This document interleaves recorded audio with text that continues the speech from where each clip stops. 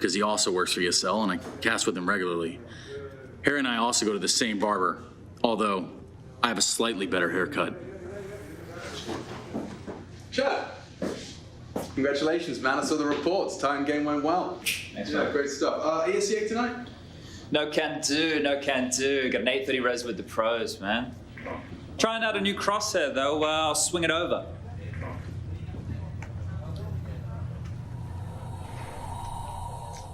New crosshair. What do you think? That's very nice. Look at that. Gave it a go yesterday. 1 on the thickness, 0 on the dot, and 1 on the outline. It's great for visibility. That's very cool, Stunner, but that's nothing. Look at this. Daring yellow, thin outline. What do you think? Nice. Jesus. How did a nitwit like you get so tasteful? I cannot believe that Machine prefers Rush's crosshair to mine. But wait, you ain't seen nothing yet. Check out this bad boy. Statement red, almost a statement in itself. Dot, for that pinpoint precision. And let's not forget a little bit of girth. Goes a long way. Impressive. It's nice, it really is. Now let's see Chad's crosshair.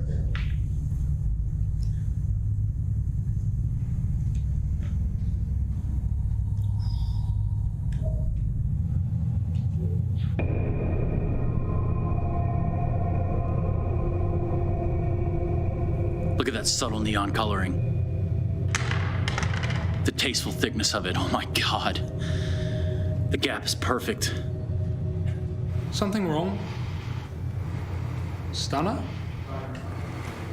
You're sweating.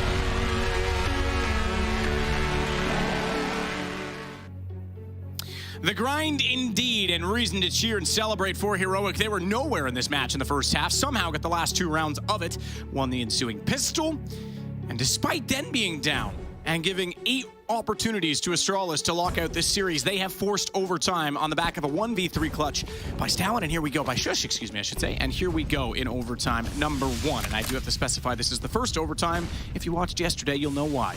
Yeah, we've been seeing a lot of overtimes these days, although I will say, 8-round streak for Heroic looking really, really good to potentially be able to close this one out. Their defenses looked rock solid, and now they've got a little bit of confidence, a little bit of comfort behind the setups as well.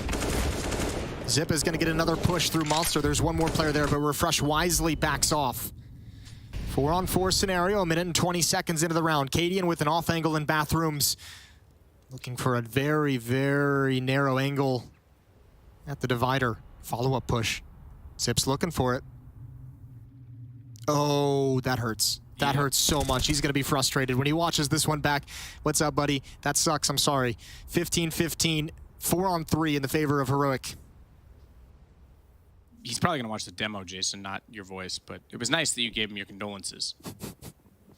Cadian, can't quite catch the jumping cross player of Glaive, and Glaive goes back to just isolate his position by the way of the Molotov, but the advantage firmly still with Heroic at this point in time. Stowen even going to make that better as he walks up, not expecting his presence at all. Glaive goes down, he'll double it up. Following founds, round over. Heroic is just on it this game now. Where's Astralis gone? I don't know. They've disappeared. This is now 9 straight for Heroic. Very, very painful comeback that a Heroic has inflicted on Astralis. has been so tough, and now they're starting to lose some initial fights. They're fighting from behind, and this timing, these pushes now that Heroic's getting into, I feel like we haven't seen a whole lot of pushes from the Heroic side. Well, we've seen them so much from Astralis, but now that Heroic's getting the man advantage, they're feeling much more comfortable doing it because they know there's just not the manpower to watch every single flank. There's not enough manpower to push forward and keep an eye behind you.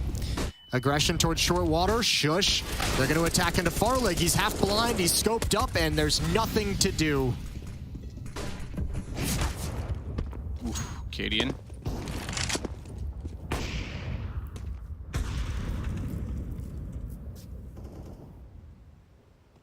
X goes for one, but Cadian holds his angle and nerve to find Glaive. He's even getting rolling a little bit late. He was slow to get into this game. He's up to 17 kills now. Shush is going to take blame F.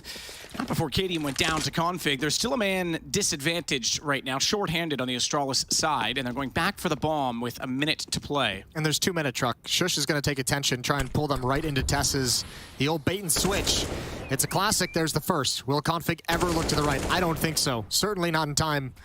And Zip, if you ever want someone in a clutch, well, if it's not going to be Shush at least, maybe it's Zip. 50 seconds. Interestingly enough, even though he had the information that there was one more truck, he had time to relocate, and Xyp9x doesn't even want to mess with that possibility.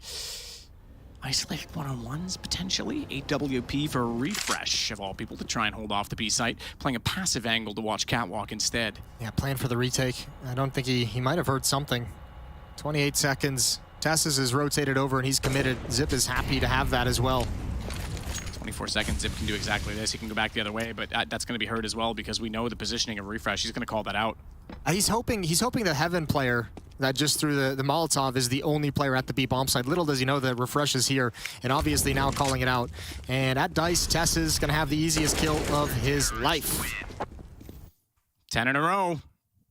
Heroic absolutely in control of this game now, and yeah, you're absolutely right. Rotates back over a little bit too easy against Xyp9x. Guns again, 12.5K, MR3. No double op, it'll be Cadian on the single. And no op at all for Farlig. It'll be AK-47s instead.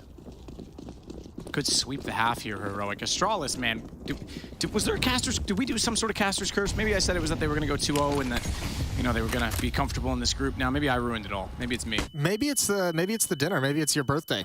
Is this what you wished for? I have to know. You know what? Just trying to find things to blame on you, really. Okay. Good trades, decent trades, I should say, but better flashbangs coming in from the Heroic defense, and they're going to slaughter the attack 3-0 in the first half of overtime. Cadian's hyped up. That's an 11-0 run that Heroic is on at the moment, going back to regulation. I didn't mention it yet because I didn't think I'd need to. Vertigo is the third map in this series. We're one round away from that right now for Heroic. Yeah, I don't think we need it either. Admin giving Exist a talk. Perhaps he was a little bit too excited in his cheering.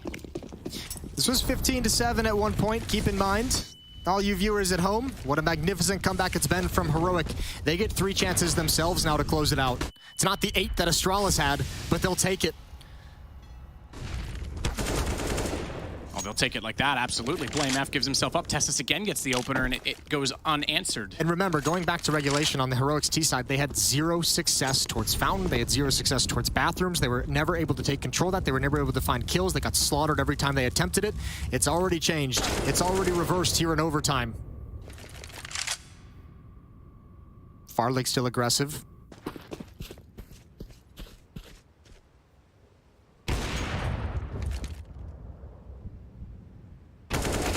Fig takes out Shush. That gives them one back, but you're absolutely right. They've finally won battles in this position of the map, and Refresh is already charging toward Long to capitalize on that. Xyp9x will at least bring this back to a 3-on-3. Maybe they're getting a little bit too ambitious now because Config catches out Refresh.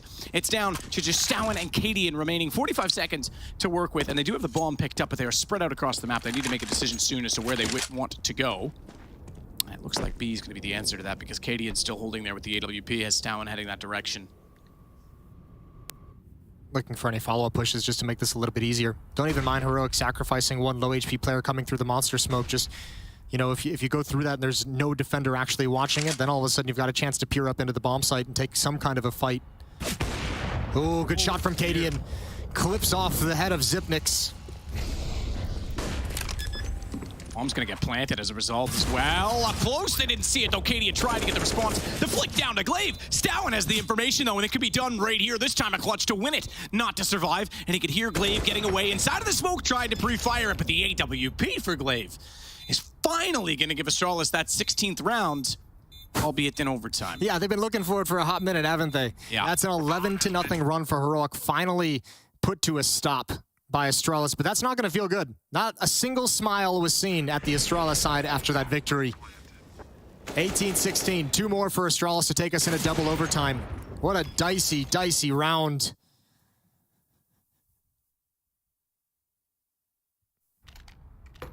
Here we go again. Double op setup worked lovely in the previous round, mostly by the efforts of Config. This time the second op is on Glaive. Farlick's going to have the op as well, obviously. 2 deep Molotovs, 1 extinguished. Plenty of flashbangs showing presence. BlameF going to be in the stairs. Farlig covering him with the op at Divider. But everyone from Heroic, all 5 players leaning towards this B bomb site. And they're going to line up a set piece. Set piece, set flash, set Zippix. Needs to get the gun back out. His teammate goes down. He immediately counters that. That gives him a bit of space, but it also gives them the exact information as to where he's playing. Config down below in the pits. He couldn't swing to catch out Tessus. The trades in favor once again of Heroics. Down, planting the bomb. But BlameF gets in behind the bags, and I don't know that they're expecting to be here just yet. They are going to check it. Now they know. Farlig, AWP. Time to come alive. Goes in. Fast flick to the right. Not even sure he saw anyone. Just reactionary at that point in time. And no one's going to overcommit to the peak. I say that. Cadian gives himself up in the smoke. Tessus is on the flank, though. This one is an easy kill for him. And even though it gives the position away, BlameF little he can do at the time to try and... No. No way. I don't think so.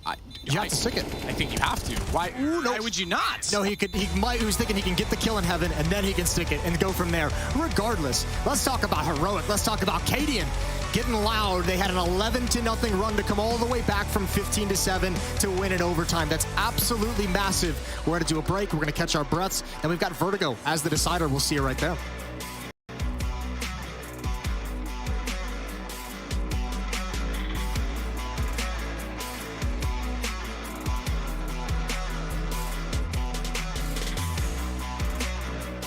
For a moment, real quick. Yeah, 30 seconds.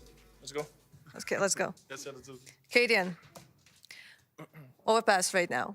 You were like what? Like it was like 15-7, I think. You had like a pretty okay first half. I mean, you started like on the city side. No, you started like on the T side. But then like you won the pistol round, you won the following round, but then you kept on like losing like 5 rounds in a row.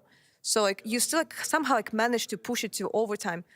How exactly did that happen? I don't know. Vertigo next. Time to focus on that. Don't care about the comeback anymore. Doesn't matter if you win 19-16, 16-14, or if you come back. Now it's Vertigo. And what's going to happen to Vertigo? We're going to destroy them. You're going to destroy them? Okay, looking forward to see it. Thank you.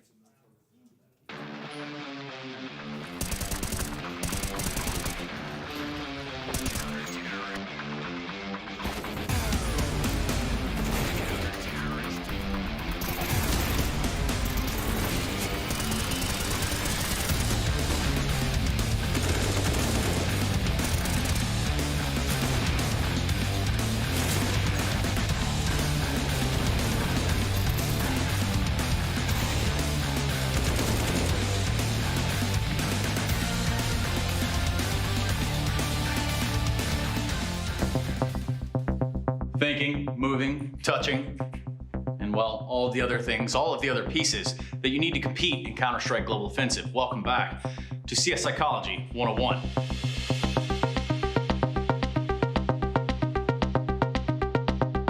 Today, we're going to be going over a very important subject, XXX Heyman 420. In 2012, he had a 4K 1D clip that really was overly edited by an equally talented friend. Now accumulating only, and I mean only, 1,372 views over 8 years. The taste of success that followed led to the creation of the monster that we now know as the Movie Fragger.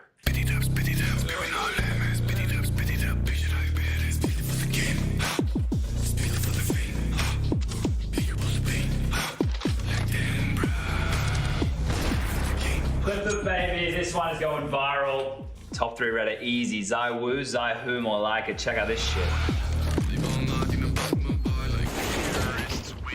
Oh, don't you worry, Movie Fragger. We are definitely watching. In fact, we'll just start on the appearance. We'll note that the cap is backwards, albeit he doesn't have a headset on, but don't let that sway you from the idea that this guy means business.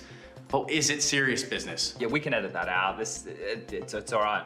Some general traits about the gameplay can be observed, such as the famous buy an op, and then use the deagle. Take this example. Where an ordinary player may see this round win as a certainty, the Movie Fragger sees it as opportunity.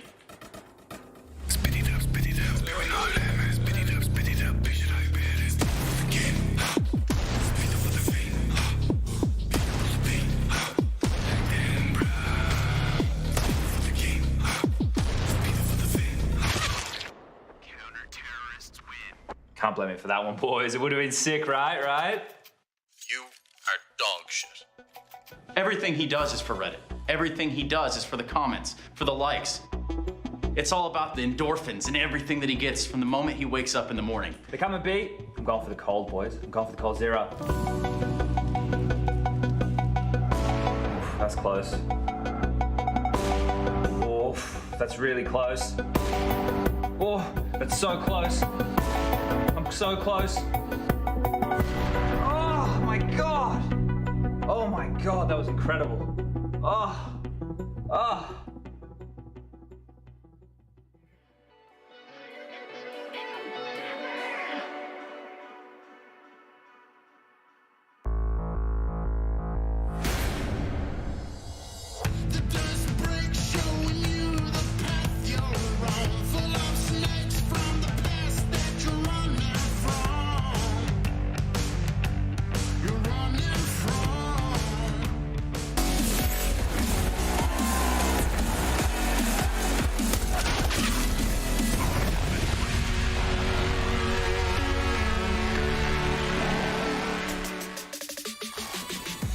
Well, that got awkwardly close right there out of the gate. In overtime, we got, well, first off, let's just start with a 10-5 half, turning into a 5-10 half, turning into an overtime, turning into the heroic show. They pick up this map. They do it with a conviction in overtime, and they're going to continue on in the series. We got another map coming your way, so if you're just joining us, don't worry. You haven't missed out on the conclusion. Vertigo on the cards as we move forward. Yanko and Kassad here in the now and the present. And Kassad, you said what? I said 86 rounds. We have 61 so far. And you're getting close. Yeah, you're like 150 or something, right? Yeah. Yeah, so somewhere between all of that, we will get to the bottom of this and find out who is the kings of Denmark, blah, blah, blah. Thoughts? Yeah, indeed. I mean, that was a huge comeback, a massive comeback from Heroic, right? Astralis up 15-7, and Heroic managed to bring it all the way back into overtime and then pretty easily close it out in the end.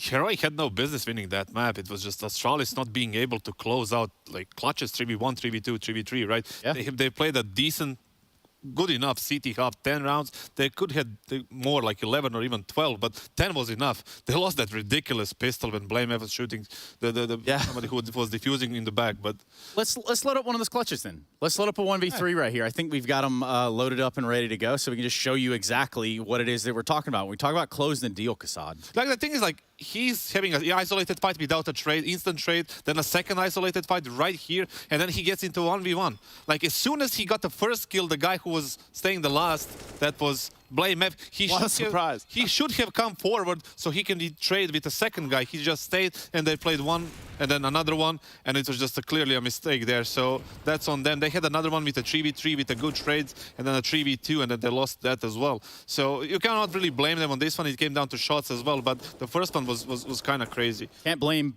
F. Yeah, I mean, you know, it would have been hard for him to have a crossfire with Glaive, who was like behind the plant box, right? He doesn't have the angle. It was more about, you know, Glaive having the one with Farlig, and why is he that deep there by himself in the first place? But, you know, things sometimes get out of control. It's just that after that first kill, Blame can come up closer so he can maybe trade with the second guy. But, you know, even in that case, like the thing is, like they haven't played a bad T half either. They got the good openings, they got the good, like, you know, finishing parts of the round, but the very last moment, very last frag, very last trade, it just didn't happen. They just stopped and couldn't close it out. That's very uncharacteristic for a team like Astralis and an in-game leader like Glaive. You know, that never happens. And also very frustrating to lose a game like that. Yeah. Yeah, it's got to be, especially when you consider, you know, you have the best entry fragger per se of Kassad on one side of it. Nico is not playing this match. What do you mean? Yeah, that's Anyway. what I thought. It just looked the other way. Yeah, okay, not bad. All things considered, we could put a pretty bow on this. We could paint a great picture out of Overpass. It actually turned into a pretty close game, albeit Astralis sat on match point for what felt like ever, Yanko. Yeah, and it was in the end, what, 11 rounds in a row for Heroic with overtime included as well. Stone and Tessus really stepping up, and Farlik having a super quiet game on the other side of things for Astralis, right, on a map that's very op-dependent, very op-heavy, like Overpass. I mean, they were close enough. It just came down to closing those chances. But I'm afraid when it comes to this third map, which is Vertigo, the psychological advantage that Heroic is going to have over Astralis. Like, we know the both teams are good on a map like Vertigo. We saw yesterday Astralis playing it, having a decent half 11-4 on the CT side against EG. And then, you know, Heroic historically played a good in Vertigo. They had a couple of games in Katowice, beating Outsiders, I believe, in one of those. And historically, they're good on Vertigo. But now they have a psychological advantage over them, right? And it's like they're super confident in everything they do, and it's going to come out to that. Yeah, and you know, it plays a larger factor in this matchup than it would in some of the other ones, right? Because it is a sort of a domestic matchup. There's the rivalry there, and you know, Astralis for the longest time was the best team in Denmark, in the world as well, obviously, and then Heroic recently has toppled them in that department. Now they're trying to, you know, wrestle that title back. You can also confirm as a coach, probably as I as well. It's like, after you lose the first map, it happened to you in Faze probably a million times,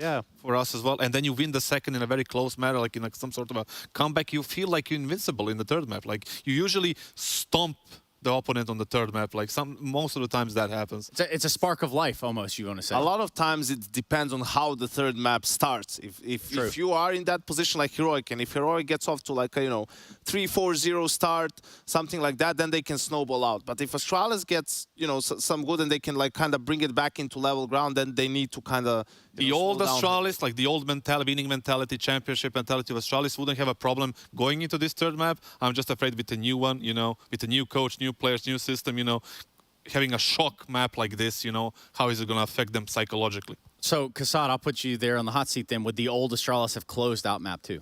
In 100%, in 100 other cases as well. So if you put them in the same spot, the old Astralis, in 100 different situations, they would close it 100 times. Damn. Okay, well, strong words from Kassad and also much meaningful words from Yanko there on the end. We're going to go to a break. We do have to decide who wins this. It's Vertigo that stands on the cards. In between that of Heroic and Astralis, you're watching ESL Pro League Season 15.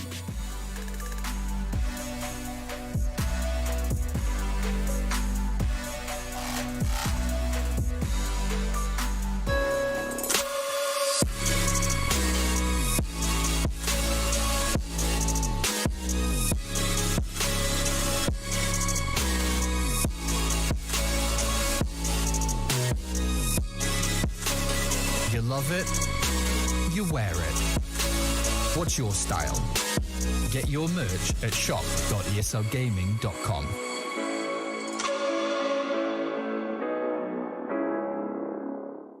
Choose nades, choose a smoke, choose a flashbang. Choose team badges to support your favourite CSGO team. Choose the ESEA Premium membership. Choose routes you know bring in wins. Choose pro video tips. Choose the fan club wars. Choose behind the scenes content. Choose good grades. Choose guns you know you can shoot right. Choose bingo. Choose the equipment you know is going to get your team the win thanks to heat maps. Choose the CSGO Hub Premium. The complete package to help you and your squad achieve all your CSGO goals.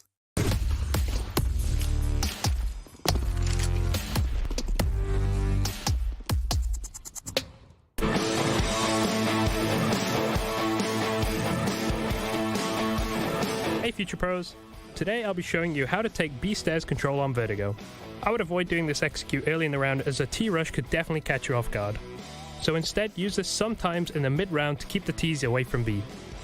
To do this execute you will need 2 Future Pros along with 2 smokes, 2 incendiaries and a flash. Future Pro number 1, You'll be throwing the initial smoke, followed by an incendiary and a flash. To throw your smoke, take a quick peek to see if any T's are on the stairs. Then position yourself so the corner of the back wall lines up with the edge of the metal block next to you. Then aim along the bottom of the window off to the left side and throw the smoke. This will block off the B entrance entirely.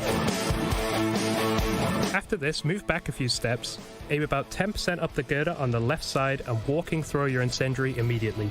This will deny access to the area below the stairs. Finally, your flash. This time aim to the middle of the girders and simply walk through the flash. In this example, the flash lands a bit too high, but you can solve this by aiming just a bit lower than the one shown here. This flash should blind anyone who is foolish enough to stick around. Future Pro number 2. You'll be throwing the stairs incendiary along with a delayed smoke. To throw your incendiary, step back from the edge of this wall, aim loosely below the line across the back wall, and running throw the incendiary. This will land at the box and also cover some of the stairs too. Couple with Future Pro 1's incendiary and almost all the ground will be covered in fire.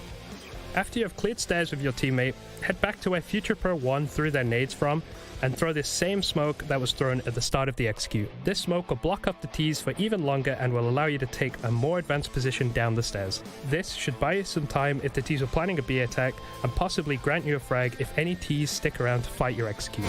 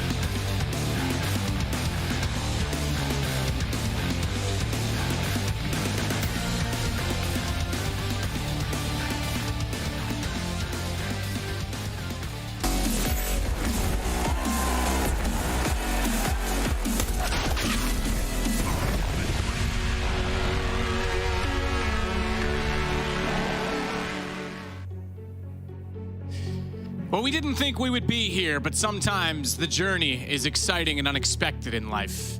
And we arrive now in Vertigo against two Danish teams, or with two Danish teams, that both want to win, Jason. That's where I was going with it. Really profound statement. They obviously both want to win. What a comeback from Heroic to find us now on this, the deciding map of the series. Absolutely. So impressive. I mean, they looked out of that game for the majority of it, up until the 1 versus 3, 1 versus 4 from Shush, whatever you want to call it. Absolutely incredible. 8 rounds straight in regulation to take us to overtime. First 3 rounds of overtime, and eventually closing it out nice and quick once they got there. And Vertigo will be the deciding map. Astralis going to be starting on the CT side by virtue of knife round. Heroic starting on the offensive half of Vertigo. And we'll see, can Astralis reset? Can Heroic keep up the momentum? That's the big question coming into this third map. Yesterday, Astralis was phenomenal against. Yes, they were. Start this out. And the theme today for Astralis seems to be aggression. Remember, Glaive pushing down that A ramp. We'll see if that has the same impact that it did yesterday against EG.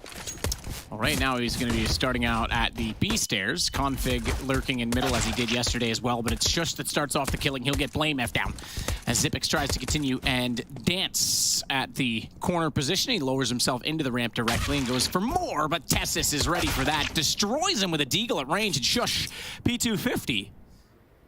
Config still alive in this, but it was 3-1 on pistols. It might go 3-2 at the end of this round. Cadian already sneaking into B as well behind them.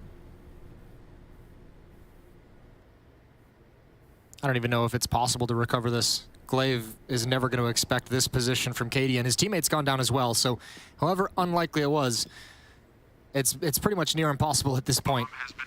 No good answer for Glaive. He's going to sit and wait, hope somebody walks into him.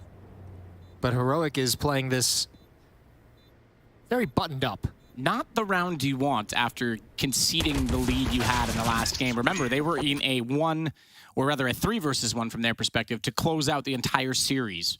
And lost, what was it, 8 rounds in a row to force overtime, 10 in a row before they finally got the 16th. And now they lose without a single kill on this pistol round. Yeah, math is, just let me do it, Jason. Well, I guess the nice thing if you're Astralis, one thing that you're going to kind of lean on and rely on and feel happy about, Conflict's having a great series. He's at 59 kills overall in the first 2 maps, 29 on Ancient, 30 on Overpass in that losing effort. And Overpass even felt like he started slow, but still managed to get all the way up to 30, which is super impressive. They'll need that power. They'll need that power in this map.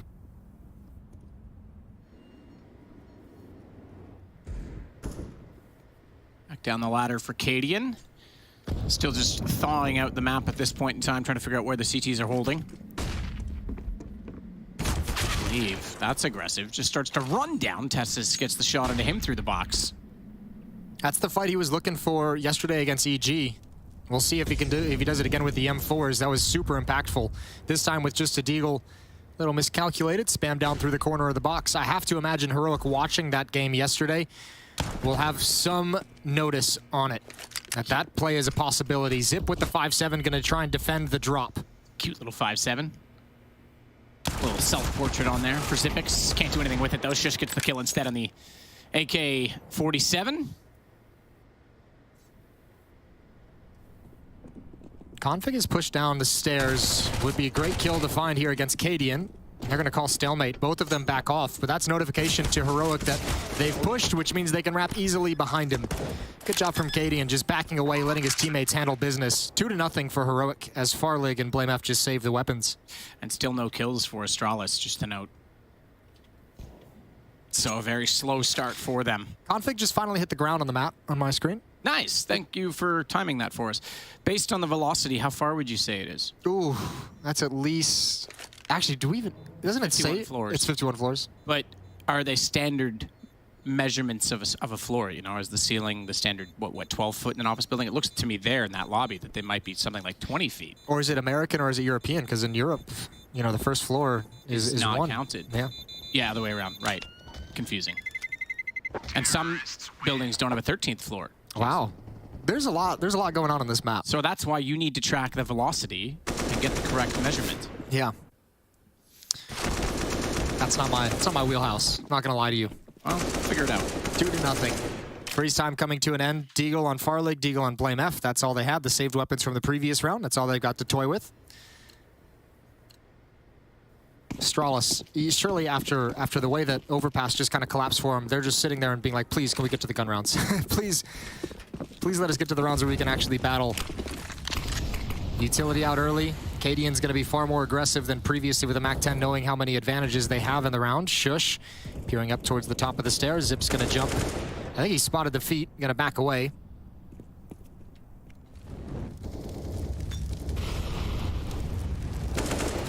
God, Glaive gonna be trying to do something, but Cadian's sneaking up at this point in time with the MAC-10 teammate firing above him just to clear the angle before he arrives.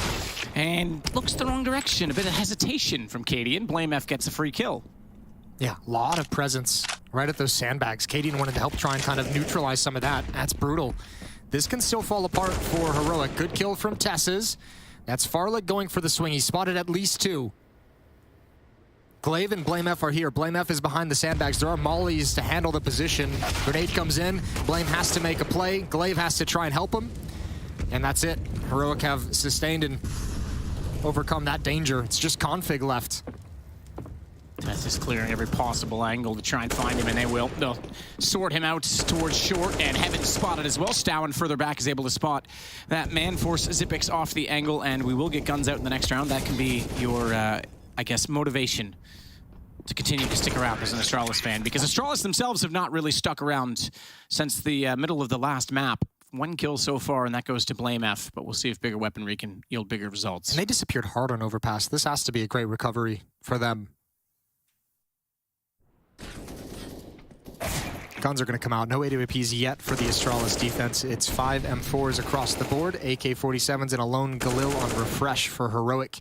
They've got money in the bank as well. As you mentioned, they haven't taken a whole lot of losses, just the 1 kill on Blame F in the previous rounds. So they've been able to build up some bank early on this T side. Look how aggressive Shush is. Oh, he's turning the corner fast, but wasn't prepared for Zip's position, for Zipic's angle. And Stown's going to find one in mid, but still, 4-on-3, one-man advantage for the defense. Bomb is dropped all the way back towards T-spawn. It might not even matter. There's Glaive's aggression behind the smoke at the base of A ramp. Stowen dropping down inside of his own spawn to go back and pick up a bit of utility. Finally something to work with for Astralis. The bomb grabbed as well. Config already pushed out at lobby though. Starting to show signs of confidence once more for the aggression. He's going down. He's going to try and force the issue and force the map on them. Doesn't want to overextend in this situation and walk directly toward the position of the pre-aim, but Beast there's Stowen also holding his nerve. 52 seconds still to play with, but we know Vertigo's a fast map in terms of early exchange.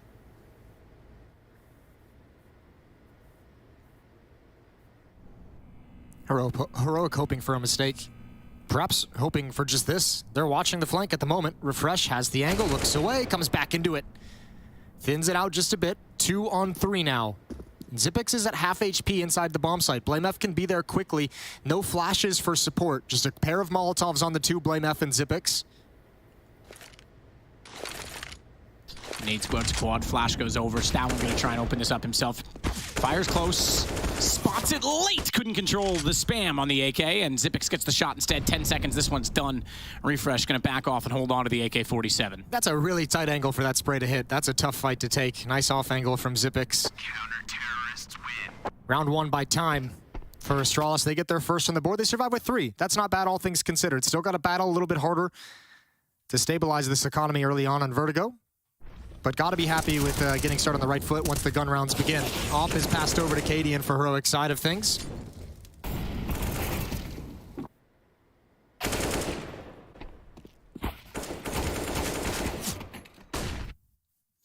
Round number 5.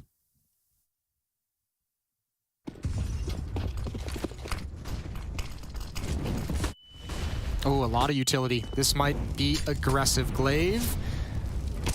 Behind the smoke, he's got one. Knew the position, knew the corner. Good fight. One more. Blame F is here, so is Farlig. Oh, this defense is great. Way to collapse on the point of attack. They've got 2 opening kills. Zipix goes down. Config sliding into position towards the bomb site, but can't handle the kill. Shush 20 HP. He's got to go passive. He's got to wait for teammates. Config, don't get caught again. Far shots, low HP. And you are absolutely right. He had to wait for his teammates, but Config figured that out first.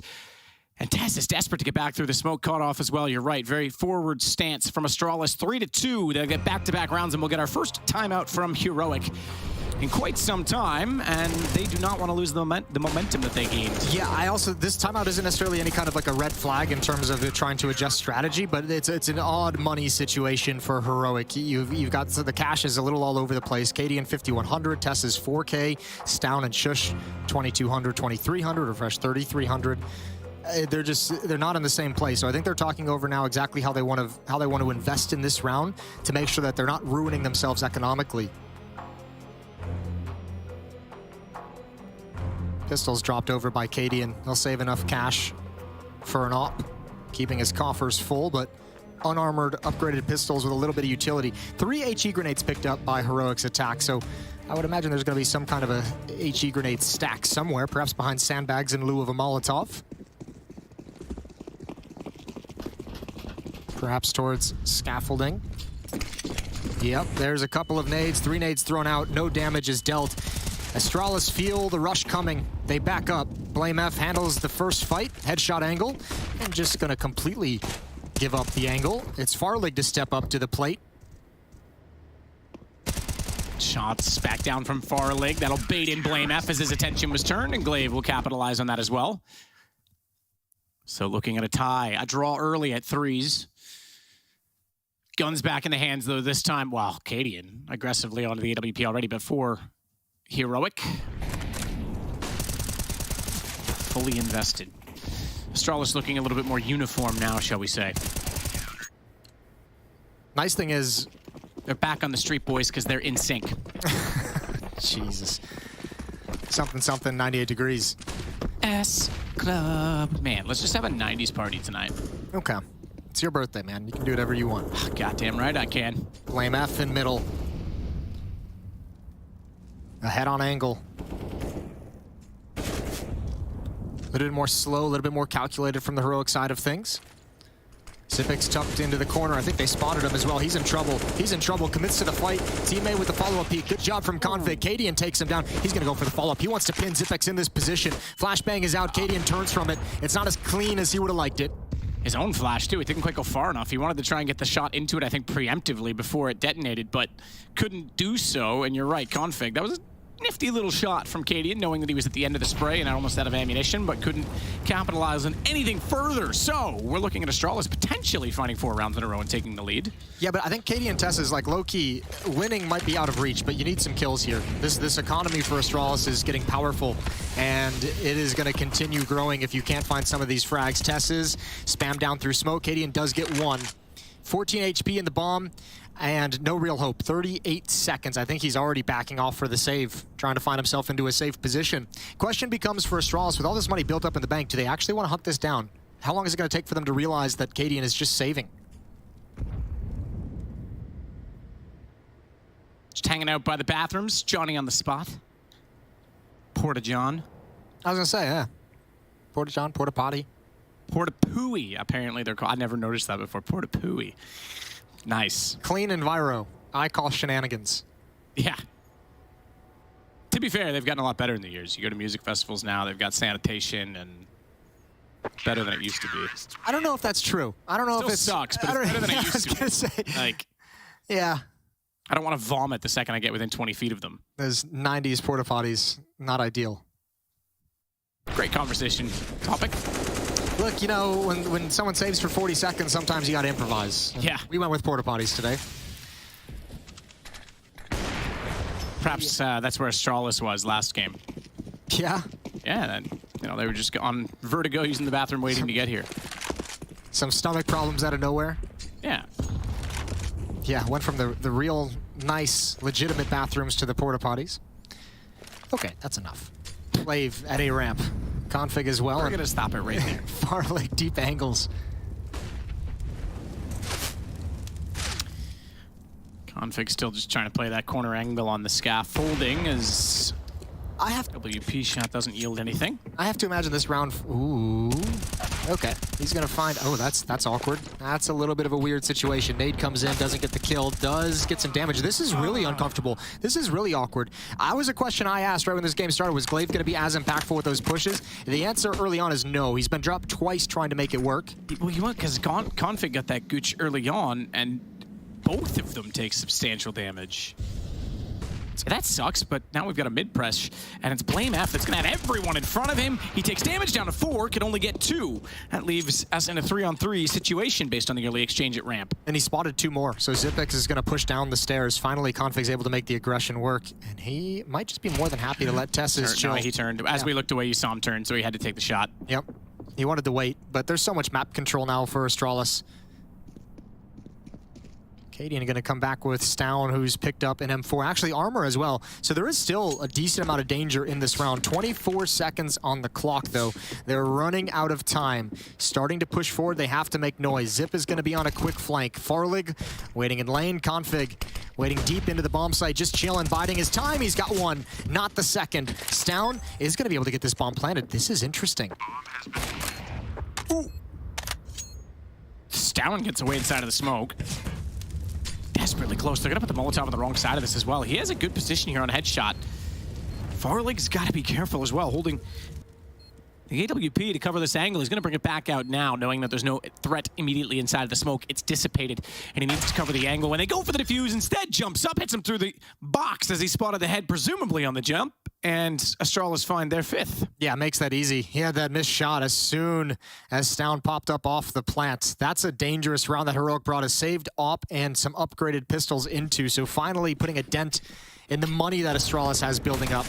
This was great from Tess's. An immediate dink and a swing on the other side. He knew he had that fight won. Good response from Cadian with the trade, but even more impressive from Stown to be able to put them in this position. Gonna be happy with the plant. 2-round lead.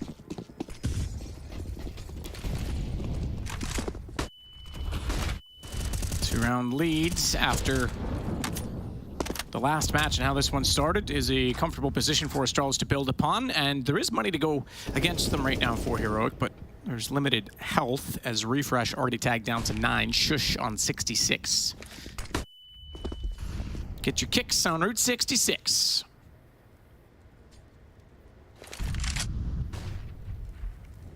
Don't know why you'd go there just to get kicks. Just a fun afternoon. Tessa's Cadian and Refresh towards A. Stown looking for mid pushes. Shush waiting beneath the stairs towards B. Still just a default spread. Heroic haven't really decided anything. Refresh and Tessa's are going to push up the ramp now. Farlig listening for information. Almost feels like he wants to stick around for the fight. He's passed the op over to Glaive, who's at low HP. Farlig has felt no pressure. Nifty little smoke to look underneath of for Farlig. As it catches the corner of Crane. They're already inside of yellow. He's going to go back towards Sandbags late. Nade doesn't do any damage, doesn't clip over top, and no Molotov to clear it as of yet. So he can cover this and hold this position late, having thought that it was clear. It could be a massive position for him as they're going to work up the ramp. Low HP on Refresh. That's an easy kill to collect, and he's going to hear them working up. Knows he needs to go. Didn't get the first. Looked away too soon, but followed up on the second. Refresh, the low HP player, gets aggressive and brave as he takes him down in response. The flashes went high, but the smokes sit on the site. That should allow the plant. Glaive's going to try and go around the corner, but that one blooms just in front of his vision when he does, and Tessus gets the kill in return. Refresh trying to play the off angle behind the fence. This is a huge spot for him to have right now. Low HP, but it's a gimmick. It's a ruse, and he can easily spot down the bomb. If they don't check it, Xipix is trying to fire into it, does spot the backside and gets it. Oh, Tessa's. Shush is going to grab the first. There's the peak. Double kill. They line up for Tessa's. That's massive. Again, another post plant that I think Astralis is really going to want to have back. I think they're going to be very upset they gave that away, especially after double kill from Farlig at Sandbags. So close to getting the third, too. Yeah, he just couldn't transfer over in time. He knew what was coming. Didn't expect Refresh to be there with the fast wide swing so quickly.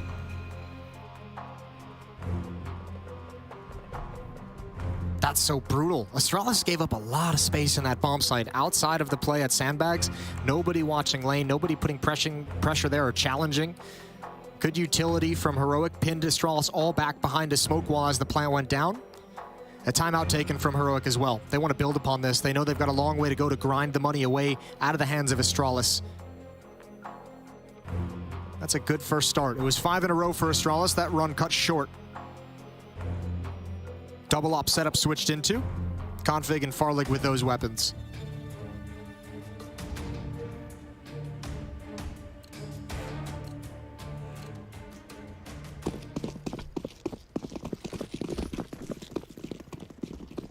So back underway with one round separating the two teams. As Jason said earlier, we've got another series coming up after this. EG versus NaVi to close out the nights. Farlig's going to try and close out this round quickly. Glaive, in fact, the one that wants to do it, gets 2 kills to start it off. Farlig not needing yet to show that AWP's presence inside of scaffolding, but he still holds the close corner, and as the smoke dissipates, oh my goodness, Glaive saving his teammate. Yeah, that could have very easily been a double kill. That would have changed the nature of the game. However, Glaive and BlameF stepped up massively in this round. Huge, huge performance. 4 kills between them, 3 on Glaive, and Stown is the last one left with 20 HP. There's no money in the bank for Heroic. Out of a great win in the previous round. A lovely round from Glaive. That's a beautiful one. Quad kill. Loving that. Smile back on his face even. The father, Lucas, the big smile. Ah, yes. That was the dicey fight right there that you mentioned. That could have easily been a kill quickly and a transfer upwards. 6-4, 2-round lead, and a 3rd timeout taken from Heroic in these first 10 rounds of the opening half. Again, I almost feel like it's a money situation because it's just kind of all over the place one more time. But that's, I mean, it's a rough way to use your 3rd timeout. Especially when you consider there's still a whole half of Counter-Strike. If it goes to overtime, yeah, they could be in some trouble there if they need to adapt in the second half on their defensive side. But for now, just trying to put rounds on the board. I think if you're calling this many timeouts, though, I'm obviously the scoreline's close, but obviously they think they're within winning these rounds, and we're seeing good post plants. Obviously, Astralis missed out on the retake 2 rounds ago, but it's you're looking for that last little bit, that little detail. It's not like you're calling these timeouts with no intention at all. Like, guys, we need to win. No, it's I think they're confident they can change very little and get away with it here. So that's why they obviously see something that's incremental.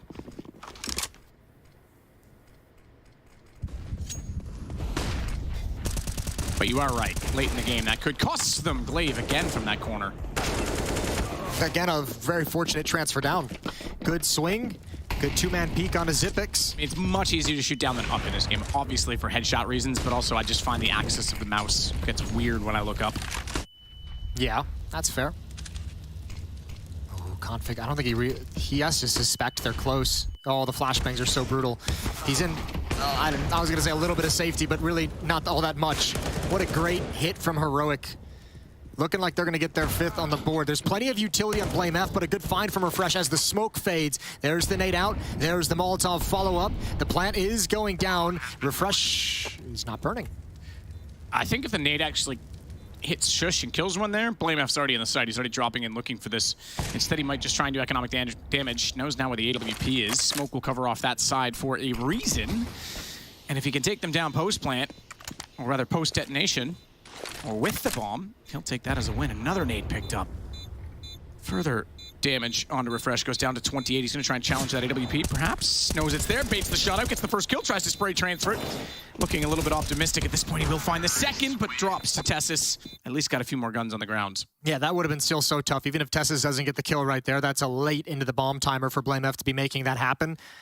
Yeah, I think he would have probably had to stick the defuse, and Tessus would have an easy one. Good win from Heroic on their way in. Config just gets caught out in the open with a pair of flashbangs. He could do absolutely nothing. 6-5, and we've had 3 timeouts from Heroic. We're going to get our first from Astralis as they talk things over. This is the final buy that they have built up after sustaining these losses. 2 of the last 3 rounds have slipped away from them. So they'll buy fully down to, as close to 0 as you can and hope to win it. In it to win it. In it to win it. Both teams with this many timeouts gone. It's almost a little game of tug and war. Tug and war? Tug of war. Look, I was last picked in gym class. I don't remember the names of these games. Doesn't surprise me. Nah, I definitely wasn't last pick, Jason. You don't look like a dodgeball player. You kidding me? I'm tiny and I'm fast. I got no strength, but I can dodge a damn ball, Jason. All right, smoke out from Shush towards the B bomb site. He'll be monitoring the situation on that side of the map. Again, towards A ramp, we start this out. Glaive has picked up the pace. His aggression hasn't worked, but his more passive plays above the sandbags have worked beautifully.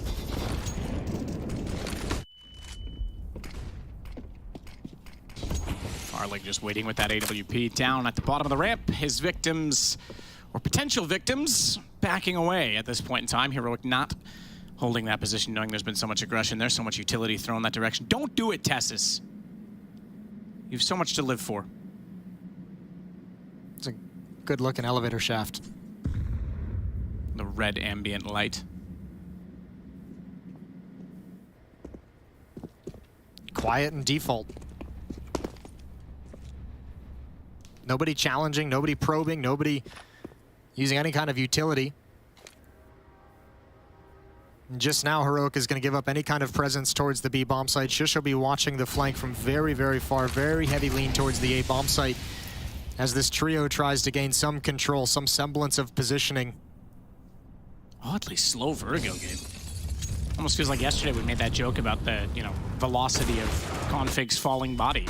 That is a very, very ambitious push. Glaive off angle, but the flashbang catches him just enough. And they've got plenty of Molotovs and utility this time to clear out the sandbags. No one there. Config, meanwhile, trying to get himself back in a position. Ring around the rosy with Shush. But here comes Blame to take him down with that information. Cadian, meanwhile, back over toward B. This is all a ruse. They've sold it as well. Xyp9x needs to get quickly back in position. He spots one jumping across, sees the planter as well, finds Stowen. Needs to be careful of how many bullets he's got left over on this Cadian. He didn't get there in time. He's not got this plant. Surely, oh my god, he actually did, but neither way, he's knifed. Tessus still has a chance in this. He's going to spray down Blame as well, and here comes Config. He manages to get the high HP player. Refresh stays in it. The knife was there, but slightly too late. I am surprised that bomb even had the time to go down. Config is going to sneak in. He's past the box, though. I don't think Refresh will be expecting him to be this close. No chance. He's going to sit inside of the smoke, though, and that might make things problematic because Config's going to get impatient. He's going to run out of time. He's going to make noise, and Refresh knows it. He's slipping away. He knows he had to have gone this far, and his patience will prevail. Config can do nothing of the rounds, and it's over. I think he's got it. You think? You might be right. That's extremely close. All right, it was a second off both times. Fast fingers from Config. Nice clutch. That is tough. What a great play from Tessus to sneak through the smoke. Yeah, that's crazy. I figured Xyp9x would pick up the pace in that on that retake just because they had called out. There's multiple players at the A bomb site. Out of 4 players, only 2 of them were actually at the B site at that time. So Xyp9x is trying to stall, trying to delay as much as he possibly can. This just in, Jason. Yes, sir. Sounds important. Comparing to Vertigo's apparent height, 51 floors with an average floor height of 10 feet, we get 510 feet or approximately 155 meters. Either Vertigo has floors of over 20 meters high or gravity in CS is absolutely clapped. It's the latter, I believe, tests have done before. This is from a guy by the name of Nina on Twitter, so there you go. There's your facts. Wow, he did the math. Yes, I'm glad he did it, because I didn't. Oh, he actually, oh wow, that's just the end of the thread. This is an exchange. We'll get back to that as Stowen takes out Config to return the favor back to a 4-on-4, and passive this time on A. Astralis has been forced back. Late shot, Farlig can't snap fast enough. He does lag, or rather get lagged, as he has to back off on this. But we stay in a 4-on-4, and he knows that they're getting much, much closer onto that CT position. Stowen already above him, even catches him out cleanly.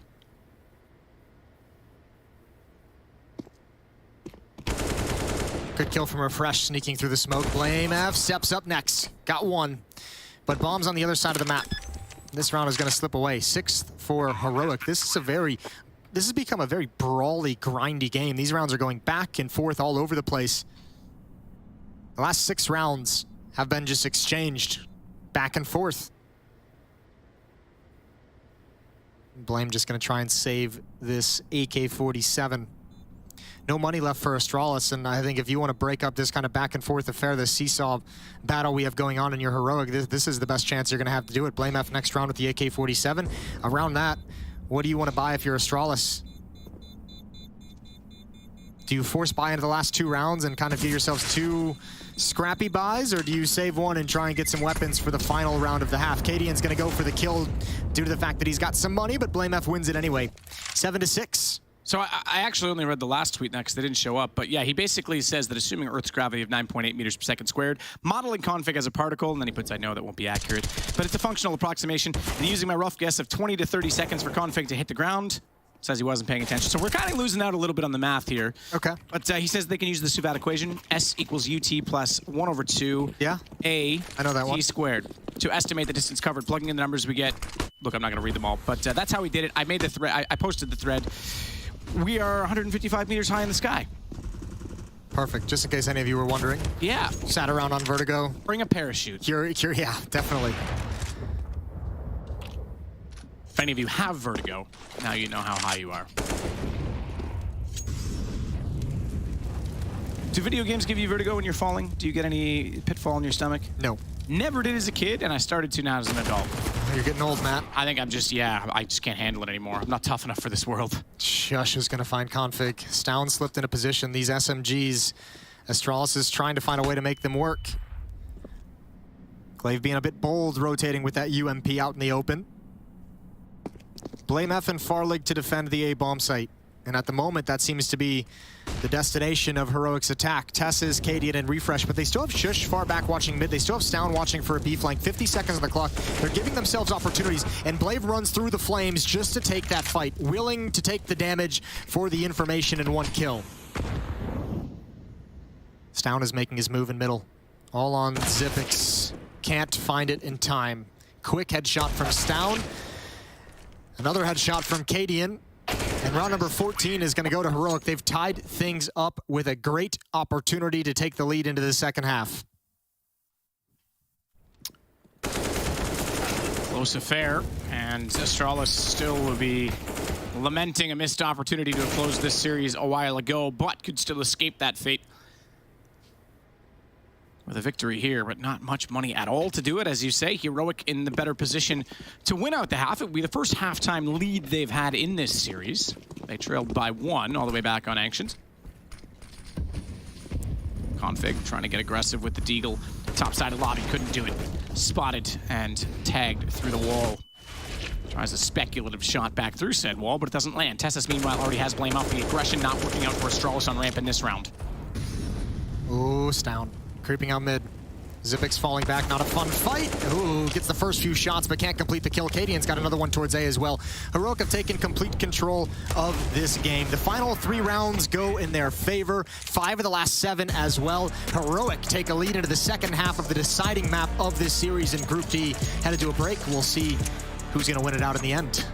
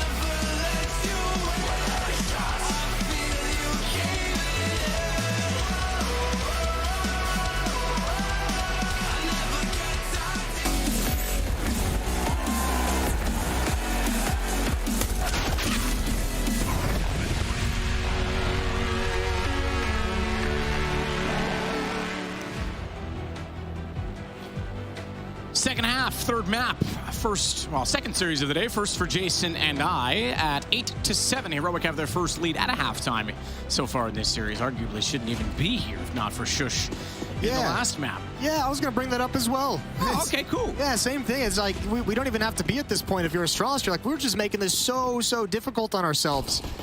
Here we go. Pistol round is live. 2 players relatively fast pushing up A ramp. The other 3 are going to follow them silently, so not giving away the game entirely, maybe making it sound like a sound fake. Cadian gonna back away in that A bomb site, play retake. There is a stack towards B. There's a player in middle. Cadian is gonna have to sit behind these smokes and call for backup, going for a timing shot perhaps, a little bit of chip damage on the glaive, but bomb will get planted. And a very difficult retake coming in for Heroic. Molotov to delay things. There is a smoke, but no kit to defuse inside of it. Well, they're gonna go for the plant now, jumping across. Already getting aggressive on the reverse side of heaven as well by Drywall. No one's going to boost up to counter that peak or that position. Instead, they'll hold off the passive angles. No flank either, just to make note of that now. All 5 CT players are coming from spawn. 2 slightly left at lobby. Flash is out. It's going to catch them. Config can't find kills. Farley gets the person's head. Now Config comes alive, but Refresh gets a double. Not done there either. He's going to go toward the ramp, but he's got to reload. That's going to leave him in, ooh, I was going to say a world of trouble, but he manages to survive longer than I would have expected. Still, the exchange is awkward as flurry of frags going either direction, and Cadian trying to get away will not do so. Xyp9x will hunt him down. It is 8-8. Boom. Oh, we reset. Those flashbangs from Heroic were actually pretty solid and busted up a multitude of stacks and crossfire set up inside that bomb site to be able to make the retake happen. If they'd had a kit, that would have felt way more believable, but when you don't have that in a 5-on-5 retake, things get so sketchy. Nicely done from Astralis. Nice, easy set piece. Fortunate playing against a passive setup. They got a plant almost for free, and we're tied up. Teagle and 5-7s and a scout invested into for Heroic.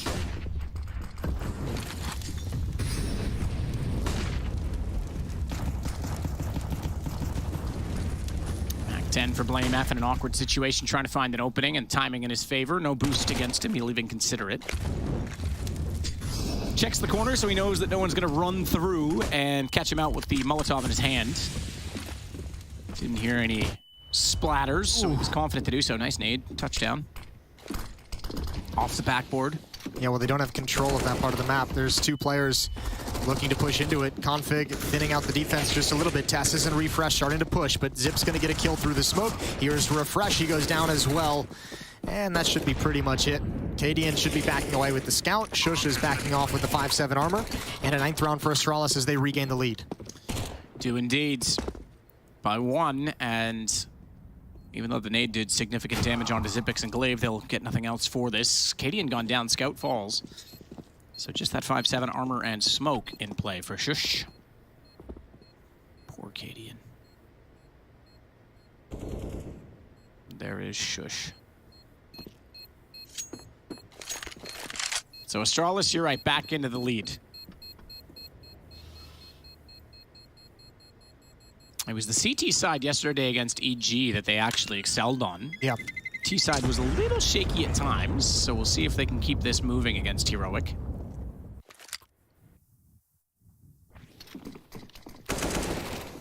Overall, that was a pretty comfortable game. I'm not trying to suggest that they didn't have a CT side at all, but it wasn't their better of the 2, that's for sure. Ooh, he was low. Nice looking one tap though. You can see the scores up there if you're just joining us here on Vertigo. Ancient was 16-12 victory for Astralis. Their map pick. Overpass was Heroic's pick, and they won in overtime after a phenomenal comeback. 8-round run to end regulation to force overtime to begin with. And now we're here on Vertigo.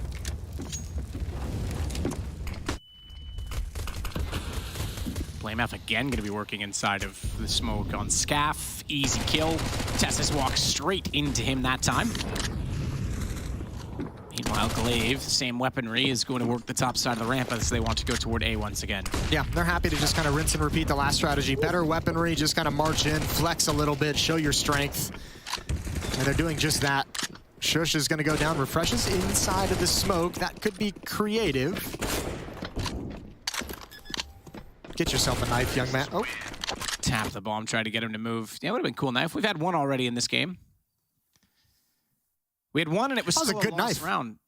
The one from Xyp9x? Yeah. Yeah, it was. Unfortunately, they still lost the rounds. Oh, no, they won it. That was the one that No, Config clutched it. Config clutched it. You're right. I called it that they couldn't get the bomb planted, and then I called it couldn't get the Fuse, you know? Just really good with time. You had 2 for 2. Time management and Matthew Trivet. What a combo. It's all right. You're organized on Google Keep or whatever it is you're using. 2-round lead. Glaive and Farlig at the base of a ramp. Refresh and Tesses to defend that position. This time, though, Astralis is just kind of going to show some presence, chuck out some utility, and while that's still up, they want to apply some pressure towards the B bomb site. A lot of bodies here. They've got numbers. Utility being tossed out from T-Spawn. Shush, blind, but spotted the kill before the flashbang pop, but then the MAC-10s go to work. Cadian's up. At the generator goes down. Good trade, important trade from Farlig, and Config, with a nice little lurk way far back, is able to grab another one. Refreshing a 1 versus 3. No kit, but he's going to challenge. Bomb is planted, low HP, transfers over, almost gets it. That could have been real interesting. 11-8, 3-round lead now for Astralis. They're back. Took them a while. We say they're back. Let's not call it done just yet. They're back relative to like the disappearance on Overpass. Yes, they have made themselves known. We have proof they are in the server. There is a pulse. And I would say this is still pulsing for Heroic as well, as they need to get on the board in this second half. They don't have weapons to do it this time. 5-7s, all 5. Gonna be holding on to the lovely pistol that it is. Refresh, getting aggressive, caught out. Blame F getting the kill, but Tessus does respond, and Cadian with the flash assist enabling that play. Just tries to go aggressive as well. Xipix will catch him off behind the play, and that will control the situation of aggression early on from Heroic, put Astralis closer to a 12th round. You don't want to stop there, though. Stalin coming out for the B stairs gets caught as well. No slow playing this one from Astralis. They're just going to march right up the stairs into the bomb site. You know the position of Tesses. They certainly do now, as Blame F takes him out. Cadian's the last one left. So 12-8, now sitting at 5 in a row when all is said and done for Astralis to start this T side. And that's just so ideal. We saw the struggles that Heroic was under in the opening map of Ancient when they couldn't get their economy situated, when they couldn't plant their feet and actually build up some money. Similar situation right now, taking them a while to get comfortable and have a buy that they can really be excited about.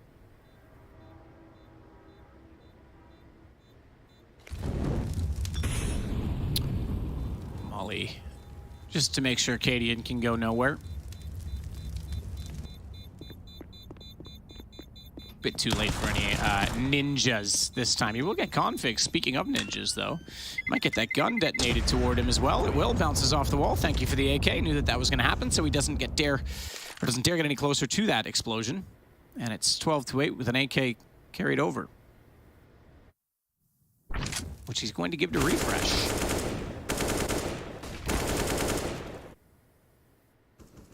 So 4 rounds ahead and 4 rounds to finish.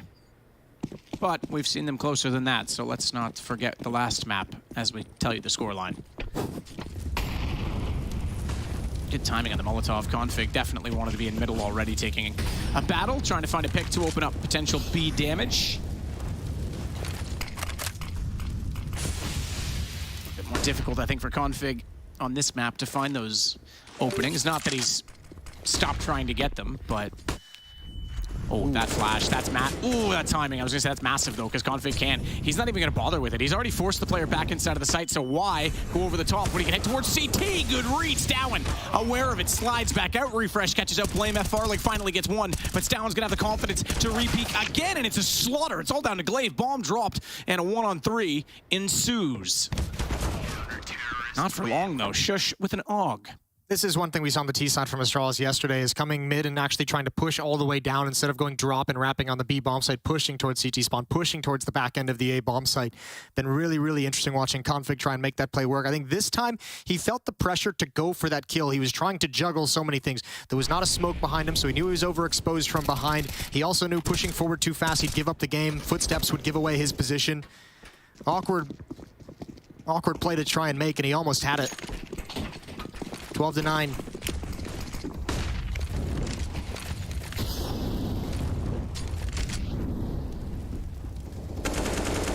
Sneaking around, Tess is trying to get another angle, but it's Xipix that falls early. Stowen with the kill. Config once more goes to middle, and Cadian's on the floor aggressively this time, not poised up high. And it catches out Config, who is certainly not ready to take that angle.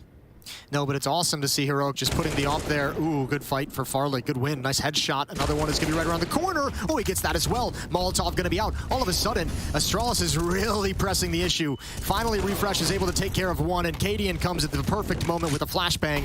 Glaive, blinded, can do nothing. I was going to say, it's awesome to put Cadian there every once in a while with the op to go get that pick on Config, who's trying to find a contact play, trying to find some kind of a dry peek and duel. BlameF not able to connect with the head, 12-10. We'll see if it dissuades Config from going back to that in the future. I doubt it, knowing him. He's a madman. No, yeah, he'll take a fight. He's a madman. I mean, that's one of the things you have to admire about him as well. I mean, there are players that use, you know, wit and intuition to win duels, and then there are players like Config who just straight up wants to beat you with skill and believes that he can in any situation. And he's unrelenting in that regard. All right, Astralis scraping together another buy. Op and Farlig. Config goes down first. Nice jump up from Shush to find that kill. Xyp9x is going to back away as well. Doesn't want to eat the follow-up utility that's going to be coming in. So Astralis now no stats, no control towards the B stairs. You know, for years, I've thought Xyp9x looks like people, and I never really put it together. Okay. It's the Sedin twins.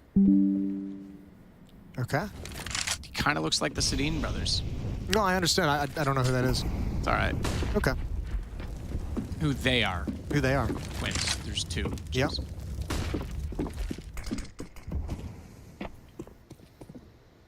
Either way, Tessis waiting now on top of the bomb box.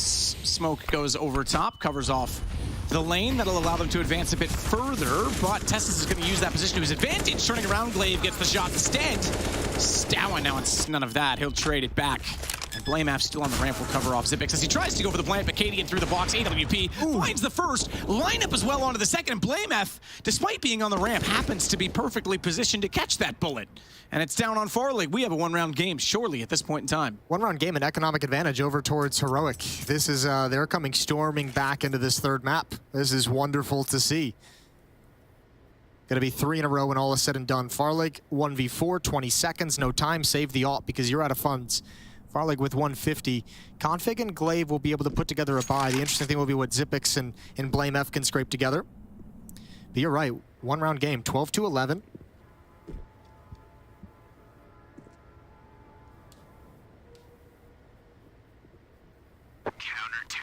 Heroic is perhaps one of the most dangerous teams we have in professional Counter-Strike when they gain momentum. They feel like, at times, like a very, very heavily snowbally, momentum-based team.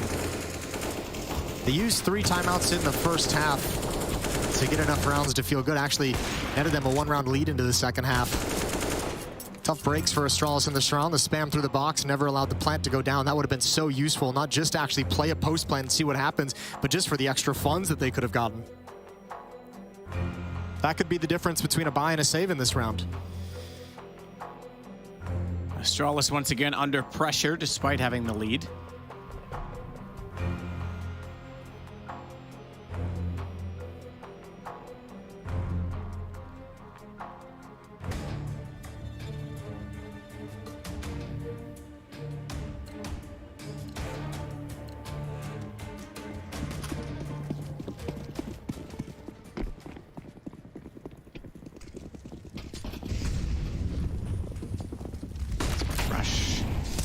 Tessis actually is going to go aggressive first. I was going to say Refresh rotating over to try and support this, but it's BlameF already behind. Tessis reads that. We've seen BlameF go there quite a few rounds with the MAC-10. This time it does not prevail, does not pay off, and Glaive on top of the ramp already has at least somewhat of an advanced position, but they're desperate for a kill at this point in time. Farlig's tagged as well, down to 11 HP on that AWP. Heroic looks happy to play retake in this scenario, considering they have that opening kill. They're more than pleased. Stowen's already getting pretty aggressive. Yeah, he's already at the bottom of the ramp. I was going to say, he's getting very aggressive on this flank. Gave himself up too early, but it's still going to make them have to consider his position. Yeah, but this flank is why they backed off. This is exactly why they played passive, because they know this puts a lot of pressure. This takes eyeballs away from the bomb site, takes bodies away from the plant. Down. I don't think they realize he's gotten all the way past. I thought Xyp9x spotted it. I thought Xyp9x was going to be aware of that, but you're right, he's not. And that's going to let Stowen go back and get that kill instead, rather than cutting off the flank and the rotation of Stowen. It gives now us a tie game, 12-12. Uh-oh. Uh-oh, Astralis. We saw this on Overpass. Once Heroic caught fire, there was no coming back. Once they caught fire on that defensive side, they were a brick wall. They might just be doing the same thing here. Astralis having trouble finding success, having trouble finding opening kills, having trouble getting the bomb planted during these executes. And Heroic is knocking on the door of another one-round lead. And remember, the big thing about this series is we don't have to be here. A 3-on-1 post plant on Overpass dropped by Astralis.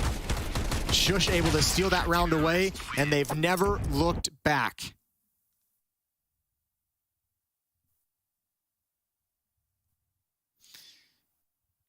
Remarkable that Astralis struggling to close out games. I mean, I was thinking to myself, yes, okay, it's a different core. But when was the last time you saw Astralis fail to close a game when they were that far ahead?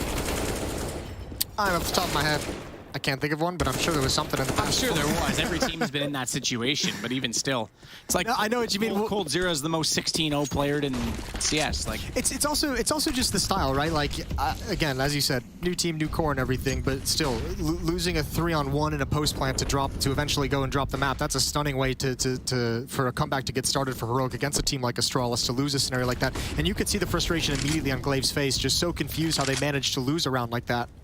it's up there on the you should have won this game list. The other ones that come to mind in that have allowed comebacks was the Felp push down Banana. Oh, you're going all the way back. MIBR. Painful. It is. And the other would be the Nico missed knife on Nitro. Simple. Simple's missed knife on Nitro. Sorry. Yes, absolutely. Yeah, that one was embarrassing as well. I didn't mind that one. Of course you didn't. NA is rich with this one. Here we go. Rinse and repeat. March up the A ramp. Set piece. Astralis have to be... They must be just like super pleased and happy that they're getting to the plant boxes, even though it hasn't really panned out in their favor when they've gotten there. They just have to be saying eventually it's going to work. Eventually we're going to be able to play this post plant. Heroic happy to give up the bomb site if they can control this part of the map, but they can't. They can't do it at all. Cadian, alive and well for the moment, cannot adjust properly. And Astralis have finally cracked it open. They've knocked the door down, and we're still going to remain tied at 13. Shush, the only one left in a 1-on-3, isn't even going to get too aggressive. He might try and just do economic damage at this point in time. He does have 8750. You only get one per day, Shush. In his wallet. You say that, Jason. You were the one saying, I'll buy dinner if he does it last time. So maybe just hedge your bets. You complaining about a steak dinner? No, is that what it is? Steak? I'm down. Could be. A little blue rare. Okay. Yeah. Probably too old for that now. Nah. But yes, we have a tie game again. Astralis do respond on a great straight-up entry. Cadian only good for one. Tried to pull the attention and aggro away. Oh, he's going to try and flash him in the corner. He knows they're going to be saving in that position, but Glaive not blind. The flash went too far. Yeah, he's trying to take some money away right at the end, make this T-side a little bit more difficult, harass the T-side a bit more economically, but obviously nothing coming from it. Good kills from Astralis. The entry kill from Glaive on top of the boxes. Config as well towards lane. Finally, I mean, that's an area which they've struggled with in these past few rounds, is finding that opening kill, finding any space to work with at that A bomb site. Round 27. Config, gotta be quick. A lot of utility. He's already ready to turn the corner. Tess is blocked in by the Molotov. Oh, and he's so blind. That gave Config all the time in the world. Oh, Cadian, he had a nade out, and he's not going to be able to transfer to the AWP. It's an absolute disaster. This is so many resources lost for Heroic without even a fight back. No damage dealt to Astralis. The pace change is brutal. Bit better now. Get there in the end, I suppose it all counts. But yeah, certainly made this series long. We're not done yet either. Stowen's going to get one back through the smoke onto Config. Round, I think not. Game, perhaps still, because that's going to do a little bit more economic damage. Config's like, if we're going to use two smokes in this choke point, can we just make sure that one of them prevents a gap? Yeah, please, guys. Team. Trajectory. Zipic's going to go down. All well and good. Nobody's going for it. So, I remember, we touched on this before. 3 timeouts used by Heroic in the first half. Keep that in mind as we see where they decide to use their 4th and final timeout in this game, because you wonder, in my head, I'm wondering if it's going to be now. 13-14, they got plenty of cash, but do you call it now and just kind of lay out how you want to play for these final 3 rounds of regulation? Or do you wait?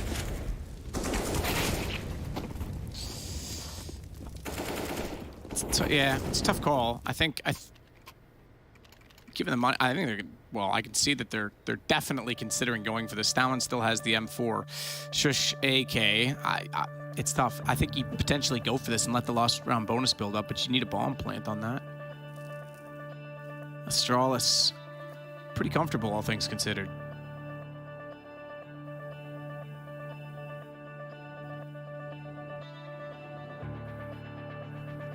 So this is the final timeout. You mentioned that they used 3 very early. Both teams did. In the first 10 rounds. Yeah, and you were like, they're not going to have any left late. And they're like, nah, Jason, we got 1 left over. That's all we need. Well, we'll see.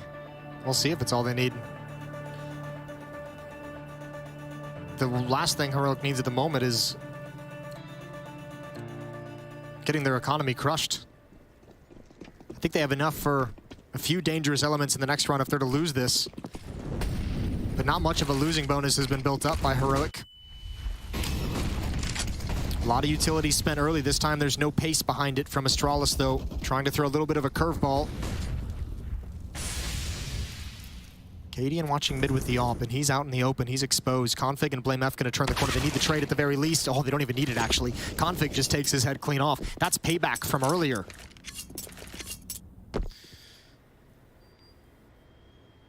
Chance for series point again then for Astralis.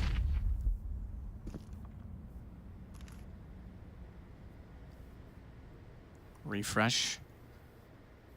And Shush together walking back to middle to try and make sure that no one, such Config, as it has been in numerous situations, is going to be taking that position. And Stalin's also getting aggressive toward the B stairs. The fact that they both got that far and no contact was made, they're actually going to consider that this is going to be back over toward A, and they'll head to the top side of the ramp to support their 2 teammates, or rather 1 teammate left over there, Tessus. Oh, this is actually perfect for Rogue. This is the best possible situation to be in. They've got 3 defenders at this point of attack. Oh, but okay, Config. Oh! That is sick. Woo. That was an absolutely stunning shot as he got 2. Shush equals that total in return, not quite as sexually, but he does manage to at least make it a winnable situation for Hero. 27 seconds. Bomb sits on the ground, and the Smokes, a timer on them. They need to advance and get toward the bomb. Flash goes high. No chance for a repeat just yet as Stalin wants to play this from drywall. They'll continue to try and rain those flashes in to buy space, to buy the precious seconds off the clock as it's down to 11 seconds. Zipix instead does it on kills.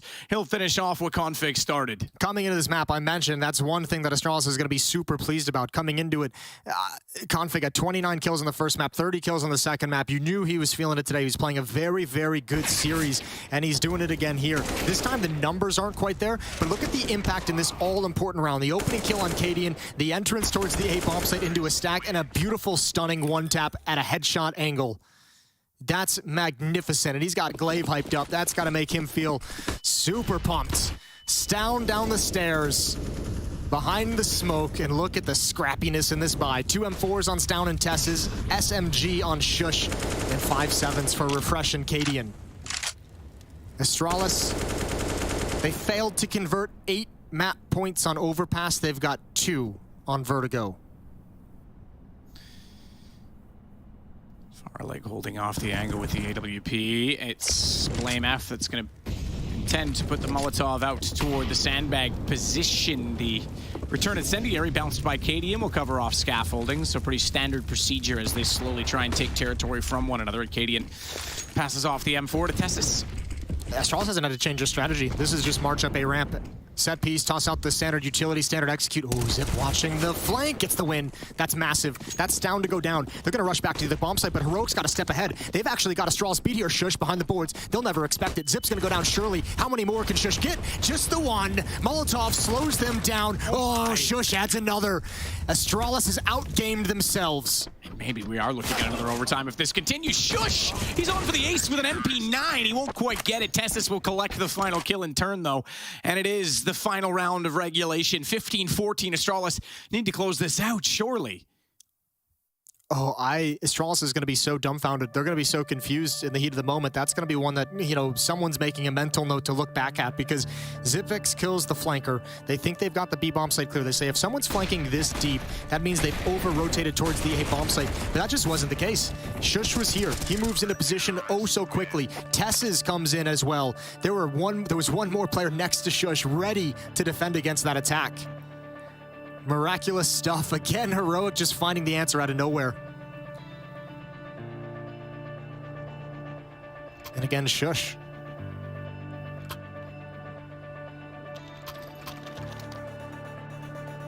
Round 30, Astralis, one final chance to close it out. It's been difficult for them all day, closing out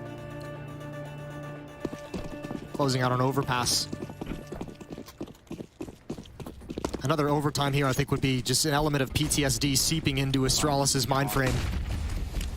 And this really is a battle between Heroic and Astralis right now in this group. I mean, if Astralis is on the fringe, they were looking excellent to start this series off. You've got EG, I would say not really with a great chance of making it through. Same for Complexity. So, you know, these two teams really battling for a spot. And a head-to-head is significant. Stowin's going to start it off. Config drops. Farlick able to turn that around. Spots a second in behind the bomb box, but can't get the angle and doesn't want to overextend, knowing the lane's still occupied. Refresh, therefore. We'll jump back around toward the default box. Stowin's got Glaive on the cross, and it's all CT. An absolute annihilation. We are not done. We need extra innings yet again. Heroic force out more, and perhaps can steal this series from Astralis. We'll find out after a quick break.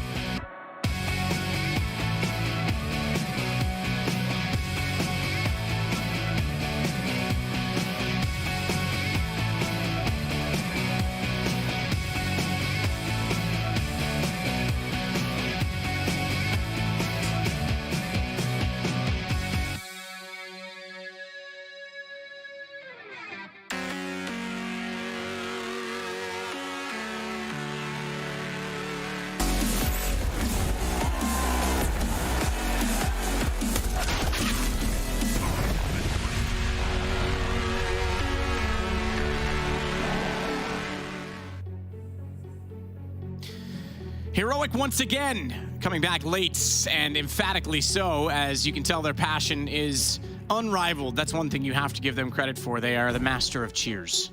And this time I can understand many of those cheers. Some smiles on the Astralis side, a bit more reserved. They were the ones with the lead in this map, just as Overpass, yet we find ourselves needing more rounds to determine who's going to win this series this time, not just the map. I mean, in between Vertigo and Overpass now, this is 10 series points that Astralis has failed to convert, failed to close this one out. They are letting Heroic hang around for far too long, and Heroic's punishing them for it. Things got a little bit fast-paced towards the end of regulation for Astralis. Here, they're going to slow things down again. Config with 20 kills, waiting behind the sandbags. Stown, op train at his position. Nice, easy kill as Config slowly clears the angle. 4 players here. Heroic is like, we've watched you guys just march up A ramp and execute so many times in that half. We're going to put all of our bodies, all of our players here, and hope you do the same exact thing. They've at least got the opening kill out of it, and now they can readjust and spread across the map and do a bit more standard defense. Oof. Tessus didn't get the memo to back away. No, he did not. Refresh. It's a good shot to Glaive. Nade's gonna rain high in the sky, but it won't bounce far enough to catch out Stowen's position. He still stares firmly through the scope.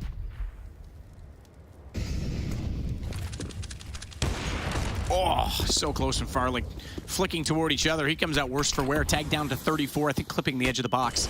But Xyp9x knows he's there. Good timing on the flash because he wanted to elevate himself above. Catch Stowen out. Instead, though, he gets the one on Farlig before falling back down. It's Shush that gets Xyp9x from backside of the site. It's all on Blame F, and he'll get detonated by way of grenade. Not good. 3 straight now for Heroic going back to regulation.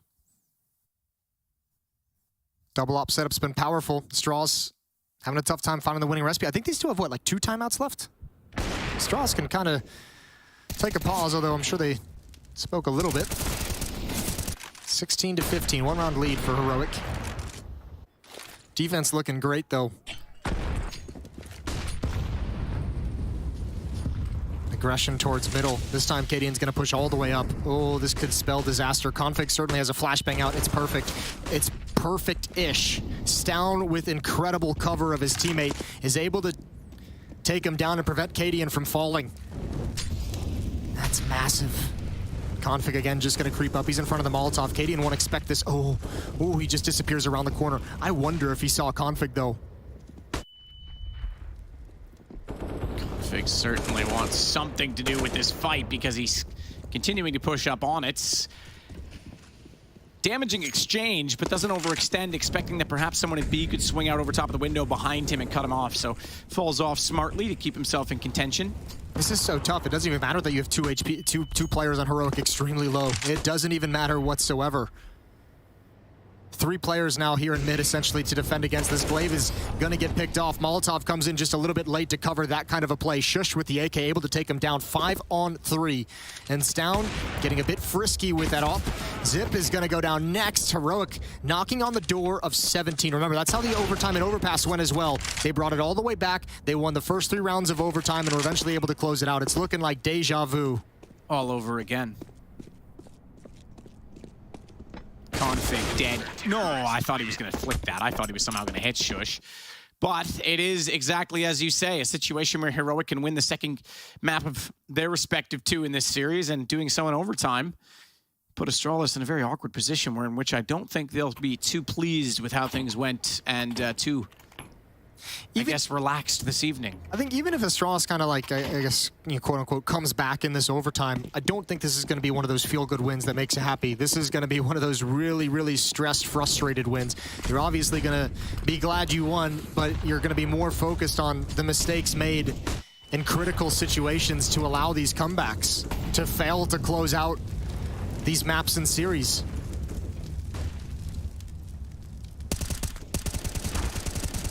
Shots going both directions inside of the smoke. The damage onto both Glaive and Tessus as a result. Tessus down to 40 in this situation, but Astralis Can't get around the corner again. Farlig looked like he had the advantage. Refresh gets the headshots. Config now finally opening up some positions on the B site. Stalon's going to rotate over, though. Flashed off the angle. Did Config spot him? I think he did. He's going to stare in behind air conditioning, well aware of window position as well. Has his crosshair elevated.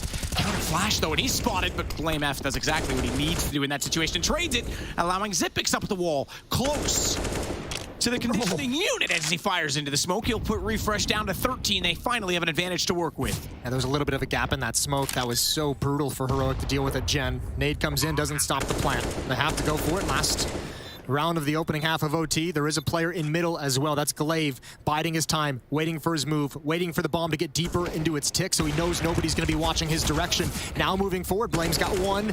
Refresh responds with a headshot, but Glaive is just lurking behind, and he seals the deal. 17-16 as they switch sides. 19 is the magic number to take victory. Yep, absolutely so. Or, you know, what is it, 31 as it was yesterday? Yeah. 7? I don't even remember. I'm sure Alex and Chad can't forget. Yeah, that's probably replaying in their head as well. Blame after Cadian. But it is Astralis making this another one-round game and giving themselves a chance. That said, Heroic going to start their campaign out offensively, have nades going directly toward them by none other than Glaive. You mentioned it, yeah, aggressive yesterday here, and first half tried to do the same. That nade goes a little bit deep, but Cadian does go down to 73.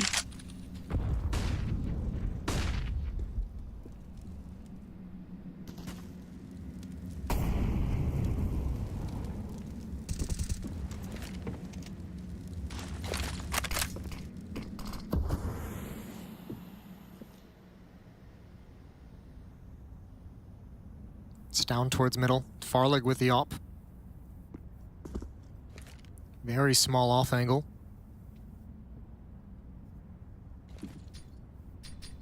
Three players from Heroic at the base of the ramp. KD and Tesses and Refresh just running their standard default. Glaive dumping utility, trying to slow this down. Molotov gonna spread and keep it there.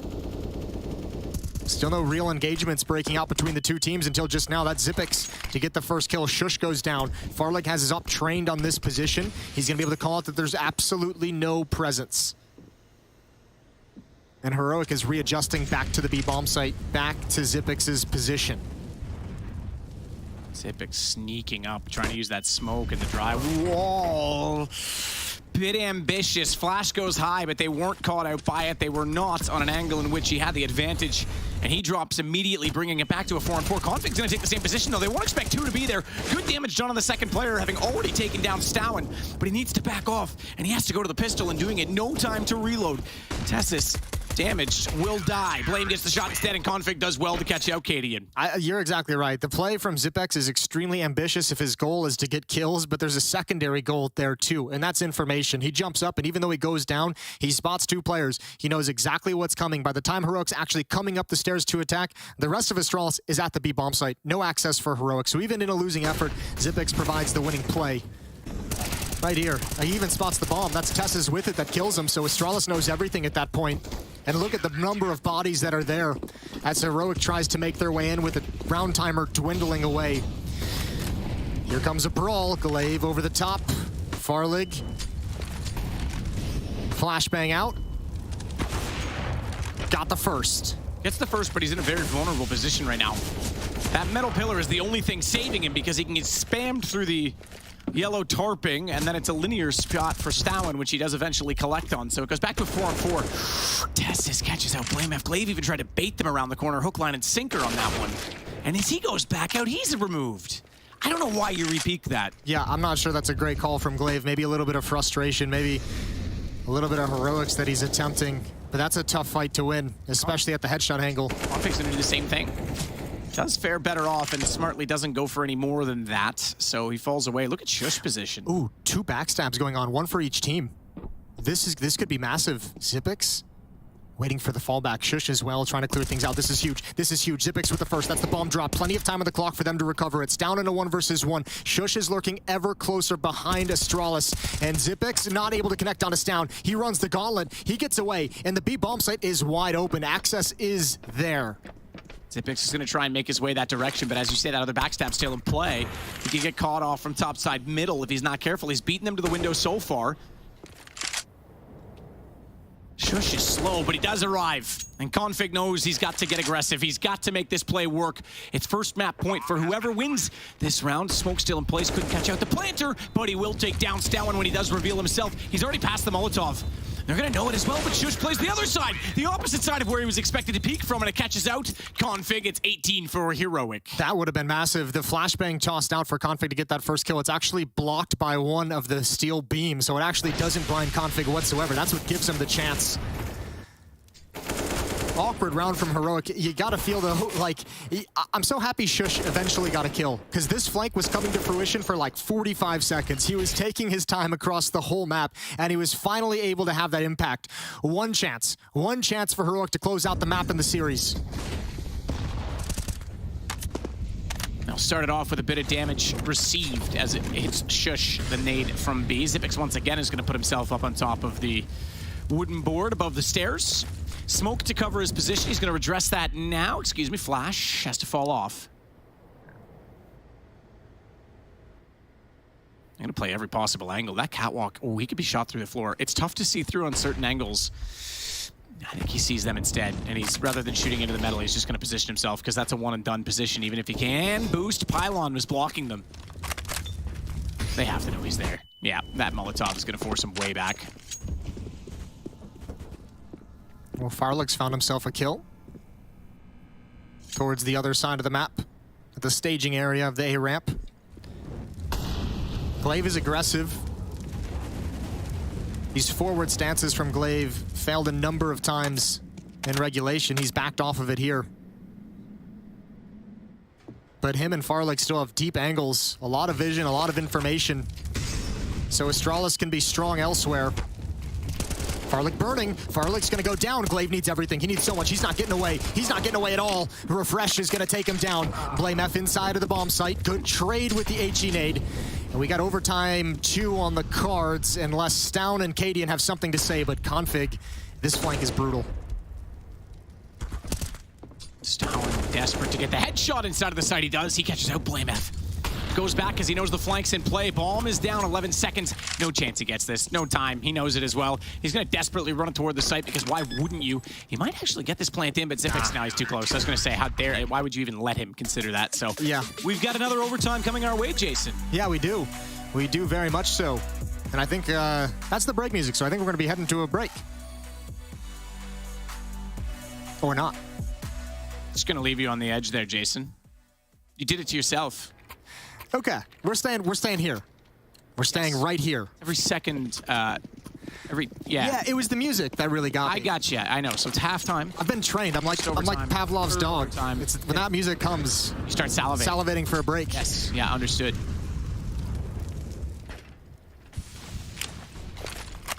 Flash aggressively for Xyp9x. He's already in that same position again. This time it yields a kill rather than information, rather than just utility exchange. The man advantage goes the way of Astralis. What an interesting series this has turned out to be. Yeah, it has been. It's gotten real grimy at times. Leg shot onto... Well, Farlix gets the leg shot onto Tess's. Glaive, he loves this fight. He's looking for it over and over again. Farlix not able to get it around the edge of the smoke. Very committed. 4-on-4. Tess's is extremely low. Utility's running low as well for Heroic. Look how much they've used just to get these positions and these advantages. 2 smokes, a flashbang, and a Molotov for the T side to use so far. Glaive is getting a little bit more aggressive, considering it, timing it with utility. He's only good for 1. He gets the trade, immediately does Stowen, but the need from BlameF catches that refresh, so it was really chuck everything at the ramp and hope for the best, and they come out one better for it. It's a cool combination, obviously. Flashbang to activate Glaive for his peak, and then a nade immediately follows it up, so if Glaive's not able to get the kill, at least he's done the damage, and nade hopefully cleans up the kill. It's happened twice now in the past few rounds, so it's obviously working. Cadian tagged through the wall. This is the power play, I think we could call it at this point in time, because they've pinched every possible angle. 16 seconds only, but they've equalized. Unaware, though, that Xyp9x was behind in the situation. Xyp9x will get both of the remaining kills, and Astralis will take the lead at 19. 21 as our winning score, Jason. I'm gonna let you do this one. I'm gonna just leave you out there on a mountain, All by yourself? 22's the score. There you go. Jason. Nice. It's like I've never casted in overtime. I was gonna say. Come on, how do I know? First 2 overtimes are easy. 3rd and 4 is like medium level difficulty. After 4, it's no man's land. Config and blame F. Oh, what? Okay, that's interesting. That was so quick. Would have been sick if he hit that. Yeah, that had to have scared the hell out of Config. I'm just gonna say that. Xyp9x taken down by Shush. He might have been shot from beneath anyways. All right, this time the body. Let's see if you can redo the math. There's been a large debate going on Twitter, to say the least, Jason. Of course there has been. Of course there has been. This angle for Farlig has been relatively hit or miss. I feel like the best I've seen him do here is 1 for 1, but he's been dropped a number of times by Molotov previously, spammed through smoke a couple of times. I don't think this has been as impactful as you'd like, but it does give him early information, early call to be able to rotate some players over, and he does have Glaive with utility, plenty of utility to hold off anything. Pretty decent nade. Tesses his chunk down to 72 HP. And that smoke is going to ruin Heroic's day, I think. Maybe not. Stown grabs Glaive through the smoke. Puts a lot of pressure on Farlig. I almost feel like he needs to take the opportunity while this smoke is up to actually try and escape. He's putting a lot of faith in that smoke. There's the pop flash. No getting away now, and he's spotted. Yeah, right through yellow. Stown's got that one as well. Blame F and Config. And they're on the other side of the map. Could be level immediately. Time is probably the only way Astralis can win this round. He can drop the bomb on the way through. Spam for that reason. Blame F trying to do so. Refresh. He wants to go toward the default position. He's so low. A nade would do it, but it's not going to make it there in time. Blame F does get the shot late. They're going to go all through this. It's Config that's dead on arrival at this point in time. And the corner might get a request for a second CT in a situation like this, because Blame F is not long for this world. Surely, as he walks out and tests this, will find the headshot. Oh, that's so tough. What a way to lose. Glaive killed through smoke by the ops. Down finds the second player, Farlig, through yellow as he just crosses the very narrow gap. Oh, that's completely blind. That's completely just taking the shot. That one as well, so fast. Down stepping up big for Heroic. We're all tied up at 19.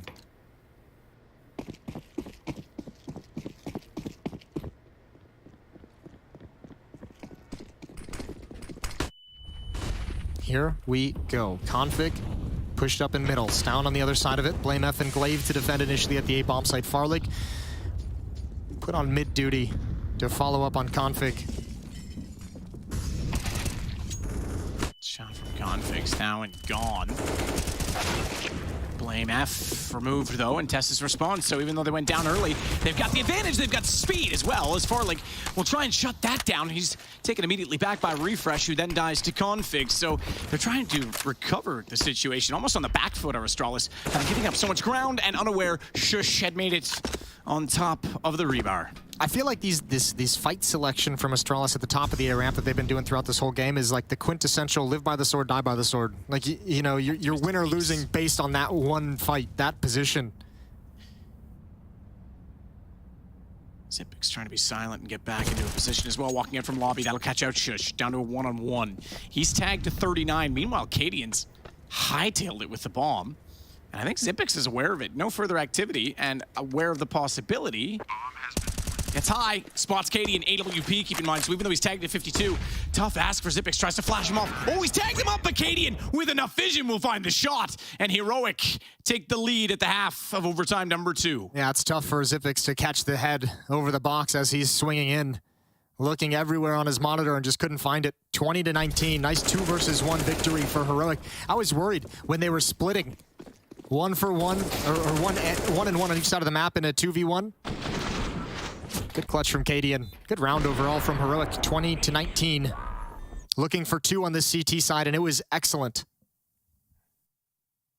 I feel like Astralis towards the later stages of this T side in regulation really fell into a rut of these constant march up the ramp and execute. They're gonna do it again here. And I think Heroic knows what's coming. Shot out, Cadian wins the first. Config found getting very aggressive. Look at the Molotov is used to deny the routes that they've been running throughout this. Gives Cadian a real easy shot. He knows exactly where they can be. Denies them wide swinging on the AWP, and this is so close. This bomb site, there's no access in it. Xyp9x with a desperate spray. AK, unaware there's two. He goes down surely. Tess is sitting in the corner. He's gonna walk out. Not the best work we've seen from Tessa so far this game. Glaive getting the kill back onto him, but completely surrounded and out of ammunition. That might have been a double. Had he have had bullets in the gun, bit awkward. No bullets in either at that point. It's once he starts shooting the Glock, he's like, oh, I shouldn't have done that. That's the dinner bell. That's the dinner bell. Here they come. Yep. 21-19. Heroic, 2 more chances to close this out. 22 is the number, Jason. That's what I said. All 2s. Yeah, this is Astralis offense in my mind has just got so one-dimensional on the T side here at Vertigo. Down the stretch. Heroic have made the correct reads. Fair play, they used the 3 timeouts we talked about in the first 10 rounds of the game, and we were curious if that was going to hurt them if they were to go deep into the second half, if they were to make it into overtime. And they haven't. They've been able to come up with all the answers. Great comeback on Overpass in the previous map. Another good small comeback here on Vertigo. Relatively small compared to map 2. Knocking on the door of an unlikely series victory. Astralis fighting to keep their head above water.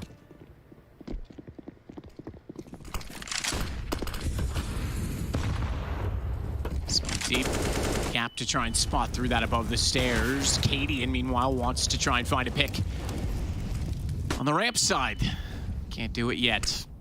Imagine Heroic pulled this series back. Not once, but twice. Don't think that's it well with Astralis, but Config is sitting in a lovely position. Again, though, just running around a corner where there's bound to be an enemy and pays the price for it. Well, remember, that's how Astralis got onto series point initially, was Config making a play just like that and finding a triple kill. Weren't able to close it out. They go back to it here and just 1 for 1. Good recovery from Cadian.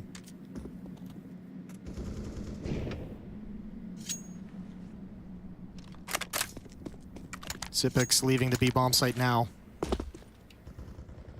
Heading to join up with his teammates at the ramp. Cadian and Refresh a timing push here. They're gonna go down the ramp as well. Shot Refresh, following it up, doubling the situation. They now have a man advantage, 36 seconds, and Cadian's gonna fall back knowing that there's no need to overextend. He has Stowen to protect him as well on the M4. Smokes to cover off bomb box, but they're not committing. Not yet, at least, because they want to clear out lane. Cadian's missed shot, and Glaive gets him through the wall. We're back level, and the smoke still sits on box. Do they expect a second in that position? Because Stowen is rendered useless at the back lines, but with 16 seconds, they don't consider it. Bomb hits the deck, and Glaive knows he's got to get a hustle on. He's going to pick it up. Does he have there's no way he's got time to get all the way to B. 8 seconds, this one's done. Yeah, he was looking for the kill. Just won this series. They've just won this series, and Shush will confirm it by way of a kill. What a comeback to win this one out against Astralis. Yeah, you got to give him props there. That's some incredible stuff. The overtime comeback was incredible. Absolutely incredible. All starting with Shush, who's had a magnificent day. And look, a lot of talk about Heroic. We mentioned it as well. They seem to be knocking on the door of great LAN performances. This is the kind of win that builds confidence. A win on a day when you're not playing great. All props to Heroic. Astralis is going to have to review exactly how they played. We're going to head to a break. When we come back, we have the final series of the day. It's going to be NaVi taking on EG. But first, the desk. We'll see you there.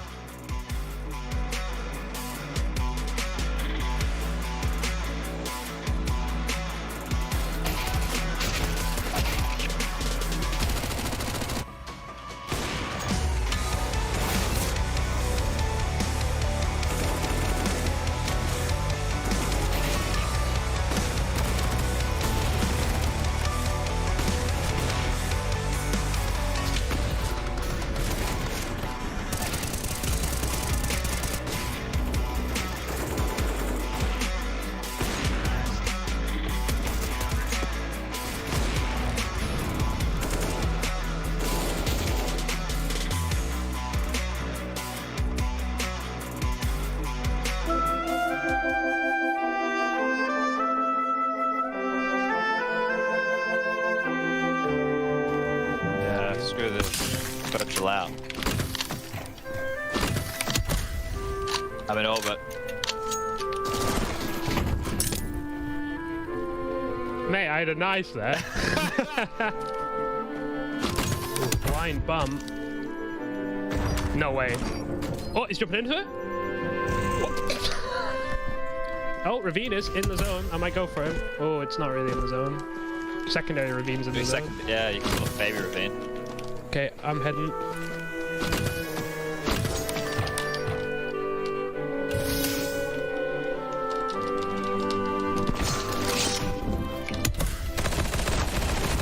Dude, I'm in orbit right now.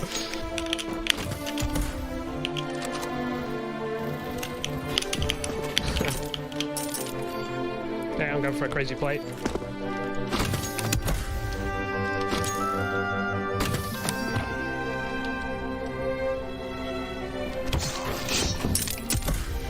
But the scout was still over there, right? Inside the building you're next to, by the way. Yeah, that's what I thought, yeah. Oh, I do see a guy over there. I'm going in for that guy.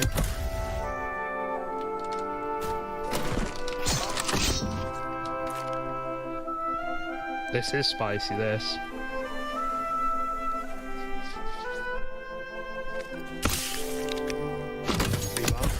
Oh.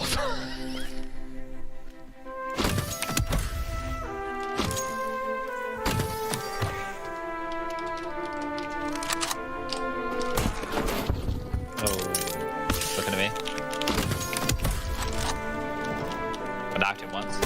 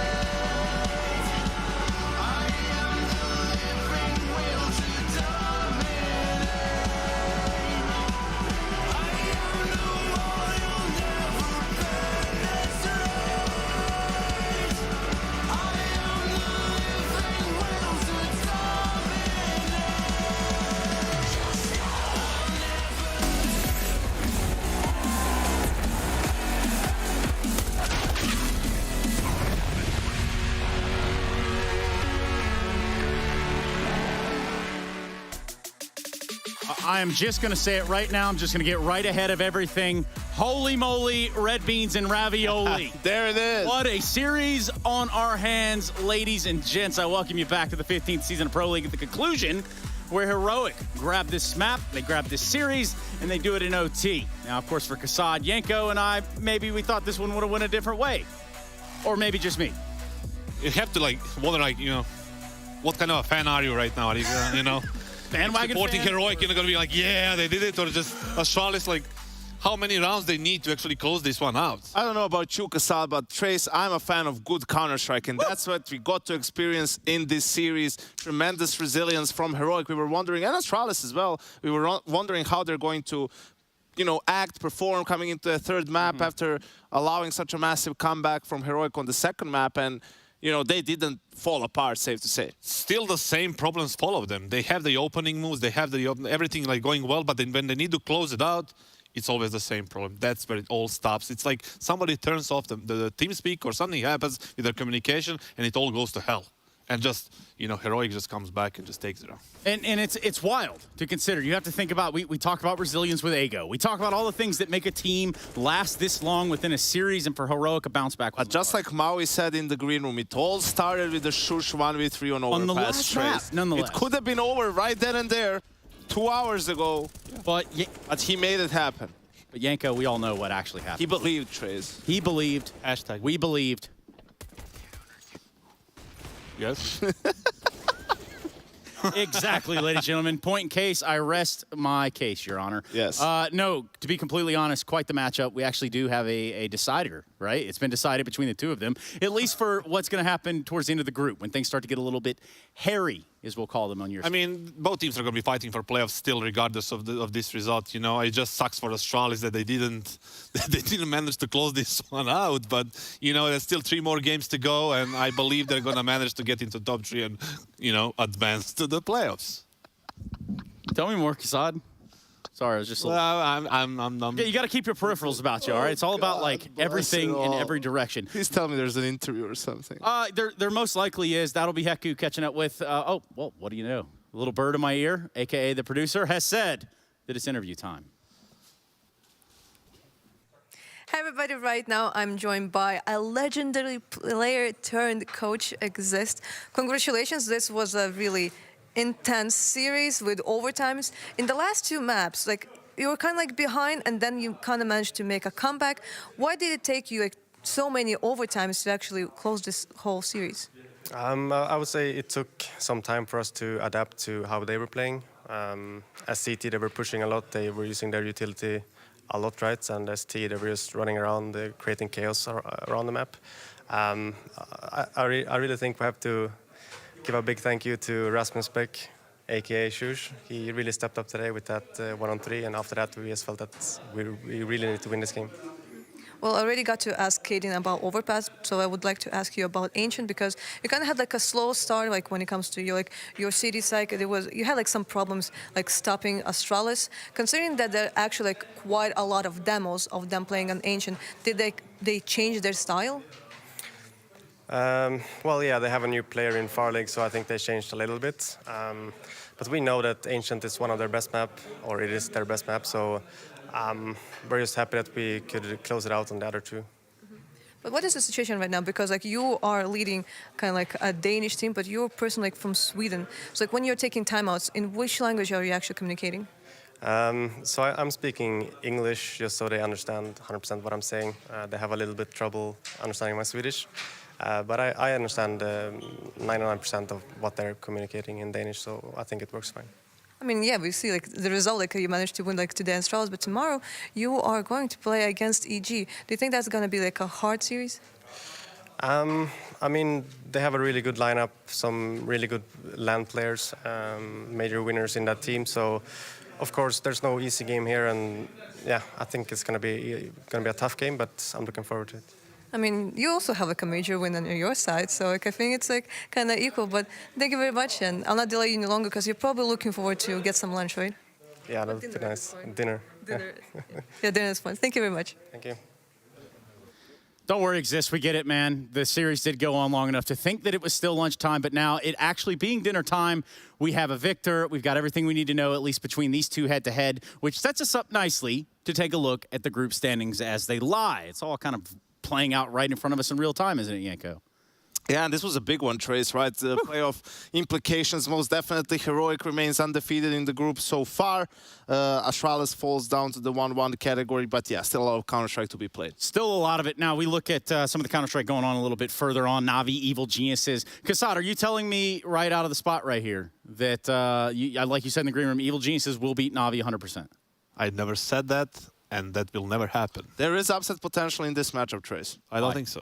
Because NaVi is playing with a stand-in. Fair enough. And because we all want to believe that the Evil Genius is the little evil genius that could. And look how good Astralis is playing, man. Like, maybe it wasn't, the 2-0 against Astralis for EG may not be as terrible. They're playing good. It's a litmus test. That's what they used to call it. Speaking of lit, that's us getting out of here. Not lit, but of course continuing the show on with that NaVi EG game. Opposite and lit.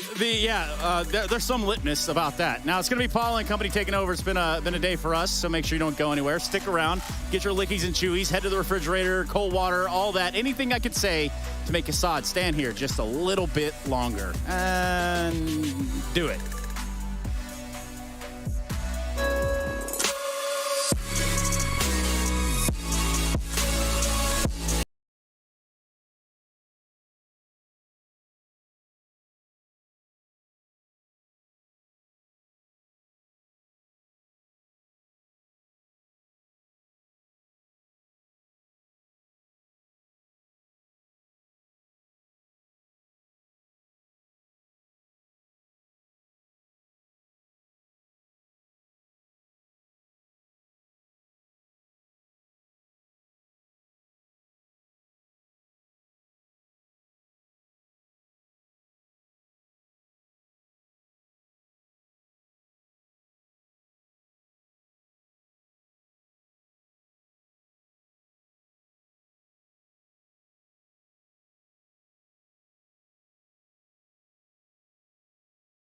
You and your squad achieve all your CSGO goals.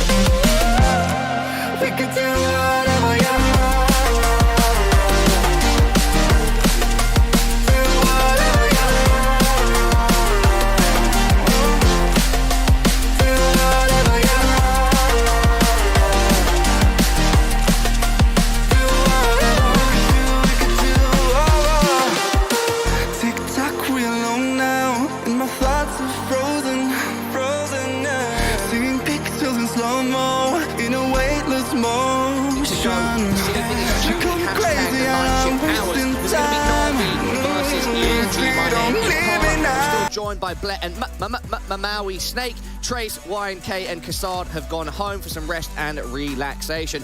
Boys, how you doing? I'm doing fantastic. That game took quite a while to end, but that was a hell of a barn burner. And now I'm excited to see, you know, a really, really strong team facing off against this unknown team called NaVi.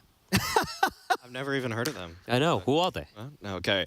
That's a cheeky one. That was a cheeky one. Yeah. Very good delivery as well, I must say, Blair. Thank you, I try. I've sort of lost my bearings a little bit.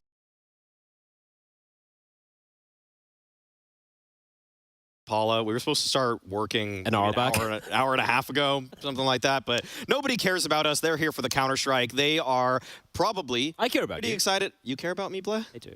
Oh my God. Not this guy. Someone cares. Someone. That's all I ever wanted. That's all I ever wanted. Bring it in. Bring it in. Bring it in. That's all I ever wanted. Someone cares. All right, so anyway, guys, NaVi versus EG. And you know what? I think it's only right if we start off by getting to know this EG team a little bit better. So EG decided to keep 2 players from their previous roster, that being Cirque and Breeze. And right now they're in the state of where they're just trying to prove that they are worthy of this level. And they added 3 players that I'm sure are extremely hungry to prove that they are actually capable of winning major titles, or maybe like winning something like a Cologne or a Katowice title, because they have such a history. And I really, really hope that they're actually on the same level, maybe like their hunger is on the same level, because something that might satisfy Cirque and something that might satisfy Breeze might not be something that will satisfy Stewie, you know, like a person who won the major, that won the Grand Slam. So I just really hope that everyone will be in the end really happy. I think passion is one of the biggest driving factors in Counter-Strike. It goes for everybody, for all players, right? This is one of the things, if you are extremely accomplished and you feel like you've done it all, maybe you're there because it's a job as opposed to it's a pursuit that you want to be the best in the world. You've already been to the top of the mountain, you already know what that feels like. But I would say that these guys are still competitors, relatively young across the board for the team. And if they can refine that passion and that love and that willingness to compete and be one of the best, then you could see this team definitely reignite that fire. I think when you know that Valorant's in the wings and there's other distractions, that becomes a problem. But if you can block all that out and you can put CS as priority #1, I think the EG still have the pieces here to be a threat. I think that at this moment, Cirque and Breeze are really not confident about themselves. They're not confident about their skill, because yeah, before the pandemic, they were showing some great numbers. Like Breeze was considered one of the best riflers, and then Cirque was doing really, really good when it comes to the North American region, even though he's not from North America. But since then, they didn't get the titles, and with the titles, you put like a really big question mark next to your skill. Like, am I actually good enough to even compete on this level? So like right now, with the help of 3 really experienced players and with the help of a really experienced coach, I really hope that they'll bring back the passion, they'll bring back the love for the game, and also confidence in themselves. Strangely, I haven't given up on Breeze and Cirque yet. They haven't been showing the level that I think that they're capable of, and I'm hoping that's part of the distractions of all the roster changes and the chopping and changing within the EG camp over the last couple of years. Hopefully, right, within a new team, Malik at the helm, they've got Stewie there to be the life of the party, bringing Automatic back from Valorant, and then obviously Rush, who has a wealth of experience as far as European Counter-Strike from his complexity stint go. If they can get along first and foremost, and then they can get back to the form that they used to show of all of these players. They're never going to be at the 100% of their peak days, right? But they could definitely, as a unit, get back to some good form. I think that they can be a scary North American roster, but how far they can really go, I think only time will tell. I think just confidence within ourselves, we're missing that. I think that's a bump along the road with any brand new team. Once you're trying to figure out your own style, your own identity, it could take a hit in your confidence because you're so focused on how we're gonna play as a team and what's the right decision, what's the wrong decision. And that comes from playing with experience. And once you get these LAN vibes out of the way, the LAN jitters, and once you really cement yourself into the game and really feel it out, and once everything flows naturally, I think that's where the confidence starts building. And every team, the best teams in the world, when they're the best, confidence is always flowing. Great piece there, and I'd like to react to some of the things that Heku and Sponge mentioned. Let's start off with Heku. She believes that EG are still hungry. Do you guys believe the same? I would like to believe they're still hungry, or else this entire experiment doesn't make any sense, right? You're talking about Audi coming back from Valorant. He looked good, I won't lie. You have Stu leaving Liquid after all the turmoil they had over there to form this new team to make it work. You have Cirque and Breeze who've been struggling all this while to finally find a little bit of success. And Rush as well. Like Chad pointed out, he was in a complexity lineup with all the EU guys. So they've come together to try and make something of this. If there is no hunger, then what are they even doing? I mean, Maui, there is that lingering question that Sponge mentioned, that perhaps Stu, Rush, and Automatic don't have as much passion as they did in 2018? Ooh, I mean, Sponge was being a little bit of a Breeze and Cirque apologist in that one, so I'm going to actually key in on that. I want to key on the fact that he says he still believes in Cirque, he believes in Breeze. I haven't seen anything to believe in Cirque for 6 months now. He looks better on a rifle than he does on an op half the time. And with Breeze, I will say that one thing that's nice about Breeze is that this graph right here is showing how both of these players are simply doing worse as the years progress. It's not too good for them, but Breeze looked pretty good in the first day of this group. And if Breeze can play better, and it's just one weak link on the team in Cirque, then I think that this EG team actually can work. But as we were seeing, all of these numbers are pointing to both of these players degrading in terms of performance over time. Yeah, like for this team to have clicked, the first thing is the core of these two youngsters in the form of Breeze and Cirque both kind of being not just delivering, but consistently delivering, right? We saw signs of that from Breeze yesterday, as you pointed out there, Maui. And you can see Cirque as well, kind of, I can't even say live up to a 2019 form. It has to be go all the way back, right, and show what he can really do with the AWP. He's still a very young player. We know what he can do. If these two can deliver, and as long as the other three pieces can just chip in a little bit, they can be a dangerous team. So in that sense, then, this team does have scary potential. But the question is, can they realize it? If they are to realize it, how can they do that, Blair and Maui?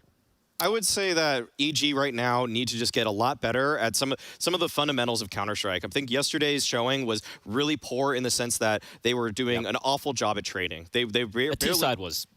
It did not look very good on overpass at all. Vertigo even, they couldn't get up A ramp against Glaive. If you're not beating out Glaive, if you're not beating out a Farlig that's just being introduced to an Astralis lineup, I have no hopes for them to beat a NaVi, even though this NaVi team is hamstrung given the fact that they're playing with Headtrick instead of Boomich. I mean, the fact that Malik's not with them right now obviously has to play in a factor as to why they did struggle a little bit yesterday, but even if, you know, with his absence, they must have not done enough homework to not make some of the mistakes they did on the T side yesterday, for example, on Vertigo and Overpass. On neither of these two maps did they look good at all. However, that being said, maybe today we might see, even though it's going to be against NaVi, I want to see them on a map they're maybe a little bit more comfortable on. Whilst we're still on Evil Geniuses, let's check in with the only non-American player from that team. It's Cirque. Hey everybody, right now I'm joined by Cirque from EG. Cirque, it's a pleasure to get to talk to you. I know that your team went through some big changes recently and now you are being guided by Stewie. How would you compare him to the other GLs that you got to play with? For Stewie, I could say that in my opinion he has more experience based on just playing with him, and I think he's more mid-round oriented, whereas before we didn't really have that voice, but I feel like right now he's very confident in his mid-round calls, and we're very confident in his mid-round calls, so I think it works pretty well for late round. Yeah, because like Stanislav seemed like a person who was like pretty calm, like pretty chill, and Stewie's like probably also like bringing up some hype, right? Oh yeah, for sure. I mean, Stanislav was doing that as well, don't get me wrong, but I mean, I think Jake is way more emotional, and yeah. Awesome, thank you very much. Thank you. Shout out to Cirque, I miss that guy, haven't seen him in person in a while, and I do hope that he can find his previous form. Guys, we're kind of pressed for time considering that Danish derby. Let's talk about NaVi quickly. Of course, Headtrick standing in. An interesting best of 3 against AGO yesterday. 2-0, smashed them on Dust 2, but then we saw over 70 rounds on Mirage. Where do you think NaVi stand right now? Listen, they're the favorites here. There is not a shadow of a doubt, jokes aside. And we saw this on Dust 2 yesterday. There was a map pick coming in from AGO, and NaVi made them look like fools. And Maui, you said this on the ride back to the studio. They're like, NaVi have a tendency when they steamroll a team on the first map, they kind of take things a little easy on the second one. Yeah, and the thing is for NaVi in this game against EG, I have no doubts that NaVi are the heavy favorites in this and will be taking this series. But it's just kind of like how cleanly do they do it? That's really the question for me. Can they maintain focus after winning what will probably be a decisive map 1, or are they going to let their foot off the gas like we saw against AGO? Because NaVi just simply, it feels like that's kind of been a characteristic of them, even when we take it to a more longer approach. When we look at them for months on end, it's like the way they started this year was really questionable. The way that they played at Blast in those opening groups for spring, they barely made it through. They barely qualified for that. Katowice, not the best situation for them, but I want to see at Pro League a NaVi that's focused even if you lose your IGL, because this is a team like G2 that even though you lose that one player, you have so much firepower. There's no reason you should be losing to teams in this group. And you got to remember, they are the defending champions. Yeah, going on from what you're saying, Maui, then, is it not critical for Headtrick to have insane performances? We don't need to see Headtrick have an insane performance because Boomich never had an insane performance, or he rarely did. The one thing that Navi are going to be missing, of course, is the in-game leader aspect that Boomich brings to the team. But I really think that they have enough strong, cerebral players in the server, and they have Blade behind them who should be contributing enough to give them a solid game plan. Blade, Maui, it's your favorite thing. It's the vetoes. Blade, do you want to run us through them? Yeah, Vertigo Ancient, the usual bans here coming out. I was wondering where EG were going to be going with their map, because no matter what map they would pick, it looked like Navi. I mean, Navi clearly the better team. Navi going with Dust 2, they might as well, considering the 16-1 dropping they gave Ago just yesterday. Mirage is a decider, again going to be favoring Navi. Now, Overpass is the map where Navi have shown some weakness. There have been issues in the past, even with Boomich on the lineups. So maybe EG might be trying to punish them. It'll be cool to Is it possible that they can... No, it's not going to happen. No, it's not going to. Maui, are you? Are you going to? I'm not going to take that. No NA, no NA. I'm not taking that question, Paul. You're just leave it in the air. I've said my piece. You're pussing out, I've said my piece. I've said my piece. I don't think they get this. I like the attempt, though. I like the fact that they're going for Overpass, and they're like, all right, let's see what Navi's got. And hopefully, their Overpass today is much better than what we saw yesterday. Hopefully, Blair. I really just want to see someone else contribute other than Breeze. I want to see if Cirque can actually find some impact in the server, because right now he needs to do it. And if they want to make it a competitive series, you gotta have a solid opper. It's the music, guys. You know what that means, that this match is ready to go. NaVi versus EG. Let's have some fun.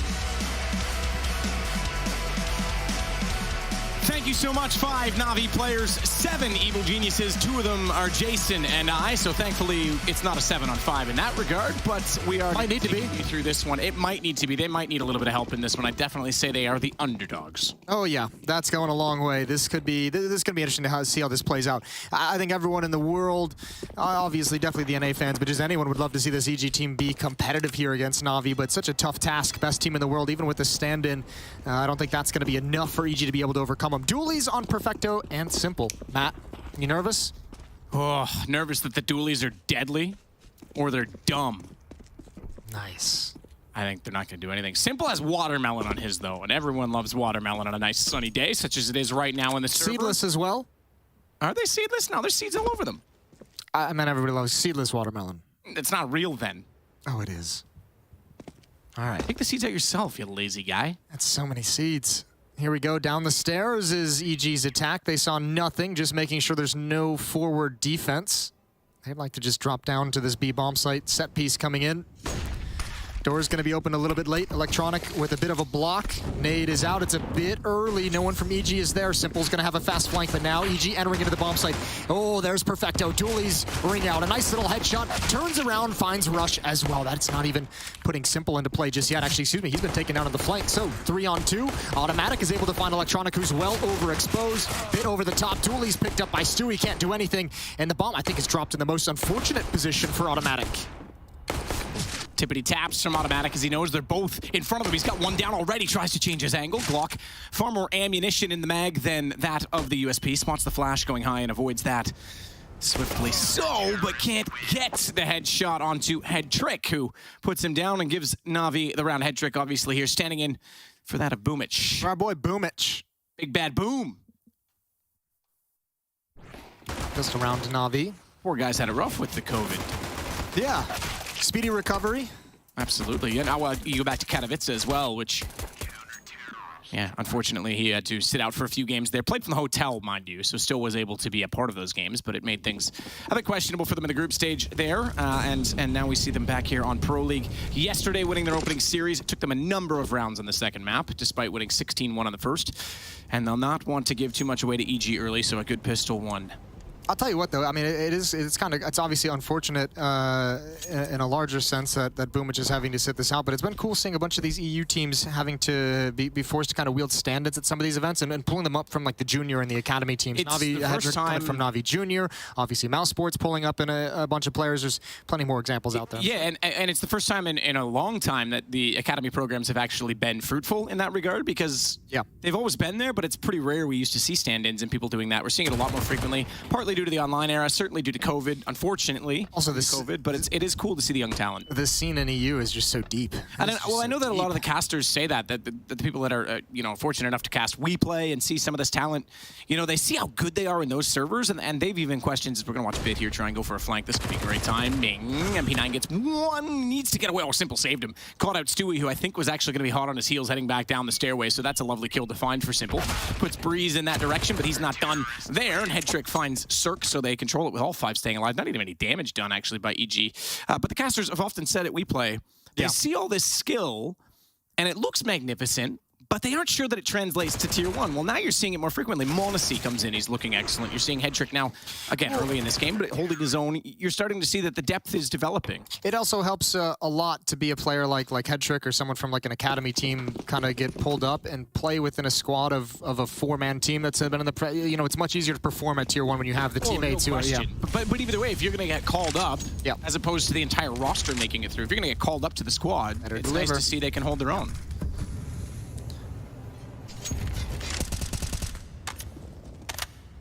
All right, 3rd round buy from EG. Stewie back to the Deagle. He had the Hero AK-47 in the previous round. Netted them nothing. 3 SMGs on the NaVi side. So kind of what we'd term a bonus round. See if they can get some extra bonus money with the SMG. Free upgrade to a rifle, a 3rd to win it. Unfortunately for Bit, Cirque's going to find the initial headshot. 5-on-4 for EG as they're starting to take map control stairs. There's the middle of the map. They control the passage between both bomb sites. Here's a risk with these SMGs. Smoke's gonna fade. Automatic looking for this push. Good angle, good fight, but can't find the second. NaVi's happy with that. AK-47 picked up from Electronic. Over to the A bomb site we go. EG starting to progress forward. Still just the Deagle on Stewie and 2 defenders, Headtrick and Simple, ready and waiting with rifles.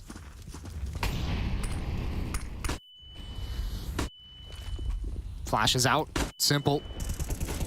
At the truck, Headtrick's gonna get the first. They can't clear out his position. He's all alone. Breeze, wide angle, can't control it. Good headshot. Stewie stepping up with the Deagle, and he finally gets it done. 1 versus 2 for Electronic, who's coming all the way from the B bomb site. Takes 3 men to take down Simple, and he does damage onto the last one as well. And Stewie, Cirque still holding on to the AK-47. Electronic takes his time. He's got time to work with. Has a kit to play with. Has an incendiary and a smoke as well. Smoke being the last of which was equipped. He's also picked up an HE grenade, but I don't think at this point that's going to matter. Oh, I say that. I thought he was going to... Yeah, that's the problem. I thought he was going to clear the site a little bit further first, because although he wants to bounce toward the garden, he gives himself up to Stewie having thrown that nade. That's a great win for EG. I mean, just nothing crazy. No one doing anything all that nuts. Nothing crazy tactically. Just handling business against 3 SMGs. Did get a little bit close, down to just 2 players, and NaVi's going to buy back up into this round, the virtue of the bonus round. Famas on Electronic, Famas on Perfecto as well, op in the hands of Simple. So powerful loadout for NaVi in this game, or in this round, excuse me.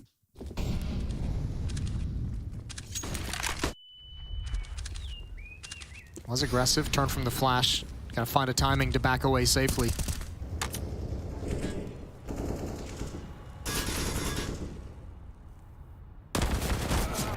Shot out, automatic wins that exchange. Electronic goes down, so EG starting to get a bit of footing in this matchup.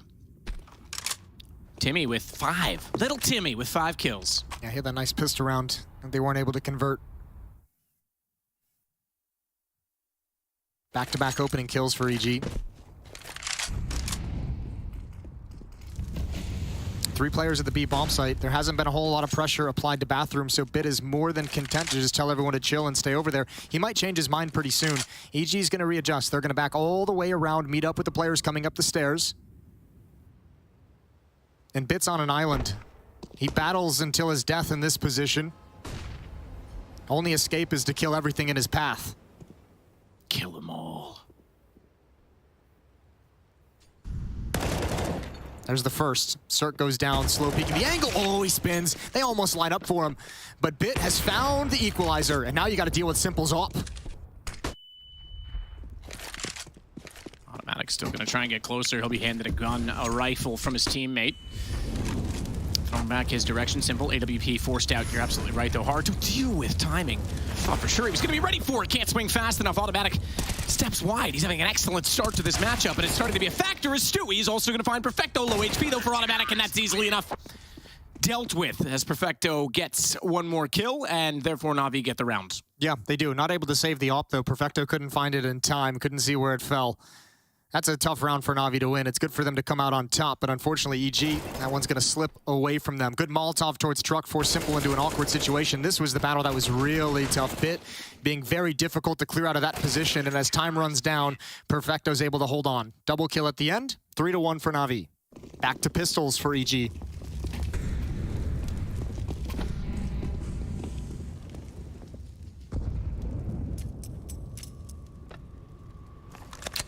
Back to pistols and broken down. Having had a chance to make it a 2-2 scoreline. They fall shy of it. Rush. Not Rush Lee. Not a man speaking to future pros. A pro in his own right. Dead now, of course. Dead now. Good build-up, though. Electronic with the MP9 makes short work of him. Stepping around the corner. Breezy will inherit the bomb, and Simple on top of the site will check long, but they're going back down toward where Electronic found their teammate. He's got to swap to the pistol, but he did sufficient damage to collect. In fact, hat-trick, head trick, comes over to collect that kill instead as Simple finds 2 in front of the bathrooms. How many times do you think you're going to say call him hat-trick this game? As a lot. As a hockey connoisseur. Yeah, a lot. We need the Gordie Howe hat-trick. What's the over-under? The over-under? 7? 6? 9? 9. 14 every round. we need a Gordie Howe hat trick from him. That's a Gordie Howe hat trick. Goal, assist, and a fight. Okay, that's fair play. Yep. Yeah, I like that. Not bad. Red Wings. Yeah. Yeah. It's your neck of the woods. They are the best team ever. Yeah, well, I don't know about that. Breeze takes some damage down to 53 HP.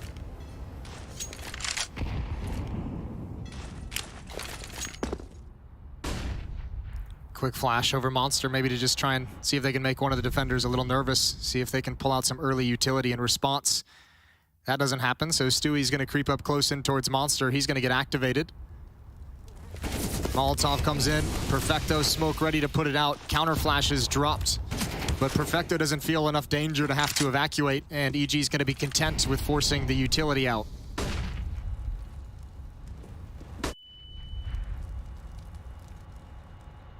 No real control on the other side of the map. They're just looking for pushes at the moment. Boost up on sandbags. Automatic goes down.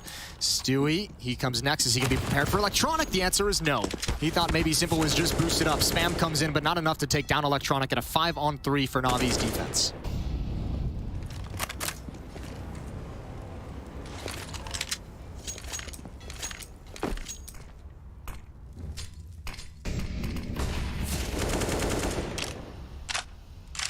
Rush trying to do a little bit of damage toward the Flames. Won't be able to do so. Electronic's going to push up instead. Perfecto holds off the goose side of the map, inside of the site. And it will be both approaches covered off. Gotta love this little slide position. Dropping in, gives away the game. He's going to sneak down, and Electronic uses it to perfection from Perfecto's bait. A lot of SMG kills coming out for NaVi, and even upgrading into the rifles. Their money is just ballooned at the moment. 4-round lead, and they rich. They real rich. And Evil Geniuses have not yet been able to get the bomb planted. That round they couldn't even smell the bomb site. NaVi shut them down before they could really make any meaningful steps towards it. 6 kills on Automatic, 4 on Stewie. Still early going. 7 kills on Electronic for NaVi, 6 on Simple and Head Trick apiece.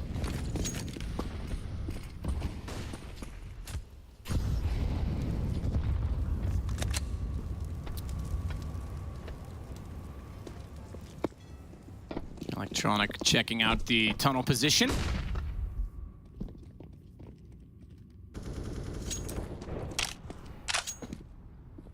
Bit Bathrooms trying to hold off with the FAMAS. It's Rush and Stewie that head that direction with the pistols. Deagle in hand for the former, and Bit's gonna have to be certainly ready. I do love that the FAMAS getting some action, because it's often overlooked of the budget rifles. No need to drop it if speak. Yeah, no need to drop it if no one's going to take it out of your hands.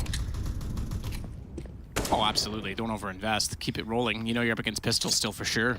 No utility for EG, so they don't really have anything to close the gap. They're hoping for a fortunate deagle shot, maybe get one of those Tech 9s activated, take some attention away, force someone from NaVi to overpeak, attempting to swing for the kill. Just like that, but the Molotov is keeping them at bay for the moment. Simple happy to take these fights. Bit is now going to push up. That's the bomb on Cirque, so regardless of what happens at the A bomb site, now that he's dropped, it is, I mean, not impossible, but exceedingly difficult. Exceedingly difficult. Most kills for Hetrick so far, so doing well indeed. Perfecto's gonna burrow rush from the grave as, actually I take that back, it was Bit that went down beforehand, so gets the kill clean. 6-1 NaVi. Good start, more in line with what they would hope to be doing in this series, and again for EG, it's gonna be a tough ask in this tournament, I think, with this roster being relatively inexperienced together still, despite having obviously an old Cloud9 core. Yeah, this roster just has had, when it came together, so many ifs. You know, with the players coming back, Rush and Automatic from Valorant. Obviously, Cirque and Breeze, the guys on the desk, did a great job outlining the past 3 years of play from performance from those guys has just been a downward trajectory. There's a lot of ifs if these guys can turn this all around and rebound in an effective way. At the moment, we haven't seen it, but probably going to take a bit more time to get to that point. All back in the hands of Simple. Thankfully, in the previous round, EG, they get 3 kills, so it's nothing crazy. It's nothing, no reason to celebrate, no reason to break out the champagne, but at least you've dug into the economy a minimal amount.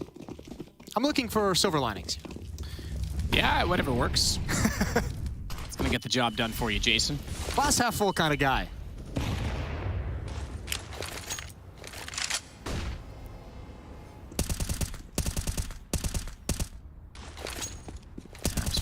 Though.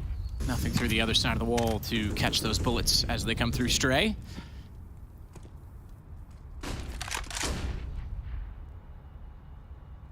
Simple. Gonna go for this, absolutely. Be aware of Stewie's position, though, because he's actually forward of the fence. The X-ray could have been misleading you. Absolutely not. He has the right position to catch Simple's peak in that position. Stewie's gonna get Perfecto through the smoke as well, so the criminal getting 2 on the B site. This will certainly set up EG well with a minute to play with, and the map at their leisure at this point in time. Well, Navi's already calling for a gamble stack and rotation in a 3 versus 5. Rotate around to the A bomb site. Bit's gonna get aggressive, see what he can find.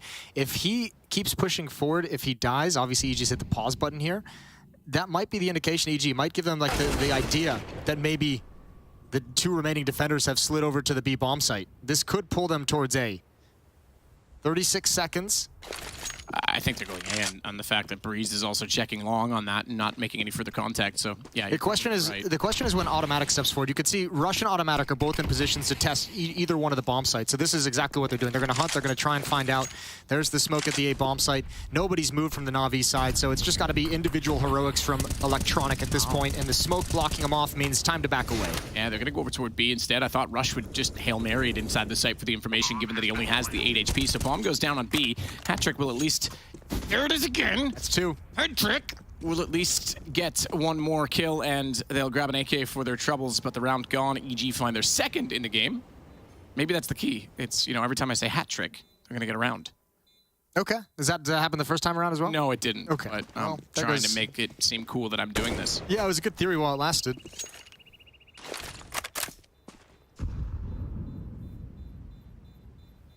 So 4-round lead now for NaVi.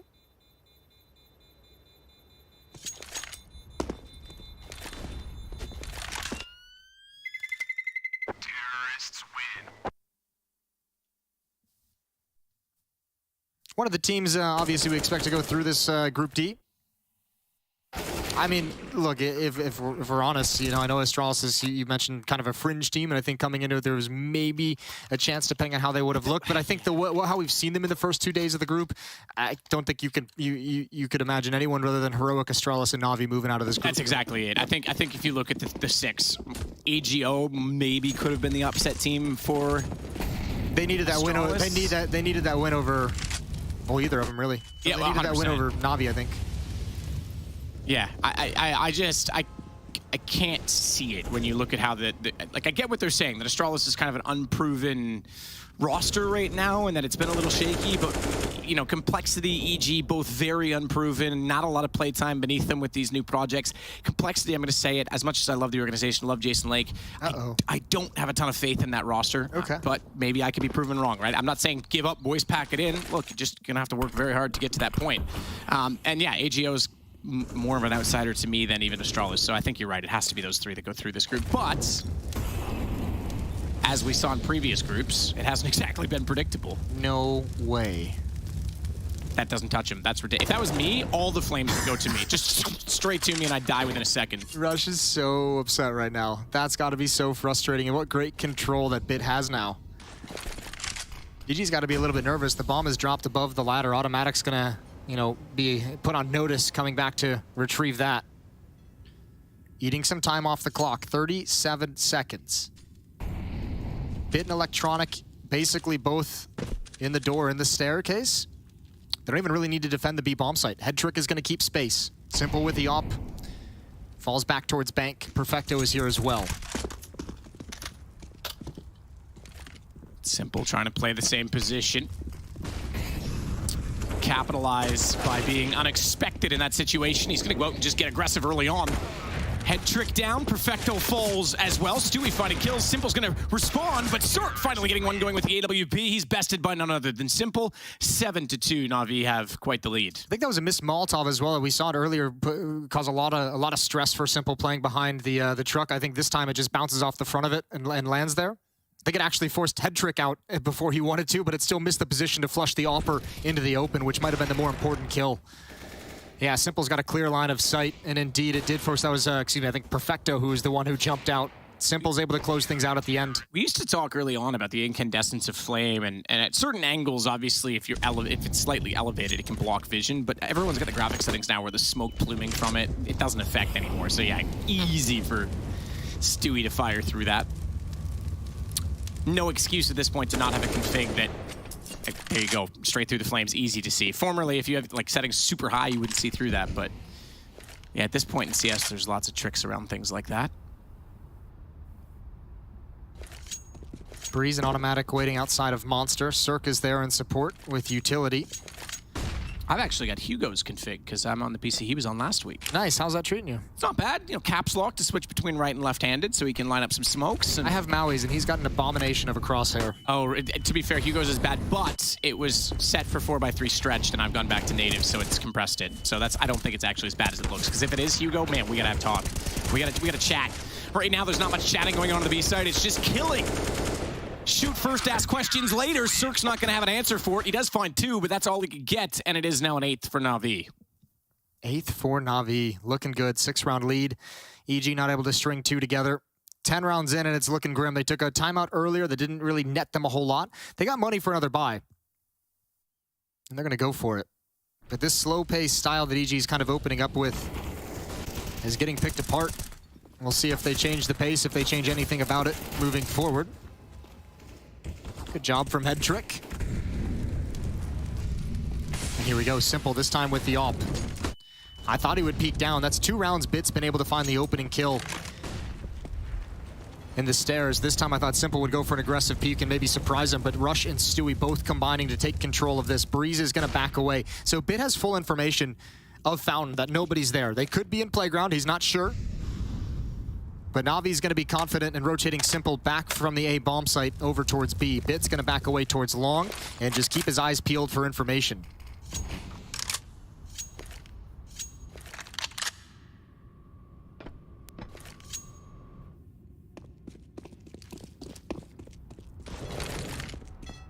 This time, no default-based map control for EG. Right out of the gate, all 5 heading towards this B bomb site set piece. Breeze and Automatic coming through Monster. Rush, Stewie up sandbags. Cirque trailing a little bit late. They have the bomb site, but can they get anything done? Breezy inside of the site behind the flames, spamming through. Perfecto waiting for his moment. Good flashbang in, but can EG get anything out of it? They can. They find Perfecto, but not Head Trick. Eventually he's traded, and there's Simple's op. 2-on-3, Breezy and Rush in the post plant. Simple, one more, takes Cirque. Gonna look for another, he's got lots of time, thankfully, because Rush was busy taking down Electronic. That gives Bit a chance to trade and doesn't even need to. Simple stays alive on this as well. 12 kills now for him. 13 head trick. Leading the way. Go, Gadget, head trick. Don't know what the connection is to Dr. Gadget, but 9-2, nonetheless. I think Inspector Gadget references are... Inspector, that's it. Yeah. I think there's always a good time for him. That's a good song. That's one of the best theme songs. It's an iconic jingle, isn't it? Yeah, it's got to be one of the best theme songs. All smiles for NaVi as they get out to a quick 7-round lead, 9-2.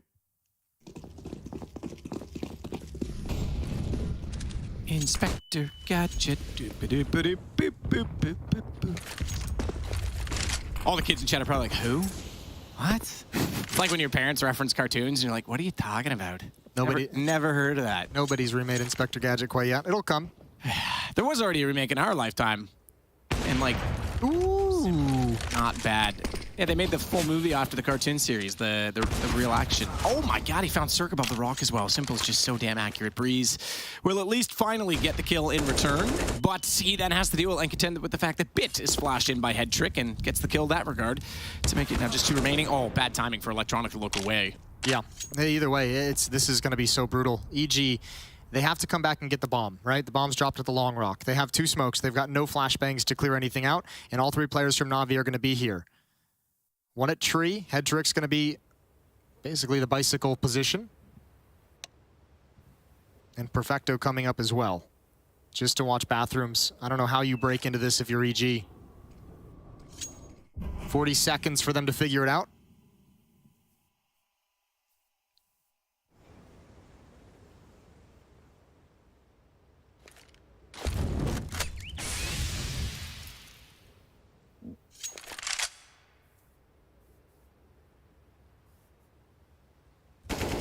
Good crossfire set, no chance. Burning and absolutely removed. They walked out of the bathrooms and realized that there was much stinkier poo outside of it. Yeah, even Bit was pushed up all the way. He had the deep angle towards Fountain Playground. He's just like, look, they ain't coming this way. Just keep an eye on bathroom. That's a brutal crossfire. A really, really rough start to the round. The double kill from Simple. The follow-up flash peek from Bit. Absolutely beautiful. 8-round lead now. NaVi running away with it.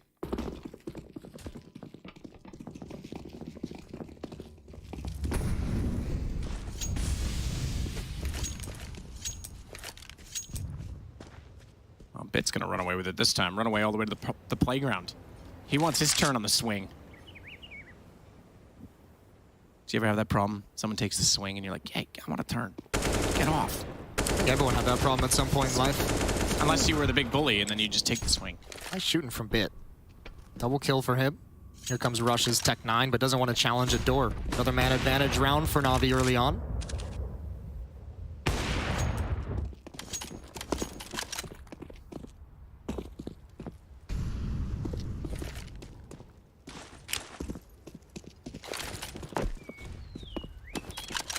Automatic Rush and Stewie start working their way towards the A bomb site. Not a lot of hope in this hit, though. I mean, NaVi's even rotated 3 players here. Electronic, Simple, and Head Trick ready to battle. Perfecto from Graffiti just keeping an eye on the B bomb site, but they'll play retake if need be. 45 seconds. Utility being spent. Let's see what Automatic. He needs a perfect entry for his team, and it's not going to happen. It's negated by a flashbang. 35 seconds now. It's Rush's turn. Playing Gladiator. And dropped by Simple. Stewie, the last one left. Last one left, but he doesn't want to go down without a fight. He continues to tap. Good damage onto Simple. Simple's not going to be willing to relinquish the position without baiting him toward his teammate, and Perfecto's had enough of that. If you ain't going to go Electronic, I am. 11-2. This is, yeah, a lot quicker than our last series, Jason. Yeah, I'd say so. Yeah. Maybe there's a comeback in store for us here on Everbest.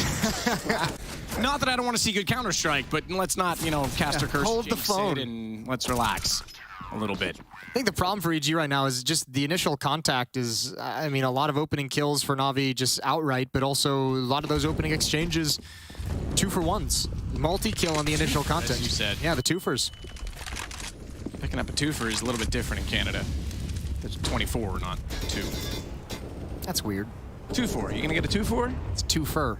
Let's go pick up a 2-4. Come on over, bud. Tell me where you're at, and I'll come to where you're 2. It's a weird people over there, up there. Simple's got the opening kill right through the edge of the concrete.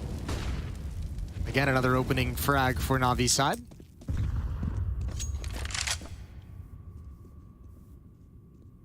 Rush sneaking up to the top side of the stairs. No one outside of the doorway. He'll hold position for a moment and allow his teammates to try and go to work. Cirque needs to find work. They highlighted the graph of the 2 core remaining players from this team, Breeze and Cirque. And Cirque, Breeze yesterday didn't look too bad. Okay, I'll say yesterday I actually liked the way that he played. Cirque for me used to be just this young stud that came out of nowhere, took a huge chance. He's been in America now for 4 or 5 years. Was the cornerstone of the team. Breeze didn't get all of his credit at the time, to be fair. He was often overshadowed just due to his quiet personality. But Cirque's disappeared.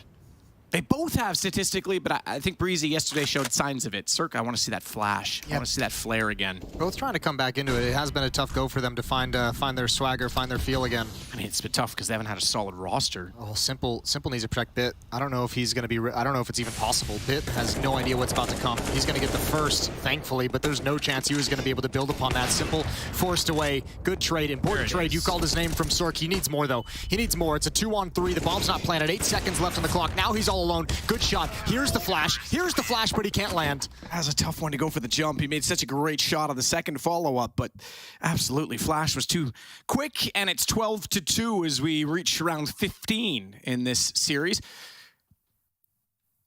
NaVi doesn't even look like they're out of the deathmatch server yet. They're just kind of relaxing. Electronic in the middle is like, are we live? Funnily enough, I mean, I guess it's not really anything huge to talk about because they've never really been close to winning any of these rounds, but EG's been able to I mean, the economy for NaVi has been pretty low for some time now just by virtue of EG getting them down to 2 players alive consistently, just never truly in a position to actually win the round. They've gotten 2 bomb plants in this half so far. Simple fires this time and makes no mistake. It was through Monster where Stewie caught him off last time, but Automatic is already up the Monster tunnel this time, and Perfecto not ready. Bit, a response will take down Stewie as Simple holds from Sandbags the reverse angle, and just the thought of that for Automatic is enough to completely overlook the second man inside of the site. Cirque will get head tricked down, however. Electronic from heaven, and Simple's gone missing in all of this.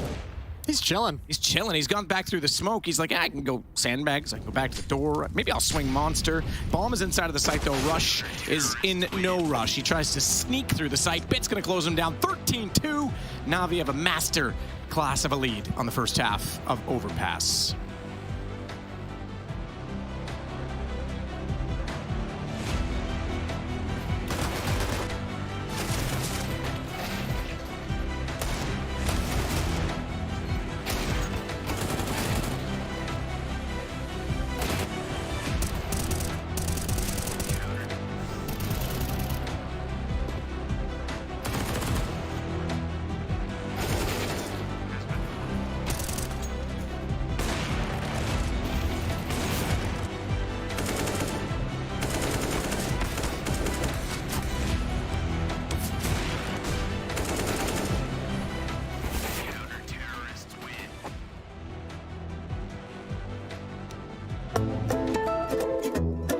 Alright, so I trash talk people in League of Legends to relieve my stress. That's APOC, I hope. I think. I have a black belt in Taekwondo. We're gonna go with Frozen. Yeah. He seems like the silent but deadly type. Yeah, he'll take us out. And then I measure my monitor with my mouse. Res. Res? Yeah. Res. No reason. No reason. Our last 2 guesses. And by process of elimination, I play with my monitor tilted. APOC. No, not APOC. Which one is it? Crad? Yeah. Crad. Crad. I'm gonna look this up after. Make sure we're right. Fact check. Yeah. The answers are Crad has the black belt in Taekwondo. Oh, we're off. Everything at that point on, we're fucked. Everything's off. So you would Frozen trash talk people in League of Legends. Oh, we got it wrong. It's okay. APOC does play with his monitor tilted. Oh yeah, we got one. We got one. We're not here for the answers. We're here for the You changed that to Crad, didn't you? Yeah. APOC to Crad. But you did get res measures for his monitor with his mouse. That's correct. All right. 2 out of 4. That's not bad. That's 1 out of 4, isn't it? 1 out of 4, yeah. Oh, 1 out of 4. That's not bad. We worked 2 out of 4 then. All right. 25%. It's not a passing grade.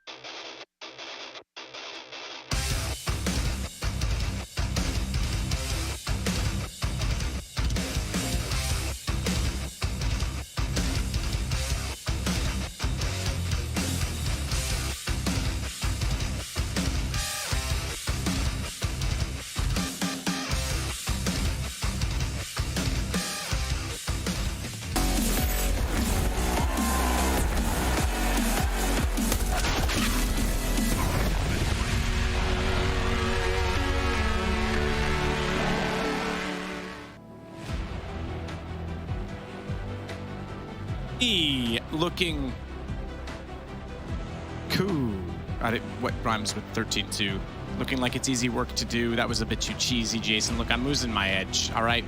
Not that I even have one anymore. They're pretty close to winning this game, though. Yeah, they are. Nice, easy. Thanks for bailing me out there, bud. Nice, easy 3 rounds away from victory. Oh, that's a good start. Cirque doesn't even get a chance to respond in any way, and his brainstem has been removed. Basilisk fracture. Oh, that's filthy. Should have wore Han's device. Rush up top. Don't mind me. No, I'm not. I figured, but I just thought I'd let you know. Well, small mistake from NaVi here for the maybe not the first time, but you know, I don't think it's going to cost them too much, but smoke misses towards Heaven. Now that could play an impact if they can't get into this bomb site before the rotations get back, because now Heaven's going to be clear. Now they'll have a line of sight. Bomb being planted. And here we go, 4-on-5 retake. There's a kit in the hands of Rush. Interesting call from Rush. Obviously, smoke misses. He could have stayed in Heaven, but he likes to drop down, telling them that, hey, if you're rotating, you can use this position. I'll fortify the site itself. That's going to put 4 of them on the ramp. Rush being the one to get head trick. Simple and Perfecto left in a 2 versus 3 bomb. Is tapped, it's held. They need to get around that corner quickly. Simple's gonna find the first. Are they aware of the defuse? They are now! And he's gonna go in with a knife, go swinging. He's not gonna be dinging though, as Rush is taken out from behind by Simple. That was actually pretty sketchy for a second there for NaVi. Yeah. That 2-on-3, Simple kind of tucked into the corner right by Monster. I thought there's a world in which Rush just sticks that. In fact, I think that was really the only option, was just to sit in that smoke and go for it. Simple, just very casual. Smile on his face, chatting, having a good time. Good kill on automatic. Perfecto able to find Stewie as well. Tough times for EG. They're getting battered at the moment. It's a 12-round lead for NaVi.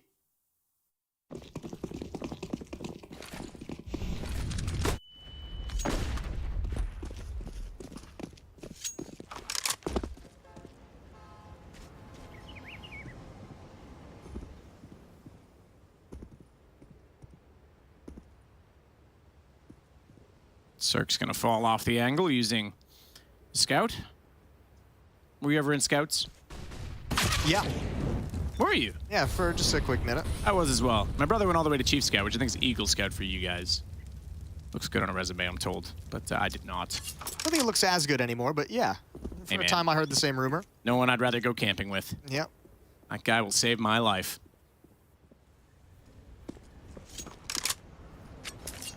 Well, just marching up to the A bomb site, 5-on-4. Circa's gone down again. Ooh, nice find from Automatic. Electronic a little bit lazy and is clear.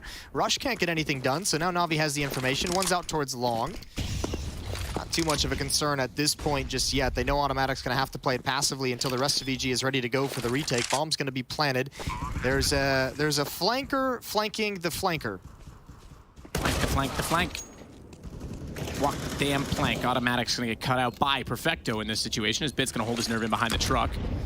Just Stewie and Breeze left. I mean, yeah, I was gonna say, I think the only thing you really do in this situation is save. There's no reason to really go for that. Such a low percentage retake, but I think just at the virtue of 2 to 14, it's like, why not? Let's go with the Hail Mary. You don't have a lot of investment in the round. Sure, you could justify some of the armor, but Deagle again for Rush. We are on map point already on this map number 1. And I say numero uno, Jason, because it is a best of 3. And if I'm not mistaken, it's Dust 2 that comes up next, which is actually NaVi's map pick. Well then, that's something, isn't it? Ain't that something? That'll be fun. I mean, NaVi look like they're on point in terms of skill at the moment. Everyone's doubling up. Everyone's getting real crisp headshots. Dust 2 could be a great time to make a frag movie. What would you call that frag movie? Oh, that's a good question. I don't know. I'd have to see the frags first, and then I'll let you know. Our producer says the death of EG, the frag movie. Yeah. Grim. If it was my frag movie, they'd call it Spray Away the... Yeah. You know. Yep. Oh, yeah. Spray Away the bullets, because I miss every shot, is what they'd call it. You do. It's okay, though. You look good while doing it. Perfecto, this time the opening kill on a Breezy. And Bit's going to step up. 17 and 10 on him. NaVi looking for looking to get to an early bedtime.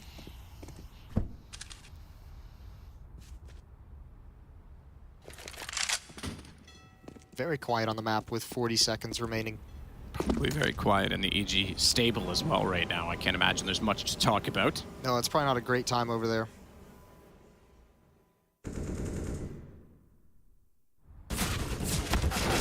Oh, Stewie, that's so unfortunate. He had the right intentions. Gets tagged up, and then he's just like, ah, well, I'm done. Everyone's around me. Yeah, it's just so slow paced. You have no idea what's coming, what the timings are going to be like. And there it is. NaVi's going to close things out 16-2. A strong, dominant victory. Smiles all across the board for NaVi. We're going to head it down to Heku for an interview.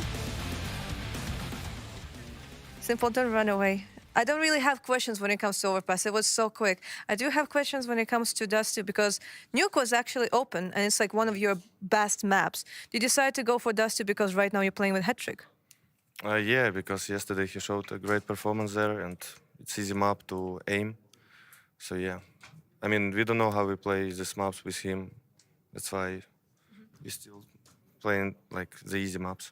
You're playing the easy maps. I mean, yesterday you played Mirage and it was not that easy. So, but if like, for example, like we would get like to Nuke eventually, do you think Hattrick would not have problems with it? I think no. It depends how he will approach info from late, how to play on boomish spot. Awesome. Thank you very much. Thank you.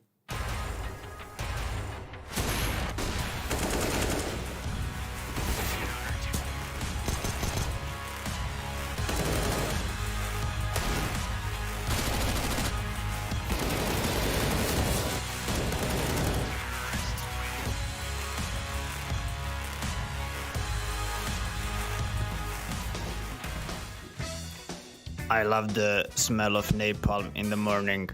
Yeah, I know. The guy from G2.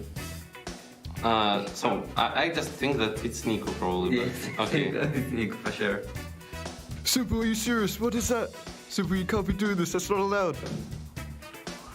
I don't really know. What did he say? I don't even understand. It's someone from London, maybe. I don't think that it's Maisie or Alex. They are like serious like boys, so it's Australian players. Ah. No chances for us. I don't remember their nicknames. Sterling. Sterling. Tough. Yeah. Я просто не знаю другие никнеймы. Remember, this is a bandit country. Shoot everything that moves. Is it player? It's not player. Machine? Yeah, it's machine, right? It's not machine. It's not Sadakis. It's a player. Okay, one more time. Remember, this is a bandit country. Рез? Shoot everything that moves. Рез. Рез? Да. Вообще неплохой.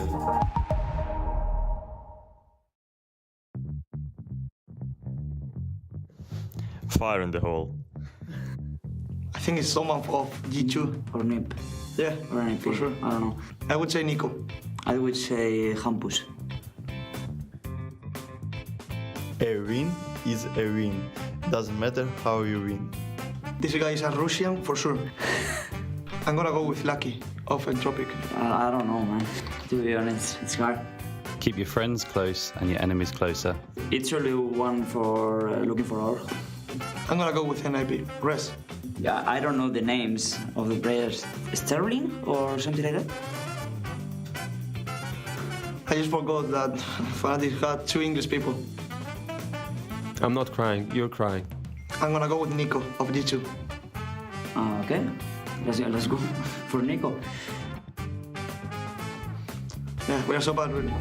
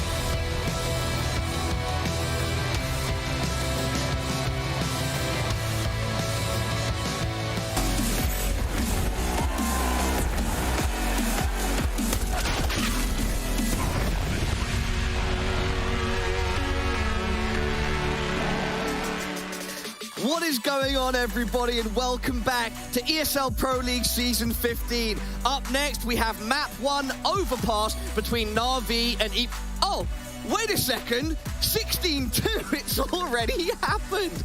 Blair and Maui, I went off for a bathroom break and I missed the whole thing. Yeah, that was a bit of a blink-and-you-miss-it map right there, NaVi. Are you okay there, Paul? You know, just about holding it together. Yeah, what an incredible... I mean, but was it even an incredible performance by NaVi, or were they just better and they executed better? They were just clearly better, right? We saw this overpass pick coming in. We thought it would maybe be... It could be for multiple reasons from EG going for this map, right? Firstly, they saw the mistakes they made yesterday, and they were like, hey, we fixed it. We're going to be able to deliver it against NaVi, who have historically shown that they can be a little susceptible on this particular map, especially with Boomich no longer not in the server right now. They probably fancy the chances, but man, NaVi, the CD side, a complete shutdown. And Hedrick as well. Very impressive showing from him on the CD side. I want to say one thing about EG in this game. I actually was positively surprised by the fact that they clearly worked on their trading. They actually got way better at trading. This is like, I know right now everybody's gonna be like, oh, NA Copium, NA Cope, like they sucked or whatever. But honestly, it was pretty obvious that they worked on some things from day 1 to day 2. And if you don't see that, Mel, that's why you're not on the desk. Honestly. Ooh. All right, so look, I can sense some tension between myself and Maui. I just want to there's no tension between us. There's no tension between us. I'm actually acknowledging Twitch chat. You're not offended by my intro, right? It was just a little meme. No, of course, Paula. I couldn't even predict EG in this game. Okay, like I want to lay it out clearly. There was no chance that EG were going to take this one. There was no world they were going to win this one. I just wanted to see a better showing from day 1 to day 2, and that's what EG gave. Even though the rounds weren't very good for them in terms of the amount that they won, the way that they carried out their rounds, the way that they played together, it was much more obviously a concerted effort to just trade properly, and that's what they did. Their trade percentage was much higher than it was yesterday. I like that. You mentioned trade percent and seeing an increase yesterday, seeing an increase in that day. Some positive takeaways then for EG. Either way, aim high, head-to-head on screen. It's 2 NaVi players. Yeah, Simple went off, and yeah, in the pre-match, we mentioned, does Hedrick need to go off as well? And we said he didn't, but, you know, he decided to go off anyway. Yeah, he decided to go off anyway, and listen, when you have Simple popping off like that, it's really hard to counter, right? With the AWP on the CD side, he was just getting so many opening duels going his way. I think the opening duels were 15-3 in favor of NaVi, but like you said, they were able to trade quite efficiently, but NaVi always had the backup layer, so to speak, which unfortunately EG was not quite able to break through. Yeah, Blay, it's good you point out the whole 15-3 opening kills, because in the 2 times that actually EG got, 2 of those 3 times that they got opening kills, they were able to convert the round. Yep. Their 5v4s weren't bad. Their trades were actually very good. It's just that losing the opening kill against a team that's already as polished against NaVi is not going to serve you well. And I have to be very impressed with NaVi as well, like considering that Boomich isn't there in the server. And yes, I know it's EG they're facing off here in this particular matchup. They look very, very comfortable. The comps look good. I think Simple also, or was it Blade who mentioned how everyone's kind of talking in the server. It's not just one person calling right now. And also you have Blade standing behind them. If things do spiral out of control, which it never did, he was obviously going to be chipping in. So yeah, NaVi, even without their in-game leader, even with another Academy player coming in, looking absolutely fantastic, Paula. We just had EG on screen, a little behind the scenes of them in between maps. And I've got to be honest, guys, they're looking quite dejected. The energy's down. It was their map pick, man. It was a map pick. They wanted to do a little bit more damage. Look, I don't think even they would envision they would have maybe won that map, in all honesty. But if at least the scoreline was a little bit more close to double digits, perhaps, something they could work with. But getting smattered in that fashion, it's got to be rough. This is one of those things where you need to not be results-oriented about the way that you look at the game and how you're progressing for EG. Obviously, 16-2 looks terrible, but when you actually look at how you lost some of those rounds, there were a few close ones. There were a few ones where you simply just didn't have the econ to actually put together a solid round for yourself. So the fact that okay, I'll just lay it out there. The trade percentage yesterday for them on T side, 16%. Terrible. One of the worst in the league. Today, it was about 25%. That's one of the best in the league if they only had today's games actually being the ones that counted. So honestly, I think that EG right now, like, instantly are recognizing their flaws. It's just that they're still many steps behind what is probably the best team in the world still in NaVi. Guys, let's look ahead to Dust 2. In the interview, Simple said to Heku that they went with Dust 2 instead of Nuke because of head trick. Yeah. They didn't want any complications on Nuke with the loss of Boomich. Do you think that's going to pay off? I mean, considering how he did on Overpass, it very well might. Yeah, I mean, it's a no-brainer, right? Like, it's a puggier map. Now, if you're a team like NaVi, you know, if you're not a team called NaVi, you'd be like, why do I want to give a puggy map against the underdogs, against an opposition who could maybe have a pop-off game? Maybe Cirque might come alive with the AWP. But then you have someone called Simple, Bit, Electronic on your team, and you're like, yeah, you know, we're just going to be picking Dust 2, and we're not going to apply any pressure on head trick. Forget pressure. The guy still looked really good yesterday in Dust 2. Yeah, the thing is that head trick for NaVi Jr., Dust 2 was basically their perma pick. They always wanted it, especially when they had m0NESY on the roster. Like, why wouldn't you want m0NESY and head trick, two huge fraggers, playing on a map that's all about just aim duels? I mean, this is a map that right now for NaVi, they're going to feel confident, even though it has a little bit more of a 50-50 nature to it. I'm excited to see if EG can keep up that sort of trading style that they clearly focused on from day 1 to day 2, because Dust 2, you ended up getting into a lot of individual duels across the map, and I don't want to see EG fall alone. Well, we are about to find out, everybody. Are Evil Geniuses going to be able to bounce back on Dust 2, or will NaVi win in 2? Everybody at home, let's hope that Evil Geniuses can find that form and take this to a third map, because I'd love to see some more Counter-Strike. Anyway, we'll see you shortly. Do not go anywhere.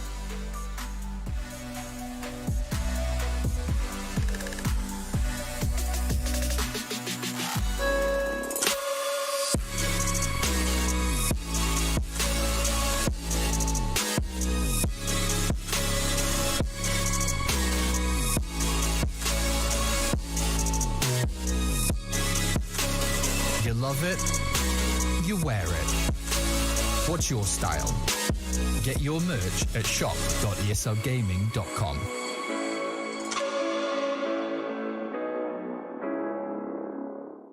Choose nades, choose a smoke, choose a flashbang. Choose team badges to support your favourite CSGO team. Choose an ESEA Premium membership. Choose routes you know bring in wins. Choose pro video tips. Choose the fan club wars. Choose behind the scenes content. Choose good grades. Choose guns you know you can shoot right. Choose bingo. Choose the equipment you know is going to get your team the win thanks to heat maps. Choose the CSGO Hub Premium, the complete package to help you and your squad achieve all your CSGO goals.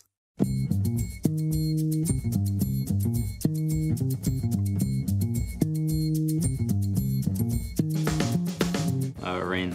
Twist. Jacob. GKs. Guardian. Carrigan. Rops. Roban. Wait, didn't I say that one already? No, it was the coach, Roban. What? You didn't say it. I can't think of anything. Nice! I got the French one, you got the American ones. Shocks. KennyS. Oh no, don't take the French because no. Because I know you don't believe it. Happy. Apex. NBK. Nifty. Kyoshima. JDM. Next, it was the coach.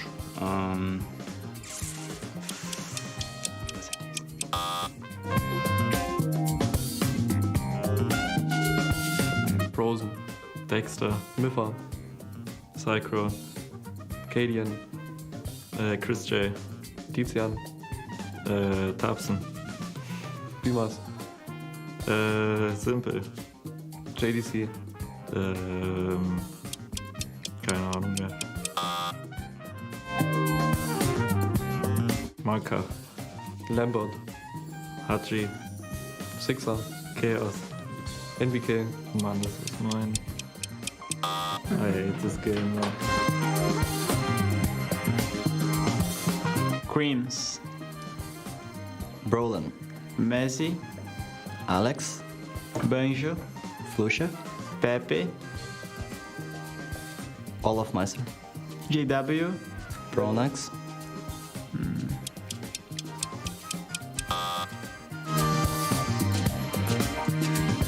Nico. Monacy. RPK. Hunter. Smith. Jax. NBK. Amanek.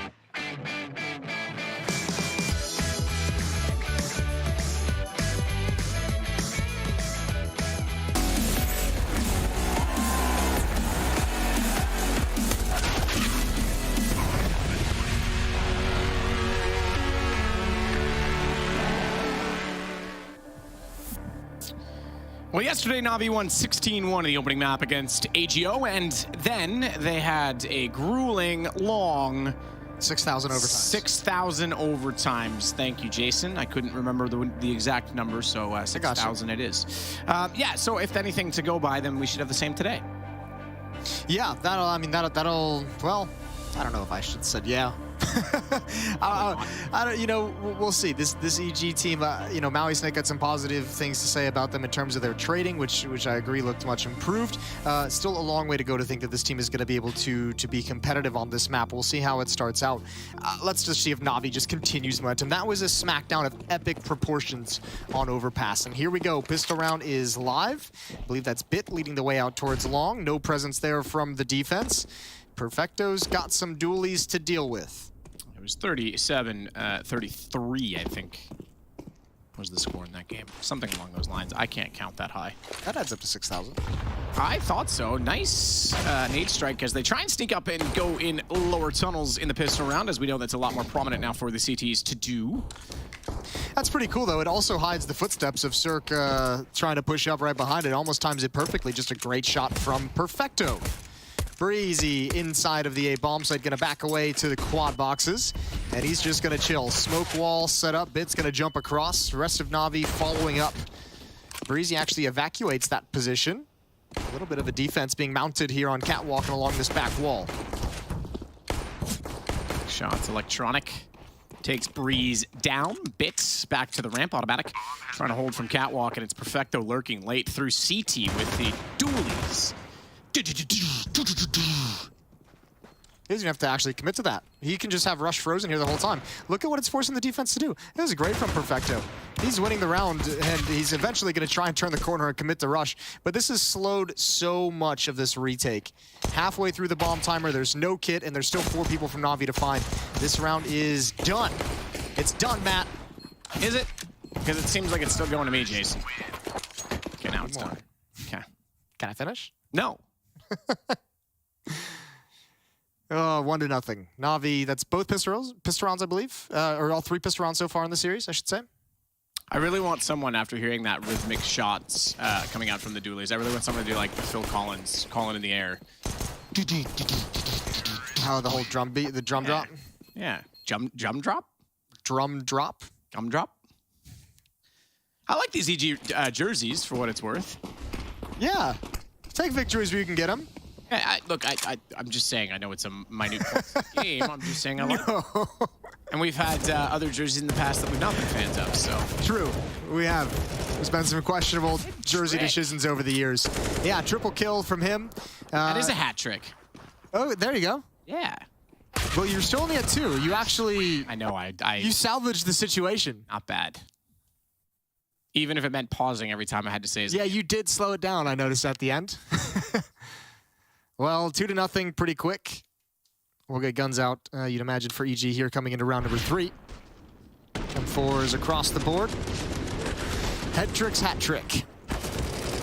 Nice control of the spray, nice transfer over as Sui comes swinging wide and... Gets blocked by his teammate in the door afterwards, but yep. All good. But all the danger was abated. Ooh, clash it long. Here we go. Perfecto leading the way. Not blind at all, but Automatic is. He's got no eyeballs whatsoever.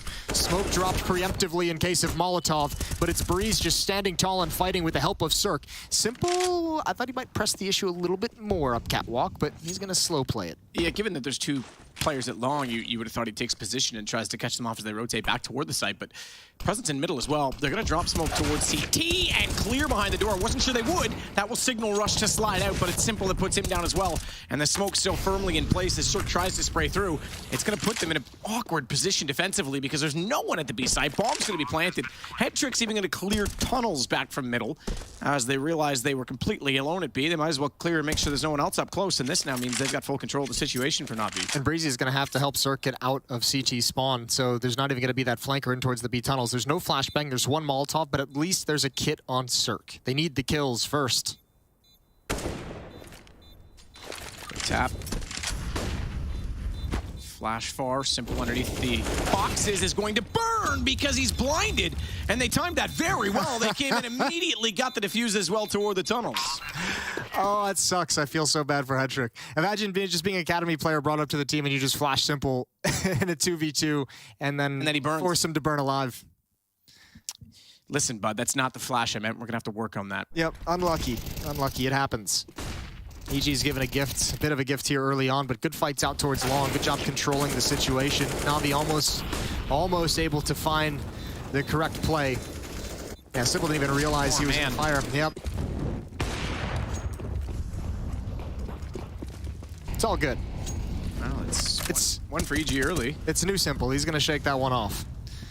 It's going to work his way up. Simple's going to team flash him back, shoot him in the back of the head, say it was the other guy, and then throw a Molotov at him. Ah, the good old days. Yep, not bad. And then he's going to take the op from Kusta. Oh, why is he catching strays? Ah, poor guy. Up Catwalk we go. Rush. The cubby position at B. Strong, but a bit of a gimmick. Bit's gonna drop down. Oh, they had no idea. Molotov thrown. They had no idea that they were already out from Catwalk. So Bit gets a free one on Automatic, trying to rotate away. Electronic, Deagle in hand. Rifle's gonna work back up the ramp with that late smoke down on CT. They don't have to worry about the B players pushing out. Bit's got everything covered. Bomb planted on top of the box as well. That round was gorgeous from NaVi. That might be the most beautiful round I've seen played today. Yeah, I think so. This is them saving, and Perfecto's already on the hunt, so I don't even know that they'll get this far. Yeah, this is a common deathmatch angle right here. Oh, the stairs in the deathmatch just going up and down? So OP. Ooh. It's how I look so good in deathmatches all the time. If I'm not here, I'm like 1-1. If I'm here, I'm like 10-1. You ever play the game like get to a spot and just like see if you can hold it for 20 seconds? I mean, that's basically all I do with these stairs. Just back and forth? Yeah, I am that guy. You would be. I do something to compensate for my lack of skill. Yeah, that's fair. But yeah, no, look, they get the guns down in the end, and it is now going to be 3-1 for NaVi. You're right, that was a pretty stellar round. Countering off the loss in the previous, and they had no idea that Bit was this far. They had no idea he was going to be coming from that position. I mean, they threw a smoke, the lurk smoke at the end of B tunnels. They threw a mid to B smoke. I mean, everything that NaVi was showing was that it was going to be the end game at the B bomb site, mid to B split. And instead, they just had that advanced position on Catwalk. They got so fast that it just was easy. Some movement from Headtrick. It's quickly out of the tunnels, immediately onto box, fires the doorway, and gets the opener. And they'll continue to do damage toward middle, where all of the CT players are currently residing. Electronics way back at T-spawn just to make sure no one's on the flank and out of position in this situation, but bomb goes down. And the round should be pretty well secured given the weapons right now. Yeah, it's over already. This is going to be a win for NaVi. The only thing that's left to decide is if EG can take any weapons away. How much do they want to commit to this push towards the op? Simple's got one. He deathmatches here too, Matt, and he looks good doing it. Yeah, he'd probably kill me in this baby. Easy, not going to lie. Yeah, he would. 3-round lead.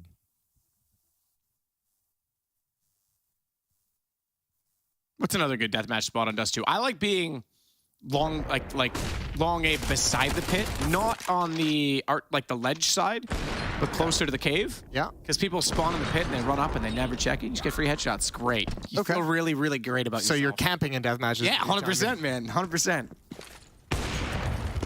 Long cave can be fun, I think. Yep. Stairs over here where they're heading now toward the ramp, I should say. I hate every spawn spotter on T-spawn. Oh, they're all terrible. They're all for that, atrocious. literally for the one guy that plays on the ramp and just headshots you. Okay, Bit. Walking out mid. Contact. No indication this is coming. Gonna have to be heads up from Cirque. Stewie is starting to come back towards CT spawn.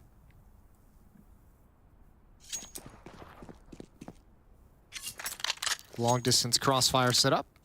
But again, remember, we saw this previously, Bit able to get that advanced position on Catwalk, and then they throw that beautiful round that we just kind of discussed. Again, he's been able to get pretty advanced territory control and hold it for a long time, so NaVi's got so much space to set up whatever they want.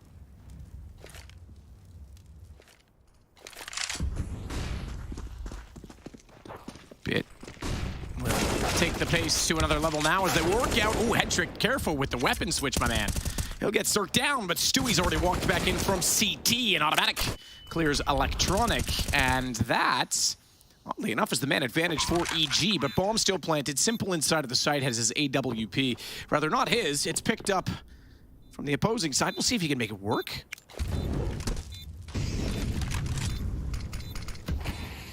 I take it back, it is his. Thought it was an EG sticker I saw on the end, it's not. It's a hollow from Dignitas, if I'm not mistaken. Either way, Simple is going to make good on Stewie. That'll bring us back level, both coming in from the tunnels. They should be able to hear this. Perfecto's got the first, sees the shadow on the second. That's going to put him in the open. Simple couldn't hit the shot, though, and Breezy's getting ever closer. Simple doesn't care. Again, just like a pixel of the Molotov not spreading. He's just chucked into a corner. Stewie's trying to find him coming through that smoke. I don't even know if he would have been able to do it because Perfecto surely would have got that kill eventually. Tough going for EG, 3-on-2, man advantage retake, and it gets shut down. Back to Pistols. Scout is going to be picked up on Cirque. Passed over by Automatic, and a small buy coming in for EG. Deagles and Armor.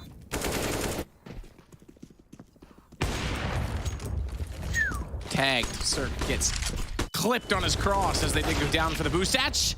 The suicide position. First time we've seen Bit miss a spray in quite some time. Usually very proficient with tapping, but comes out from long, couldn't connect, and gets taken down as a result. Breezy and Cirque are both tagged up considerably, but both alive, I was going to say, and well, but that's changed. Perfecto has euthanized Breeze. Yeah, that changed real quick. Good shooting from Perfecto. Hey, you just go over there by the door on the right. Yeah. Super, super nice. You get to shoot it long as well. So it's like, you know, good tapping. All sorts of fun.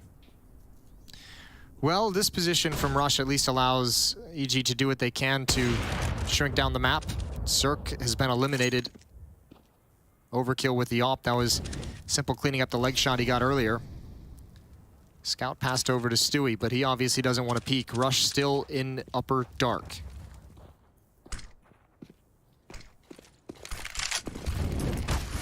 Ooh, Molotov timing.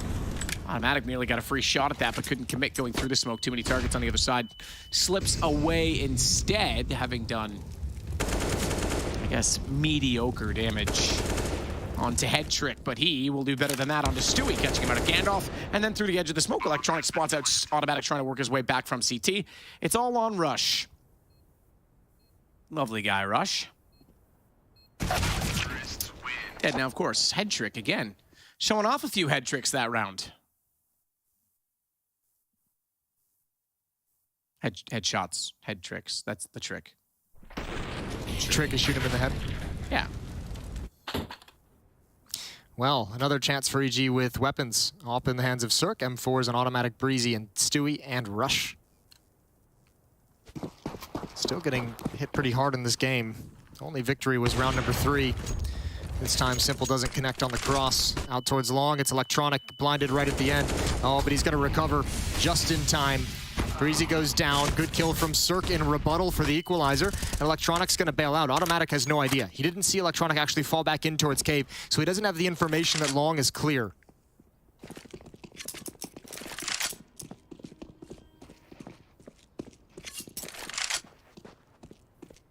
Just goes to investigate though. And actually, EG has a pretty good read on the situation, all things considered. Yeah, single ankle. All right. Try that again. Wow. Start it over. Wow. Listen, the needle's broken. The record's skipping. Single anchor. There you go. Toward long. No one on catwalk. You're right. They did have a decent stance to try and get toward B. It'll be a 2-2 split now, though, because they're second-guessing the timing of it. Holy moly. Get me a new mouth. Oh, dear. Rush, though, baited in, can make this work. He's got 3. Spraying in, they know where he is. Simple should burn him alive, but that means Rush is going to come out to take the fight, and he will shut down the round despite dying afterwards. It is EG's second. Oh, Simple had to turn from that flashbang. He might have just been able to have it out of the flames, but he heard the flash coming. Tough to recover in time afterwards. 6-2. Good performance from Rush. Stewie completely blinded out in the open. At least he pulls the attention of everybody.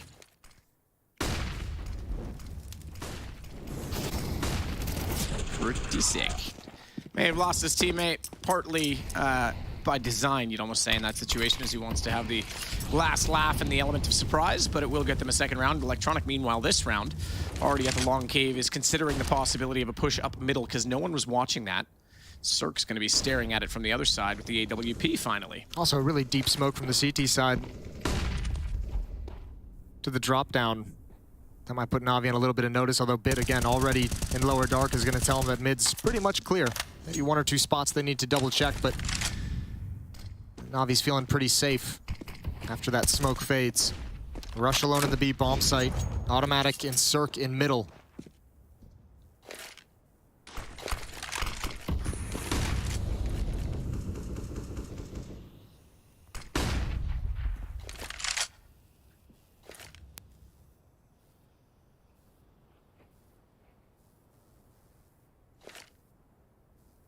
Electronic still continues to watch the off angle at the long cave in case anyone wants to push there rather than middle now, because obviously Simple and Co have gone down to control the doorway.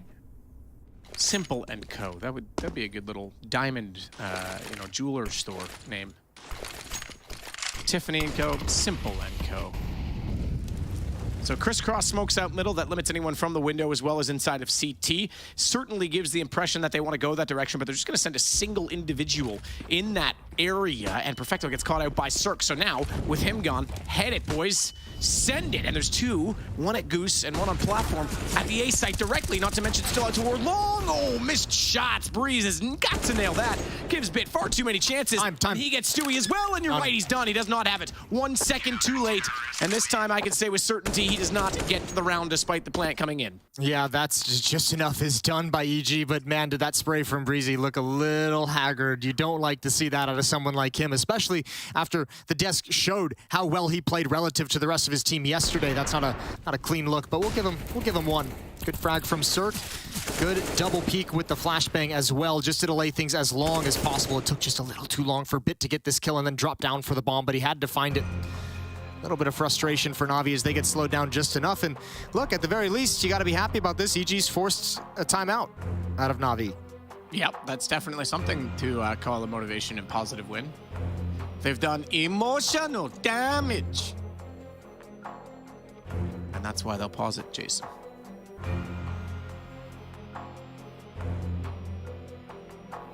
So a 3-round lead, as EG already with more in this game, in this map, than they had in all of the previous.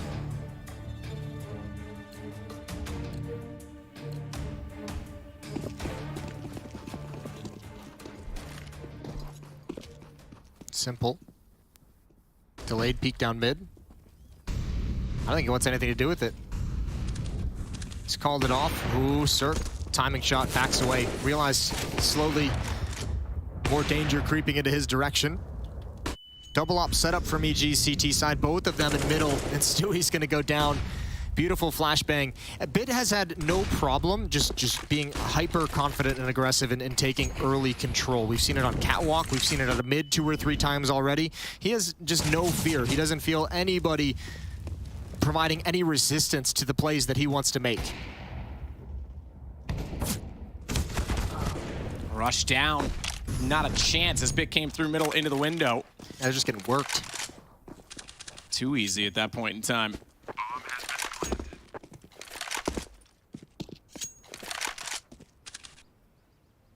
Cirque holding the angle at long, is just trying to keep himself alive at this point. This round's over. What a response. NaVi definitely called out the, or rather called the timeout, but called out the play of the pace and made it work on the back of it. So yeah, small victory, Jason, to make that timeout be required, but unfortunately it doesn't yield them anything further. Yeah, it doesn't really feel like a victory when you could just get demolished in the ensuing round, and now you're gonna have all the guns taken away from you. No chance you survive with anything, so NaVi just being ruthless on hits for their insolence of forcing the timeout. They're just like, how dare you? How dare you? We will take everything for that insult. 4-round lead, and EG's gotta back off and save.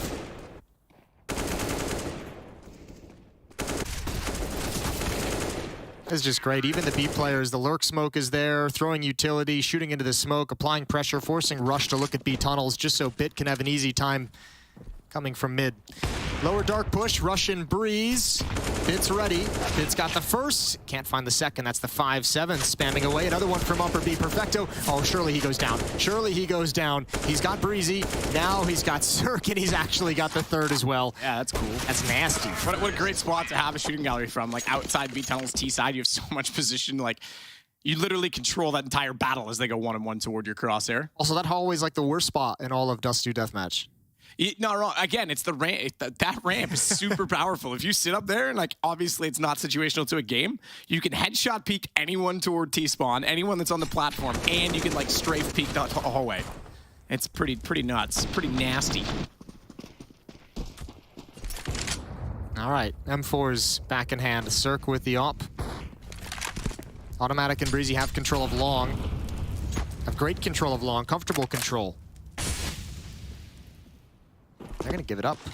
Automatic actually bails out entirely. Breezy's gonna take position inside of pit.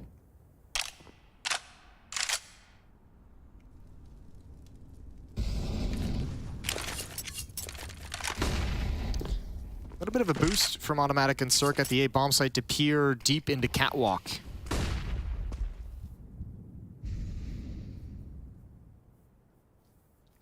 So Cirque with the drop shot position on the AWP. I haven't seen as many people playing directly up next to the wall and doing it, but this is pretty cool. It's actually going to be the boost instead. They're going to elect to give that up now.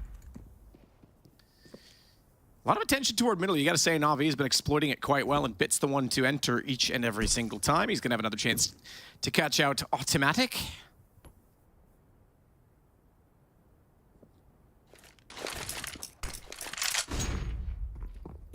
Flash bounced, but no results and no rebuttal as Automatic will get up on top of the box, though. That will catch off Bit. Clean kill as Stewie assists, but not expecting a quick response. And Stewie didn't have the angle to cover that. He's going to get out as simple, given that he tried to fire back, gave his position up, and couldn't get the kill. The AWP prevails. Oh, and he's found another one. That's sick. Then he turns around and finds Breeze top middle. Cirque is going to take down Head Trick, at least 1 kill for EG, but that was really smart. Oh, this closet play, though. Surely they check this. There's no one else in the site. They have to. Drop down. Try to beat it out. Nearly lined up, though. That could have been a disaster. Ooh. And it's low HP. Cirque through the door. Time is done. Simple's got to go for the kill. Drops in. Can't find it. Cirque will win the round with 3 seconds left. Boy, that's crazy. What a great shot on the jump. I can't believe they almost lined up for Rush. Again, a gift that EG is going to happily take. Well done. That shot is everything from Cirque. Simple. This was so beautiful. The kill onto Stewie to open up in towards mid. The follow-up read to the flank. That was a bit rough, but great shot from Cirque. Simple only had one chance, one drop and one shot. There's that deep smoke again, but it doesn't matter. Simple went towards long. This time he's got automatic. A little bit blind, and it's all good. 5-on-4 for NaVi early.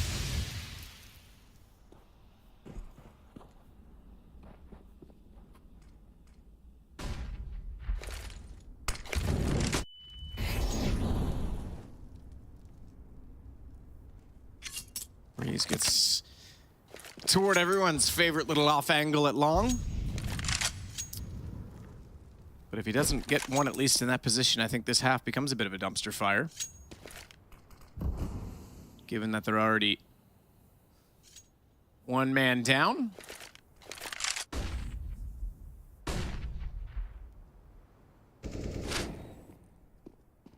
Cirque with a chance to try and do damage through the door. This is going to be such a tough position for him to be in. No one to back him up at long directly either.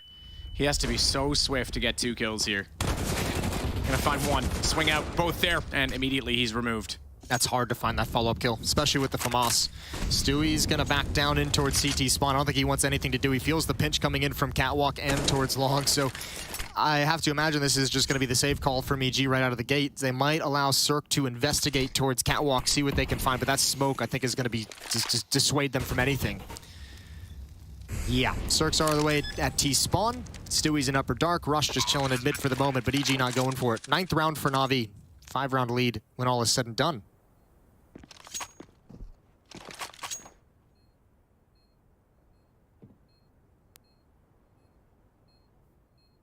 It's trying to just hold off to make sure no one even dare evaluate the position on Catwalk. It doesn't look as we know from that they will from their stance, so we're gonna go 9-4. Not out of this yet, EG. Still a chance to claw back into this game, but they're going to have to start to do it very soon. 15 kills for Simple, 12 Perfecto. Bit on 11. They're stacking them up. Stewie's only got 1, surprisingly, at this point in time. Yeah. Stewie don't got a 2K. He's had a rough go of it. Nothing particularly unlucky, just, you know, Simple's been dominating a couple times in middle. And, I mean, altogether, these rounds that EG are losing at times aren't even close. There hasn't even been a whole lot of opportunities for him to be fighting back in these situations. So, timeout taken. This time by EG. 15 kills on Simple, 12 on Perfecto, and 11 on Bit for the EG side of things. We already discussed the bottom of the scoreboard, but Cirque is at 9, Rush is at 8, Breezy is at 6.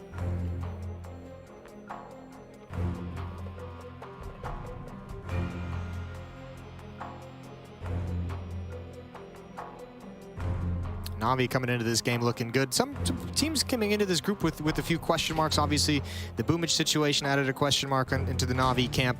I think that's been pretty well decided that they're doing just fine. Obviously, Astralis impressing after some of the looks that they've shown us earlier in the year and earlier in this lineup's lifespan. Heroic looking good. Gutsy comeback wins today. Op, M4, SMG, and 2 Deagles to defend the entirety of the map against the best team in the world. Simple's gonna back off. Cirque's looking for the peak that he wants. Ooh, very quick. I think Cirque had just changed his position, just taken his crosshair off of that spot, which is unfortunate, and Headtrick calls out the upper dark push. So, NaVi's gonna look towards long A for their attack. Electronics already in the pit. They've got plenty of utility to make this work. Simple trying to find that angle toward the platform of the A site, but Breeze on the backside of the secondary box. Not going to be spotted. Automatic's going to drop down, actually go to where the ramp elevator position to get Cirque's AWP in place. So getting it to a better angle rather than having the Deagle up above. A selfless play from Automatic. Look at this, all four against the wall. This is a timing play. Smokes down, boys. Flash over. Molotov's gonna go up above. No, it's gonna, yes, it is. I thought it was gonna bounce for a second and cover off the ramp position, but they're gonna put that directly on the site itself. So, Stewie, with the thought of going through a smoke as he often does, backs off of it instead, and he's locked in because CT covered off behind him. Nowhere to run and hide. Cirque only able to get one from Gandalf, as Bit will find the headshot in return. It's a 4 versus 2. There's nothing for EG to fight back with in that round. No flashes to allow anyone to peek, nothing to harass the kind of slow march up long A that NaVi had. And this is what happens, you just get battered. 10-4. 10-4, not a whole lot more. Holding on to you. That's a Neil Young. The irony is that Neil Young's very old. That blew my mind as a child. That Neil Young was old? Yeah, his last name's Young. How could he be old? That's a good point. That's how it works. Yeah. I mean, O'Toole. Yeah, I knew exactly where you were going to go with that one. As if that wasn't the most transparent follow-up. Simple peering down mid underneath the smoke. Perfecto's got knocked out towards long as well. You don't see that every day. He's probably going to drop back to an AK-47 after just taking the shot because they rich. He was just buying it for funsies.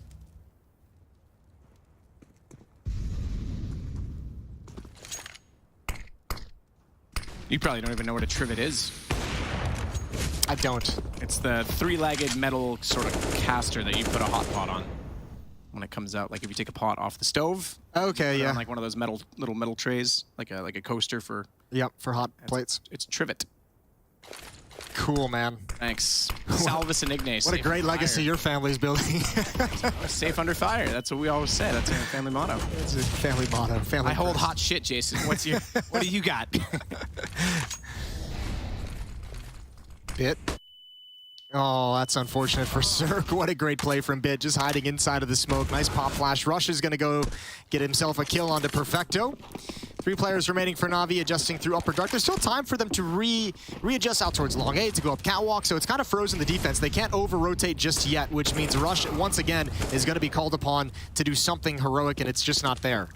Now, no smoke for the cross, but they do have a simple, and he's going to do better than a smoke ever could hope to do.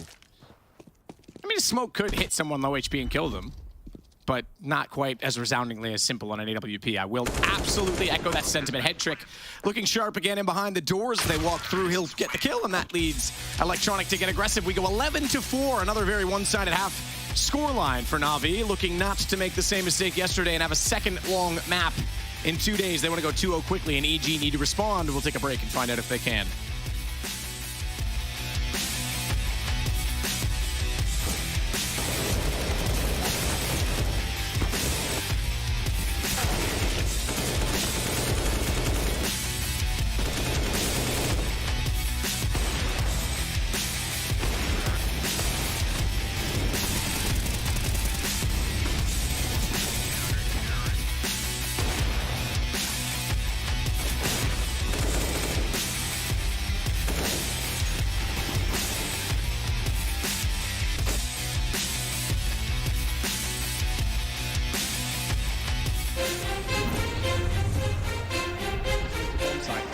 Very strange counter, so you don't see many teams run this over and over again, but it works for NaVi. They seem to get on the bomb side and hit their shots. That's really what it's all about.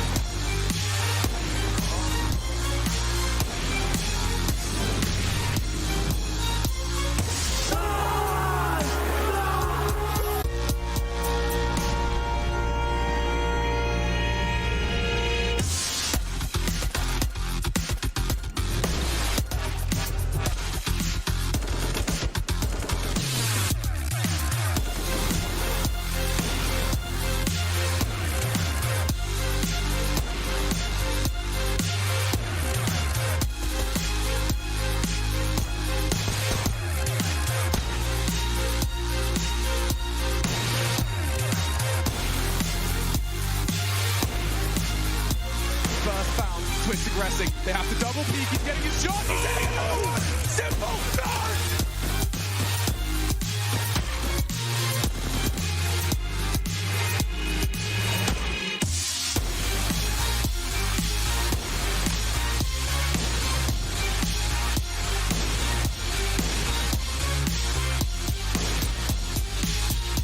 This is a shooting gallery for Simple. It's practically deathmatch. Just the greatest. Simple with 5. Get out of my server.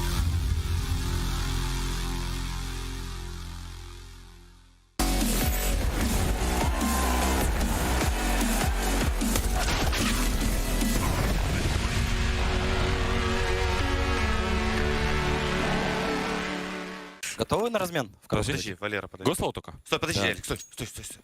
Да, не на длине, пацаны. Готовы? Да, давай. Я в дверь там флешку, вы через дверь дадите. Давай. Я даю вторую. Дал. Глашеный. Слева, слева. Хорош, пацаны. Флешки, блядь, хорош. Well, some inside team comms, things of talking and all that good clip. Look, it's 11-4. NaVi are very close to wrapping this one up, Jason. Готовы на They размен? talk better than I Подожди, do. Валера, Гослоу. Oh, man. Ooh, there goes Perfecto. Trying to style on him a little bit, so Breeze puts him down, but Headtrick gets a good response, and Simple's lying in wait on Catwalk. There's the follow-up peek. USP not connecting. I don't think no one from EG wants to mess with that. There's 4 players up there. They don't want to swing wide. Bits out towards long on his own. Is anyone from NaVi going to try and get back in time to help? Bit is certainly ready. Gets one shot very quickly. Cirque will immediately trade that out. Headtrick has to be a little bit careful in this position. Simple wants to get baited into it, but Headtrick can't rely on him to save just yet, because if they both peek and they both go down, that opens up A entirely. They need this fight to be committed, but it's not. Simple goes out. Cirque still controls the angle being in that range. And the headshot comes through, in fact, through the window of a very brittle car, I must say. That is nice through the very disgusting gap in the smoke. Molotov that blocked it. How did that happen? That is nasty. Okay, well, at least it helps them cover from Electronic, who's flanked out towards long. It somehow worked out at the end of the day. Not very well, but to a certain degree. Cirque, 13 health. HP. Yeah, I think it has worked out, because he's just one tap in any portion of his body. Burst fire. At this point in time, Electronic's going to get it. No burst fire. He has a USP, Jason. Oh, you meant from Cirque's perspective, right? Gotcha. Did mean from... I was like, what? They're USPs. What are you on about? That'd be sick. USP with burst fire so might be more than sick. It might just be broken. I'm so in for that. At that point, you just buff the R8 again and bring it back. 12-4. Jason, you lost your mind. Oh, that'd be so good. Look, I'll say it again. I do want the burst fire and the Famous to be buffed. I think it'd be so fun, at very least. I'm down to see just what it would look like if it was buffed. Like, what would happen. Tighter grouping and a slightly less delay. I don't mean in that sense. I just mean if, like, how the pros would use it. Oh, sure. Yeah. I think that could be fun to watch. Well, Plant's going to help EG get an early buy, and they need to get rounds on the board right now. They need to close this gap real quick. They need to do it efficiently. They need to go on a bit of a run at this point. Good tag from Cirque. That's onto Simple. Might be persuaded to be a bit more passive after taking 67 damage, but he's going to flash Bit into play. Electronic on Catwalk. Ooh, that was almost an awkward fight. Almost over an overextension, but he backs away quickly. Automatic's going to jump up in pursuit. And EG looking to split the A bomb site. It's Headtrick at the long corner. If he goes down, Simple's in so much trouble. Simple's in so much trouble. We'll see how he plays with it. He's got the scout to work with. We know it can be very deadly in this position, controlling so many angles, but as they continue to advance and spam, it gets awkward. Automatic even goes back and completely ostracizes Simple further by taking him down and getting Electronic before that. That forced his angle, forced his position. Perfecto's going to get one back, but I think at this point, the 1 versus 3, although that nade, Stewie, thankfully, that went to plant the bomb rather than Breeze. Little bit of a wet noodle of a grenade there. Doesn't make its way all the way into the site, and Perfecto is going to back off. M4 salvaged and picked up, but EG's got their first gun round on the board. Good on them. Cirque can even upgrade to an AK-47 or an M4 if he can find one. What if it's like a super noodle, like one that wasn't like so fragile it breaks? It would make a pretty hard whip. Super noodle. Like if it's angel hair, it's a wet noodle. Yeah, that's pretty weak. But if it was like a really thick strand of like spaghetti, like okay, that would be a pretty hard whip. Like a wet noodle would hurt. Yeah, sure, I could see that. Anyway. Yeah, where do I go from there, man? There's nowhere to go. Need a big pot of water to boil that one. 12-5. It's weird. It's a weird conversation to have about this game because I'm not even sure necessarily. When I'm watching this, it feels like EG's so far outclassed that I don't even know if I have like an idea of what they can change or adapt to kind of get back into it. I think at the moment, just NaVi is just so far ahead of them. I don't think it's gonna matter. Especially watching the way they worked him on the T side of Dust 2. Simple with the scout again. Tag Stewie early. Stewie 2K, still stuck on 2K. Yep, he's living up to the name today. I'm sure he'd rather live up to it in each individual round. Yeah, that'd be ideal. That'd make the game much easier.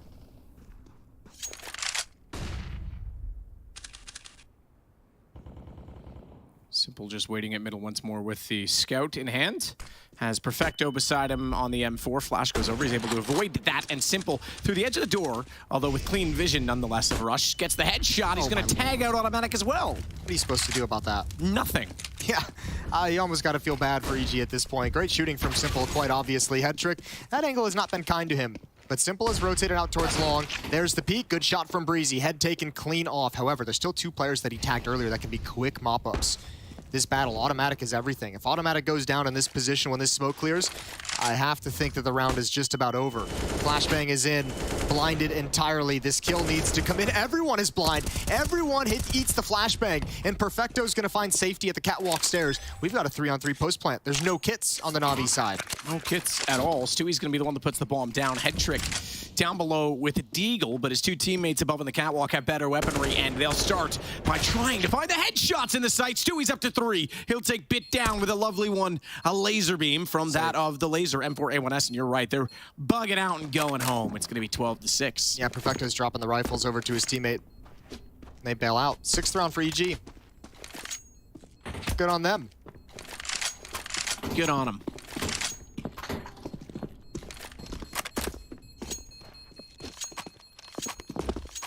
So 5 alive. 2 on the NaVi side that will carry over AKs, which is pretty good on the defensive end. Stewie doesn't look too impressed with how things are going for him, but hey, another round nonetheless. No, I mean you can't feel good about it, but one round at a time, right? Yeah, still gotta get the job done. Still in this, still a chance. Keep chewing away on that thick hide. It'll break down eventually. Sure. Classic hyena saying. Yeah, jackal. I'd rather be a jackal. Here we go. Perfecto spamming into the smoke. USP in response as well. Electronic goes down. AK-47 still in play though for NaVi, but a nice opening kill taken from EG. And now they just kind of slink back and disappear behind blue bin back in towards the cave. What about you, chat? Would you rather be a hyena or a jackal? Jason, what about you? Big fan of the hyena personally. All right. Nobody liked you in The Lion King. That makes perfect sense. It's fine. I got Whoopi Goldberg on my side. Perfecto. And head trick with the rifles. EG just, they're just making NaVi sweat a little bit. They're just hitting the pause button, and letting the time run a little bit lower, hoping that NaVi's going to rotate away from the A bomb site, which is exactly what's happening. So this is working out exactly as Stewie has it planned out in his head. Actually, maybe even better than he has it planned out in his head. Full and complete evacuation of the A bomb site. There's not going to be any defense mounted. Smoke wall completed. Molotov towards catwalk. The only danger that EG has is if Stewie goes down watching this long flank. Cirque, excuse me. Yeah, absolutely. But sneaking out. Ooh, he's going to get behind the door. Undetectedly so, and that means anyone daring go that direction is absolutely doomed, and it should now be 12-7. Simple with not much more to risk than just a deagle is going to try and get a few kills on the board, do some economic damage. Looks like Jackal's winning this one, Jason. Yeah, truly. It happens from time to time, you know? Circle of life. Oh, I see. This is my kingdom, as far as the eye can see. Michael Scott, The Office. 12-7. It's dwindled down into a 5-round lead. So I mean, slowly EG is getting back into the game. I don't think they've quite inspired like the feeling that they're actually going to make this comeback happen. And also they've caught NaVi. Maybe I think a lot of this half in my mind has been a bit. Let's just say NaVi's been force buying in situations where I don't think they'd be force buying. I think they've just been feeling so confident after the first maps, after the start to Dust 2. They were willing to risk like 2 force buys early on. It's put them in an odd money situation where we're seeing them save now, I think like 2 rounds in a row essentially to get their economy back on track. So a little bit hindered, I think, by a bit of overconfidence. But they were vibing. Yeah, you don't want to get too far away with that though. I mean, again, we mentioned it, 16-1 versus Ego, and then Lego my ego because I was gonna say. Yeah, super Canadian deep. accent I use. Yeah, Lego my ego. Egos are great. But yeah, that game slipped out of hand pretty quickly, didn't it? Sure did. Toaster strudels are pretty sweet too.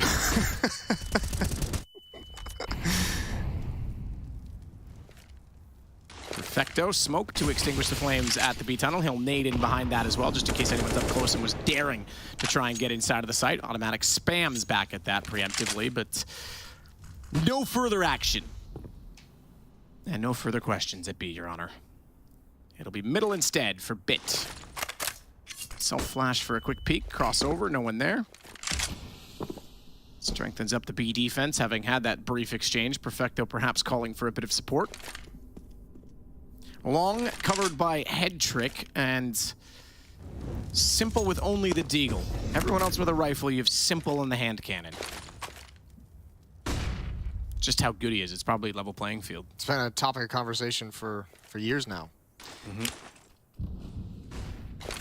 Well, this is a change up from EG. Mid to B split coming in. Stewie and Automatic coming out mid. Breezy and Rush to lead the way in upper dark.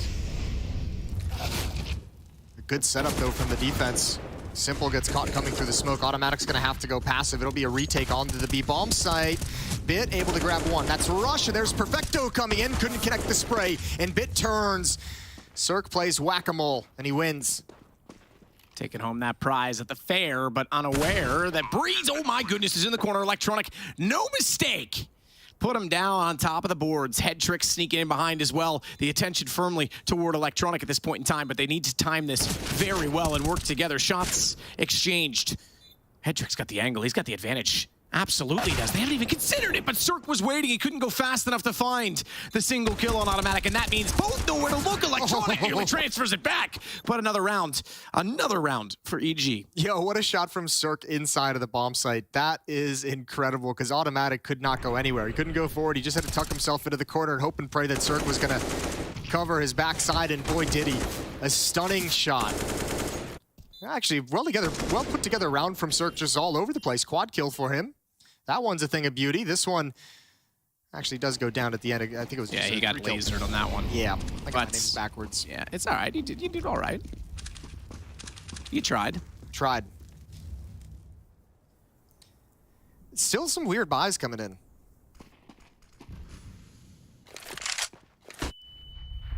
Oh, Bit. That's such an awkward position. Be flashed. Be flashed, my son. Hold position. They're going to actually fortify this lower spot completely, but the Molotov immediately extinguished. Take no chances on the spread of that one. And they'll try and clear this. Electronics had enough of holding inside of the tunnels. He says, screw it, I'm going to mid. I'm going to do my thing. So far, he's undetected. This could be interesting if he can get that Deagle into a spot of relevance. They've got a crossfire set in the mouth at the tunnels. Cirque, meanwhile, all of the attention at A, long, is inside of the pit toward the bomb site. Bit with only one, can't recover the AK fast enough. I was going to say the flank was potentially there, but he gets caught out holding middle instead. They just need to save these guns if you're NaVi. Yep. Well, I was just going to say, look at the position. He only has 14 HP, but Rush was already over there, so it's not as easy as you think. Yeah, well, they at least know that one was in lower dark, right? They know they've got the dink on one, so regardless of where he comes back to, they kind of know what his position is going to be, and Hedrick's going to find that one right at the end. And yeah, there's no reason to go for this. You don't have any kits. Just save those weapons. NaVi, just get a full buy in the next round. Exactly what they're doing. So, EG has gone on a bit of a run here, Matt, where we're talking about hyenas and toaster strudels. It's been 5 in a row for the North American offensive side. And they're kind of back into this game. Actually, they've done a good job. While on Overpass, they never even really felt like had consistent success getting into the bomb sites and getting the bomb planted. Now they've gotten into these sites, what, 1, 2, 3, 4, 5 of the 6 rounds that we've played so far in the second half. So offense looking pretty decent here on Dust 2. 3-round lead for NaVi, looking to close the series out 2-0.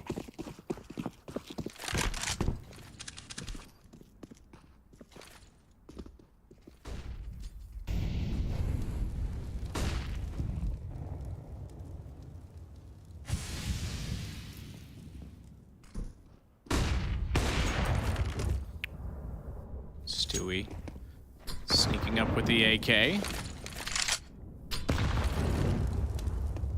Molotov to cover corner. Pin smoke as well behind the door.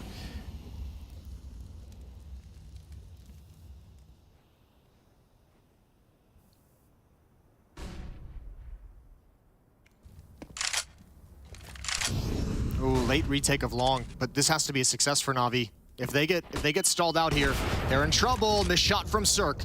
Simple still alive, but they're coming up catwalk as well. Electronic there to defend with the AUG. Actually, looks like EG might be second guessing. They delay, they stall things out. Simple backs away from the flames at Car, swings over, there's one, but the catwalk shot from Automatic is perfect. A bomb site open for the taking. Facto letting the wraparound above happen. Bomb tries to get tossed across, barely made it. Didn't make it far enough, but it was able to be recovered without being revealed. Bits. Already up catwalk, they're gonna beat this. Check it immediately. Bomb planner naturally the one to do so. Tries to do some damage, needs to be careful not to have to reload too soon. Does get the first one. But Breeze and Automatic continue in good form. EG on NaVi's pick, pulling this back. How many rounds in a row is that, Jason? That would be 6 rounds straight, Matt. Yeah, they found a bit of a run here, and they're loving it. This will get some energy back in the EG camp. 2-round lead for NaVi. For once it was so down. Remember, they won the pistol round in this half as well. It was an immediate turnaround in round number 2 for EG, and they've just been running away with it ever since. Showing a little bit of life. Give the boys on the desk a little bit more to talk about in the upcoming segment.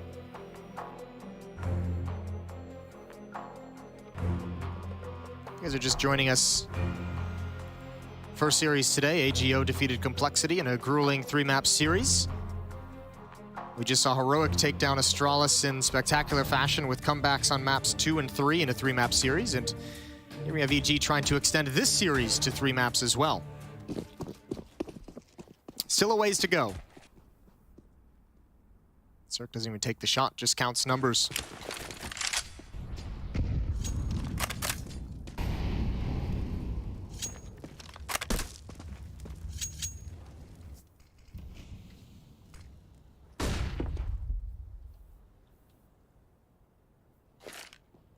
We didn't think we'd need it, but if we get there, third map will be Mirage. The map that had all the overtimes yesterday for NaVi, so they'll be well versed on it at the very least.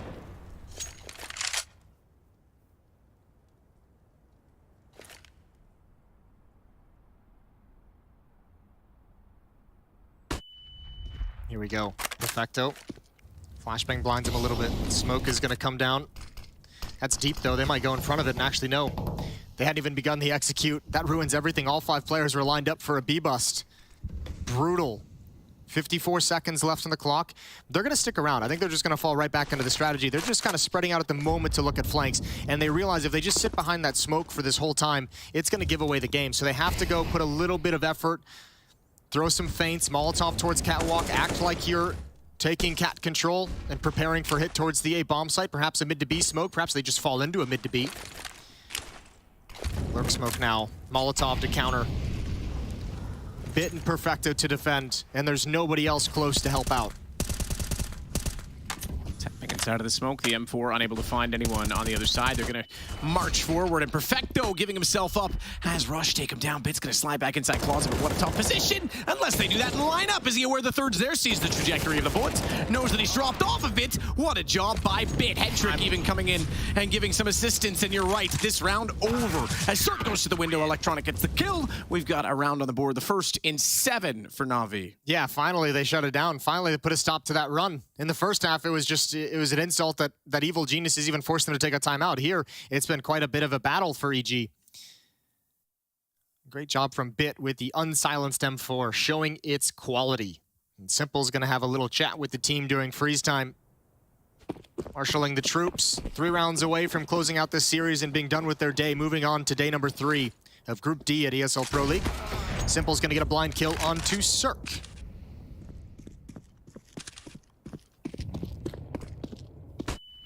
We take those. All day. Every day. Baby, cause I'm a thug. That's a throwback. Stewie sneaking down middle. The AWP to play with. Still only 3 kills for Stewie. Very lackluster game, and no doubt about it, at this point he's been feeling it.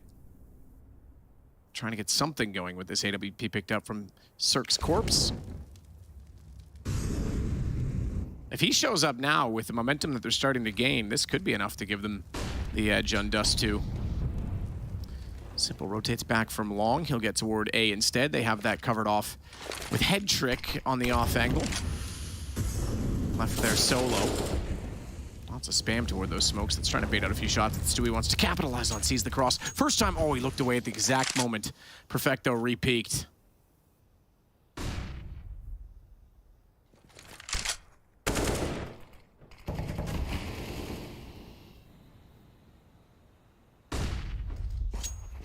Nothing really working out in terms of timing either for Stewie.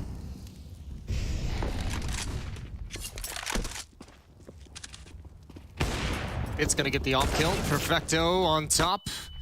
Drop by Rush, and there's a great flashbang. Beautiful entrance provided by Utility from NaVi. Stewie's lurking in the lower dark tunnels, but he's going to back away. Decides not to take that fight. Headtrick did hear the footsteps. He'll be calling that out. One player is going to be in tunnels. There's a Molotov for a position. Where does Simple want to put it? Good kill from Electronic as he comes in, swinging in very quickly. Breezy goes down. It's all on Stewie. He gets only the 1. Beautiful, beautiful triple kill from Electronic in the retake, and 14-10. NaVi back to their winning ways. Electronic Supersonic. 2 to go for NaVi, and they'll wrap this up in regulation. Not quite as quick and concise as the first map. It looked like it was going to be, but absolutely some life in EG yet. Good to see as well. That's actually a positive sign for them. I know this is still a tough ask for them, and it puts them in a tough 0-2 position, but something to work with, perhaps, in the future. Something to build off of. North American solidarity. Is that, you've been planning for that line, have you? Well, you know, I don't write them down in a notebook, right? No, why, who would do that? Oh, boy. Simple at the car. Electronic in the A-bomb site. Stewie's found positioning in pit. They're going to take that long control. They'll be happy. It's just going to be quiet. Again, though, no real map control, no presence in middle, no presence in catwalk, no presence in upper, lower dark. Just all 5 players condensed out towards long A, and Breeze shows a little bit too much shoulder.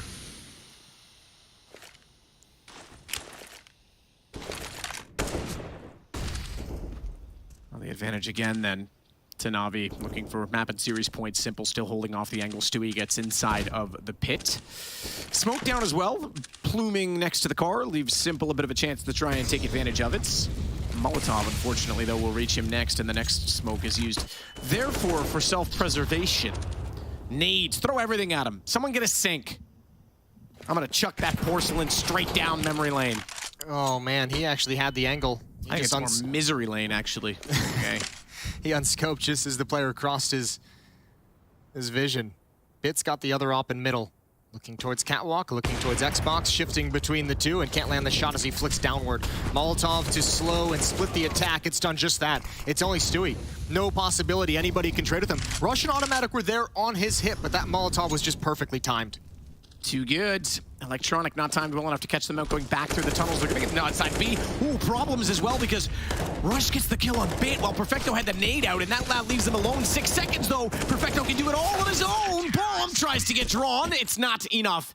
Head trick with the kill, and kill that closes the round. Had the time, not done it on its own. It is map point for NaVi. That Molotov just thrown in middle just ruins everything. It doesn't allow Stewie to get traded, and also forces them to fall all the way back through the tunnels to readjust through the B-bombs. It eats so much time off the clock. That one is unfortunate. Breeze just thought he was lining up a smoke. Unfortunately, he's doing it to his own detriment, and Perfecto here just knows he's got time on his side. It's an extra teammate.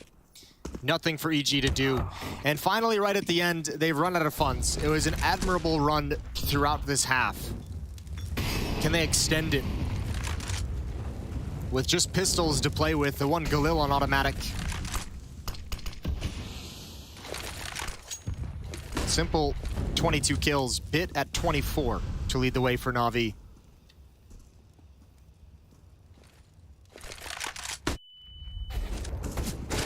Shots, simple and electronic getting the better of them. It's all on Stewie. 4K, that's all he's going to end with. Unfortunate game for him. Unfortunately for EG, the series over. NaVi take it 2-0, concluding thus day 2 of Group D. And it puts not only NaVi in a great position, but they'll be up there with now Heroic having an incredible comeback in our previous series.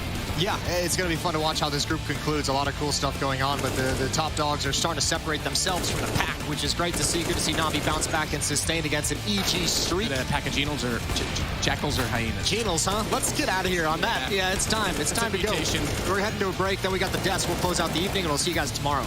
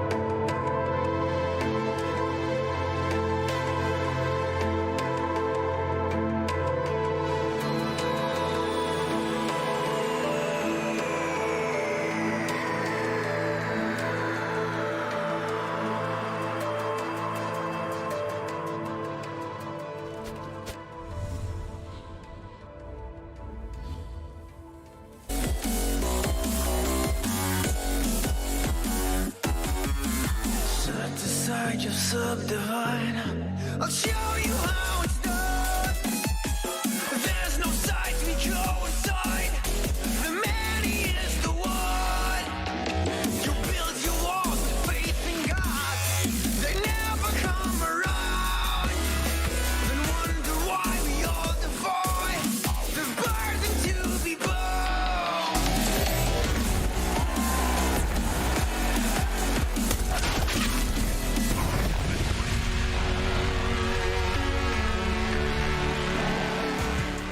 Simple to strong, my friends. 45 frags across the two maps. And yes, NaVi win out over Evil Geniuses. You know, that first map Overpass was super dominant, and I still think pretty dominant for NaVi on Dust 2, but perhaps more positive signs for EG on Dust 2 as opposed to Overpass. Blair, Maui, let's break it down. Absolutely have to agree with you on that. I felt that Dust 2 was a much more better showing coming out from the North American side.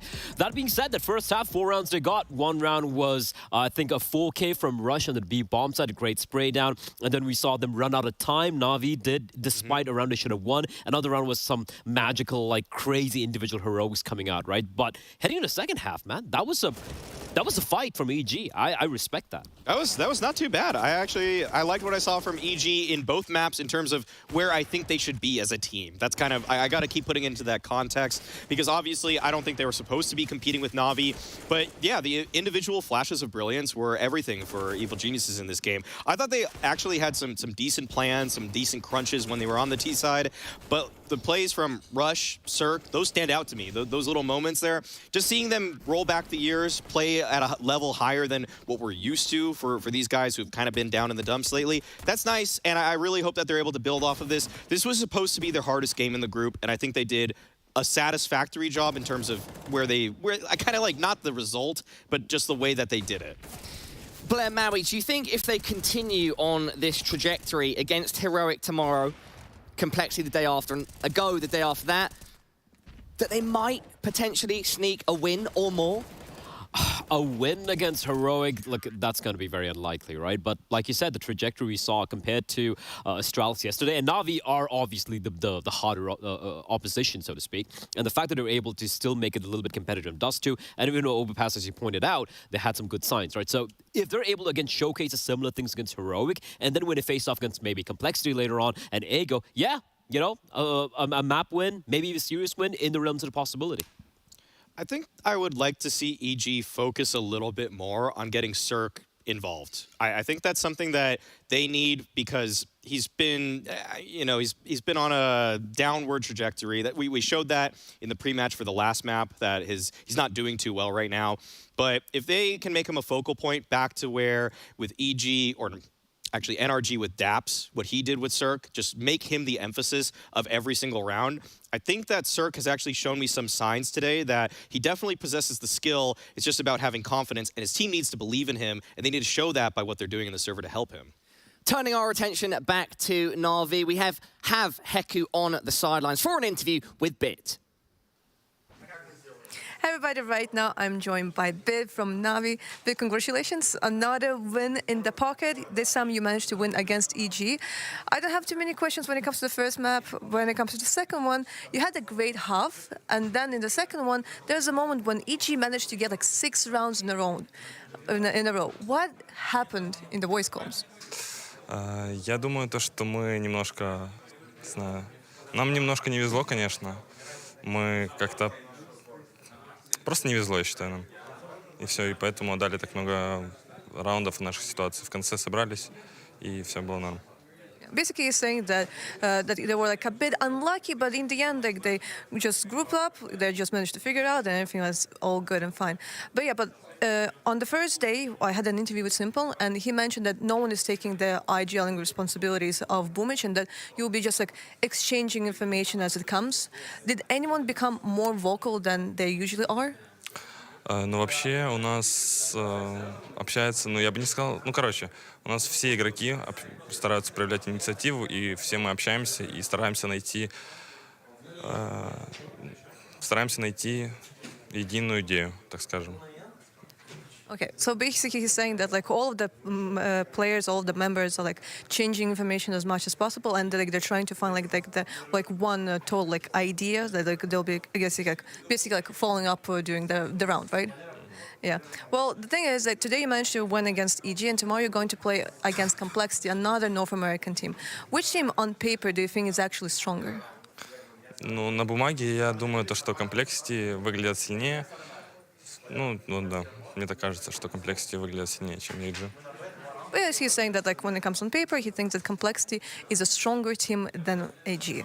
But I'm really looking forward. I'm sorry, that was a really long day, even for you. I'm really looking forward to see you tomorrow be like another North American team. But for now, I'll let you go to relax and enjoy the evening. Thank you. Bye.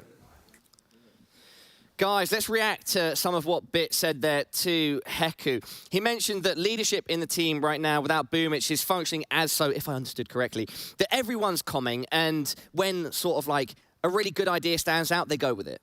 Do you think it's working out? Yeah, I mean, clearly, yeah, it is. Dust 2, even though it got a little close, I actually want to give credit to EG for making it close rather than NaVi really making too many mistakes. And this is something they mentioned and touched upon yesterday as well, the fact that everyone's calming in, everyone's chipping in, and when things get a little too dicey, which it really didn't in the past 2 days, they, of course, have Blade right behind them to chip in, right? So things are looking good. And let's be real, for NaVi right now, it's all about just trying to get into cruise control, make it to the playoffs, and hopefully Boom, which is going to be back when they have to play against some of the big teams in the tournament. Maui, quickly, as a former pretty high-level player yourself, do you think that that sort of leadership structure with Boomich out is a good idea? It won't work in the playoffs, but it will work for now. This is a group that's easy enough for them. At least, I mean, they've secured 2 victories already. If it works against Heroic, I'm kind of more concerned for Heroic than I am actually going to praise NaVi, because you should be out. Acadian should be out calling them. Astralis should probably be out calling them too in some regards, but I actually think that the firepower is so great on NaVi that, yeah, they can make it work for this group stage. But I really, really hope that Boomich is back by the time the playoffs get rolling, and I'm pretty sure he will be. I'm pretty sure. Like, I just want to see NaVi at full power in the playoffs, man. Yeah, guys. Yeah. One more time. Let's get it trending in the chat. Hashtag pray for the boom. Pray for the boom. Pray for the boom. Hashtag pray for the boom. Guys, closing thoughts on this series? Good signs for EG. I'll give them that. I'm happy for them. You know, for all the NA fans out there, a lot of big names in this lineup. You don't want them to kind of go out of the group stage with a whimper, right? So good signs for them. Hopefully they deliver tomorrow as well. For the side of NaVi, it's the same old, the usual. Everything in cruise control. Even when things get a little dicey, they have a little something called simple, a little something called electronic, and everyone seems to deliver every single damn time, Maui. Yeah, this is for me, for EG, just them getting warmed up as a team still. I think they still have a very long way to go in order to find out what sort of team they are, what sort of style they want to play, because even from day 1 to day 2, it felt like the style that they played on Overpass drastically changed. And if they keep refining that and find out who can take the individual liberties, when do we need to group up as a team, when do we have to play as a pack, and just sort all of that, then I can start believing, because I've already seen flashes of Breeze, Cirque, Rush, all delivering. Stewie probably needs to elevate his individual play for them to actually be competitive moving forward, but I will say that that's going to be the hardest thing as an in-game leader, to just play well when you're still trying to find the groove as a unit. Congratulations once again to NaVi, and echoing what my analysts have said, hopefully we can see more from this EG roster over their next 3 matches. Everybody, Group D standings up on screen in your face. Enjoy them with your eyes. Yeah, NaVi and Heroic with the 2-0. Astralis and Ago 1-1, and then it's EG and Complexity at the bottom. Expected so far, guys? Pretty standard, no big upsets, etc.? Yeah, I won't lie. I really thought Complexity would probably get the win over it. Yeah, that's today. the one. That is the one. Upset out. I wouldn't say it's even a big upset. It's not a big upset. Yeah. And hey, listen, Ego, considering the way they fought against NaVi yesterday in Mirage, right, I think it's a very well-deserved win as well. But apart from that, yeah, things have kind of panned out the way we all expected. Yeah, I'm looking forward to what we got tomorrow, though, Paula. I like these games at the bottom right of our screen. I like those ones. Yeah, well, everybody, you can see on screen our schedule for tomorrow. We're going to kick things off at 12:30 with Astralis Ago, and then 4 p.m. Heroic Evil Geniuses, and close out the day at 7:30 p.m. with NaVi versus Complexity. Myself, Blair, and Maui will be back for those final 2 games, and Trace, Yanko, and Kassad will be taking the day shift, the morning shift. Looking forward to the matches tomorrow, boys? Absolutely. Complexity Gotta show it. I want to see it. I want to see JT pop off against NaVi. That's I want my to see Maui storyline. finally smile at the end of the day. He's always smiling right now. Not inside though. Look, whatever, guys. Hashtag the night shift. Thank you all for tuning in. Remember, let's get it trending. Pray for the boom. And that'll be all for now. We'll catch you tomorrow, guys.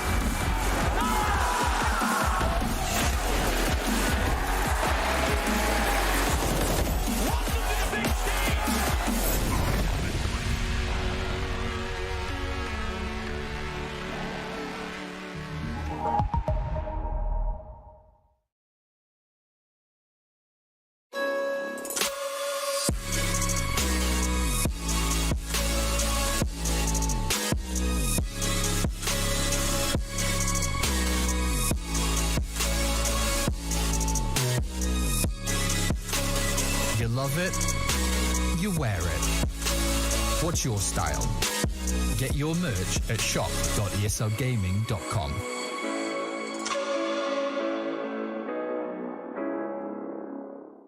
Choose nades, choose a smoke, choose a flashbang. Choose team badges to support your favourite CSGO team. Choose an ESEA premium membership. Choose routes you know bring in wins. Choose pro video tips. Choose the fan club wars. Choose behind the scenes content.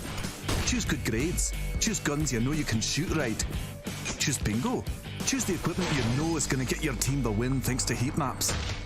Choose the CSGO Hub Premium, the complete package to help you and your squad achieve all your CSGO goals.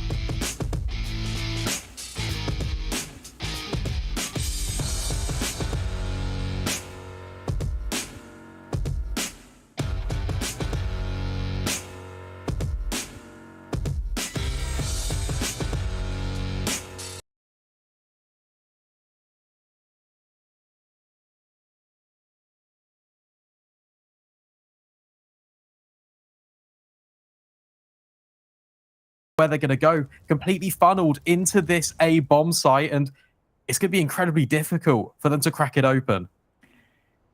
Anna's actually just going to be walking up here. We'll see if those smokes come down or if they're going to go for a contact play, perhaps hoping to catch someone off guard. And you can see those smokes coming in now. Card's going to play behind the one that she's dropped for herself, using it as a bit of a cheeky one-way, but the T's are fast approaching. She's going to have to drop that molly. Manages to throw it down. She's in close quarters here. Gets a leg off onto Anna, taking it down to 1 HP with the AWP. You don't see that every day. She's going to be falling back. Sane's actually going to find the first one to marry, and Lee chimes in as well, so that's Olga going down. It's now 3 on 5. Card, she's got the right positioning here. Is this going to find the first, though? All of these T's, 3 of them sort of grouped up on the bomb site. The CTs, a bit more spread out, but it's going to be Kashi leans out to go for the swing and gets caught off. The trade comes through in the form of a molly. Kati, she's posted so deep, though. It's going to be critical, her position. Anna finding a kill with 1 HP as well. And now it's just Gabby left alone. They can't quite do enough damage to take these players down. And that's going to be a second now on the board for QSC. And they keep 3 players alive, bring that AWP over, getting themselves maybe a little bit more confidently back into this game. Yeah, forget what I said. A bomb site, easy as you like. And Furia, something interesting that they did is they tried to take and go for a quick flank in towards middle. There were 2 players initially, but QSC, they did a really good job of just holding the line, very cognizant of the fact that they could be this flanking player. Meanwhile, the rest of the team just grouped up on long, executed when they were really close to the choke point, which meant that they could cross for free, which is so important because it enabled them to get on the bomb site relatively uncontested. Also a factor to consider potentially is that smoke dropped by the AWP of Car. Could that have been a factor? But nevertheless, QSC, they will pick up the round. It's a lot more of a slower approach, maybe off the back of the fact that they've just realized that Furia have been aggressive over towards this tunnel's position, and they're just waiting to see if they can find any early advantages. Yeah, I think you're right. Initially, at the very start of the round, for the first 30 seconds or so, they had 2 players posted in backyard looking towards the B uppers there. So definitely wary of this info play. Car posted up here. All the timing, she falls back just as they're about to peek. She's going to get a second chance for a kill here as the jiggle comes through, but she actually only gets the leg off. So Insane going to get a bit of info for a bit of a sore leg. Going to fall back. Katie, look at these players are in towards the upper tunnel, so close. If she just walks any closer, she might get a nasty surprise, but it's actually going to be A where this bomb is going. There's 30 seconds left. Car is the one that's going to be tested here. There's also a second player on long with her. So there's a good position here for the retake. We've seen Furia enjoy playing these. No one going down so far. 5v5. Going to be maybe Mari here looking to get the first. No, it's actually Car that gets taken down by Anna. So missing an AWP shot, and Anna gets the kill from long range. Olga now getting a bit of info here. Izza's going to get the kill onto the AWP player. Gets a second as well. So now it's just Lee left all alone. Not able to get the spray at long distance. And that 5v5 retake quickly devolves into a bit of an unfortunate round for QSC. Not only taking down the one player. Yeah, it's just a case of old as time, really. It's Furia. They don't mind the retake. It's a 5 versus 5, and QSC, they're quite spread out once again. Yes, they've got 2 players over towards short, but they're isolated. They're not really on that angle. Issa does incredibly well just to continue the spray and just eliminate both of the threats there. But QSC seems to be seemingly the makers of their undoing. It's 3 rounds in a row now where they've been able to get short control. They've been able to find the success with the execute. Oh, and things just go from bad to worse with Lee burning alive, but they're doing everything right. It's just the final step. And it's going to be the B site they decide to take. They've not had too much luck on A outside of those 2 rounds, and B, it's not looking like it's going to be too much different so far. Olga just on this angle like a turret, mowing down the first 2 players as they try an entry. And before you even know it, it's just Babs and Caddy all alone with everything to do. That bomb has been dropped in the site, so going to be a difficult one if they want to make it happen. And on the Furia side, Issa 16 for 2 at the moment. Yeah, she's absolutely unbelievable, Lucy. I mean, what more could you ask for? And I'll tell you what's been interesting as well, just the duality of it, because Car, she's been hitting some AWP shots, but she hasn't actually been converting the kill. Been a lot of legs, been a lot of just half glances. I think there's been a number of just scenarios where it seems like she gets the player down to such low HP, but Izza's just bailing them out of trouble time and time again. All the individuals are stepping up for Furia here, and if you take a look on the right-hand side of your screen, and you look at the money for QSC, despite the bomb plants, they have been investing, and the money, it's finally worn a little bit thin. Furia keeping 5 alive here. It's really strengthening just their complete domination and control over the game. Yeah, and off the back of this, you can see the 2 tiers are going to have to save this. Not much of a choice there when the bomb is in the clutches of the enemy. That's going to be Furia already in 10 rounds, securing the victory, the round half victory. Well, that's not the sentence. Securing the round half for themselves. And now we're going to see a bit of a pause come in. Maybe QSC evaluating their options. That money, a little bit awkward. Obviously, 2 players saved, don't get anything extra. That mow down from Olga, lovely there. The other 3 players can buy into this, so I wouldn't expect anything less. We see an AK coming out onto Lee now. Maybe a Galil has to end up on Insane, depending how much utility they want. Yeah, I would say so. I mean, they're having the success when they're putting early utility down towards long, and then just executing with the one-way smoke over towards short. It's allowing them to cross into towards the bomb site, and That's been the one staple that's been consistent for QSE, is when they take mid control effectively, they're just able to just exploit all of this control. And look at this once again, aggression from Furia so early on. Iza just going to be baited into the angle by Cars AWP. There's currently no one there. Instead, it's Catty just kind of holding the line. How far is she going to go?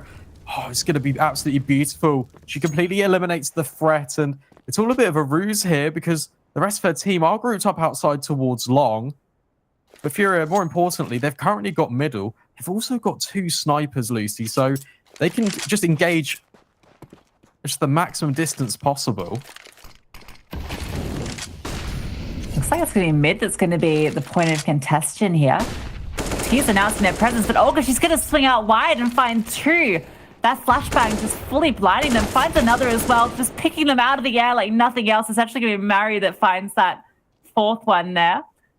And now Anna left all alone. Olga just coming through and completely suffocating them in mid. The timing, everything there. She is going to go down eventually, but only a matter of time before she's traded out.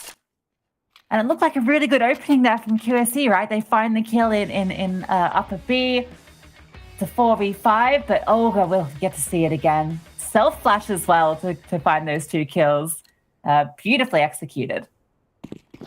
Yeah, it's absolutely perfect. And it's a condition that QSE have set, just allows Olga just an opportunity. The flashbang just enables the advantage even further. We're seeing it once again. Furia's aggression and Olga just continuing her domination. A spray down against this partial investment, doing all the damage up towards middle. Furia want to secure double digits and they want to take the fight straight to QSE.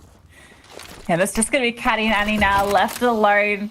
Bit of armor, but just the pistols, and Olga, she is not stopping. This is typical Furia fashion. Doesn't matter if it's the men's or the women's team. They are holding W and they are coming at you. That's not going to be 10 on the board for Furia. QSE on their map pick with just the 2.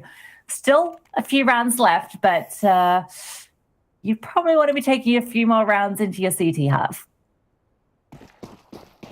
Yeah, I think that's an understatement, Lucy. I think, yeah, if you're QSE, I don't think you'd be too happy with the scoreline that you're currently presented with. But they are going to reinvest into this. Car can just scope up on the line. And for QSE, there needs to be a difference maker here.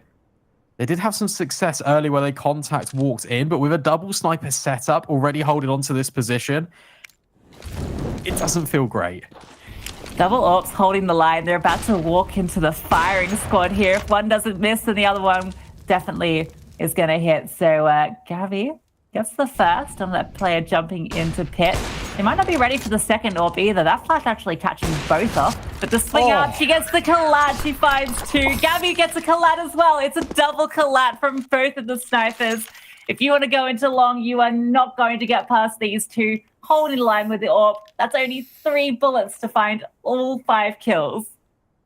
Okay, that's absolutely ridiculous for they're really putting on a show for us. We highlighted them as being one of the strongest teams in South America, and they're really proving why. But that's just absolutely outrageous. Double collats, literally in the same round within the space of a few seconds. Gabby, she's further extending the advantage. QSE scraping the bottom of the barrel, the investment, the Tech 9 is actually going to find a success over towards short, but then Carr transitioning in from long. Utility, it can be dropped, and then the rifles can rotate in. Things are going from bad to worse for QSE. The confidence that Fury are playing with now, you can see it in the way they're going for these picks. Another leg coming through, these sniper rifles, because they don't take you down straight away. They definitely injure you. Before I can finish the sentence, that's 3 players that go down. 12-2, we're going into the last round of the half here. QSE on their map pick. Not having the best of time against Furia. They are going to have a full buy going into their last round. We'll see if they decide to change anything up. It does look like a few players maybe looking towards B. That bomb not going anywhere immediately though, so it won't be a super fast play if it is going there. Might just be looking to get a bit of control here and just try and hold off some of the Furia aggression. Yeah, I think they've seen as well a few rounds that Furia like to push this upper tunnels, and It seems that the CTs might have a read on this. 3-woman lean already towards this B bomb site with Mary taking a lot of control already over towards long. It's really going to limit the options that QSC have, so instead they go searching towards this middle position. It's actually going to be established based on the gap that's exploited due to the 3-woman defense, but it's the old reliable Lucy. Once again, it looks to be maybe this short hit, and it's going to need to find success for QSC. Obviously, 12-2, it's not the scoreline that you really want, and a third round on the board is absolutely crucial, and this is their map pick. And we said they needed to find this map if we wanted to see free, and it doesn't look to be the case. No, we're going to see if they can put on a show in this last round. They've actually only got the 1 AWP on Furia this time. They opted to drop 1, so they only have to contest the 1 sniper instead of the 2, so less chance of those double collats, although Car is going to be the first one to get tested. She's holding the line here, finds the body of Insane. Does go down though, Babs gets the trade. Gabby posts up really close here. She's going to catch the timing. Finds Anna. She does get traded up by Babs again, who's found 2 so far in this round. It's a 3-on-3 retake. Lee posted up deep, has the flank, but they're not coming through that way. They're both coming through CT. Last player out towards long. Babs finds her third. She just cannot be stopped. She's finding all the kills for QSC right now. Izza eventually finds her. There's a flashbang getting set up here. The bomb is planted for them. Katie Cuddy swings out, finds the first. Izza all alone. She's got 20 kills so far though, so I don't doubt she can find the slash. She's going hunting. Lee, she's ducking down, and she actually finds her. It's going to be 4th for Furia and for QSC, and we're going to go to a short break, and then we'll be back for the second half of this map.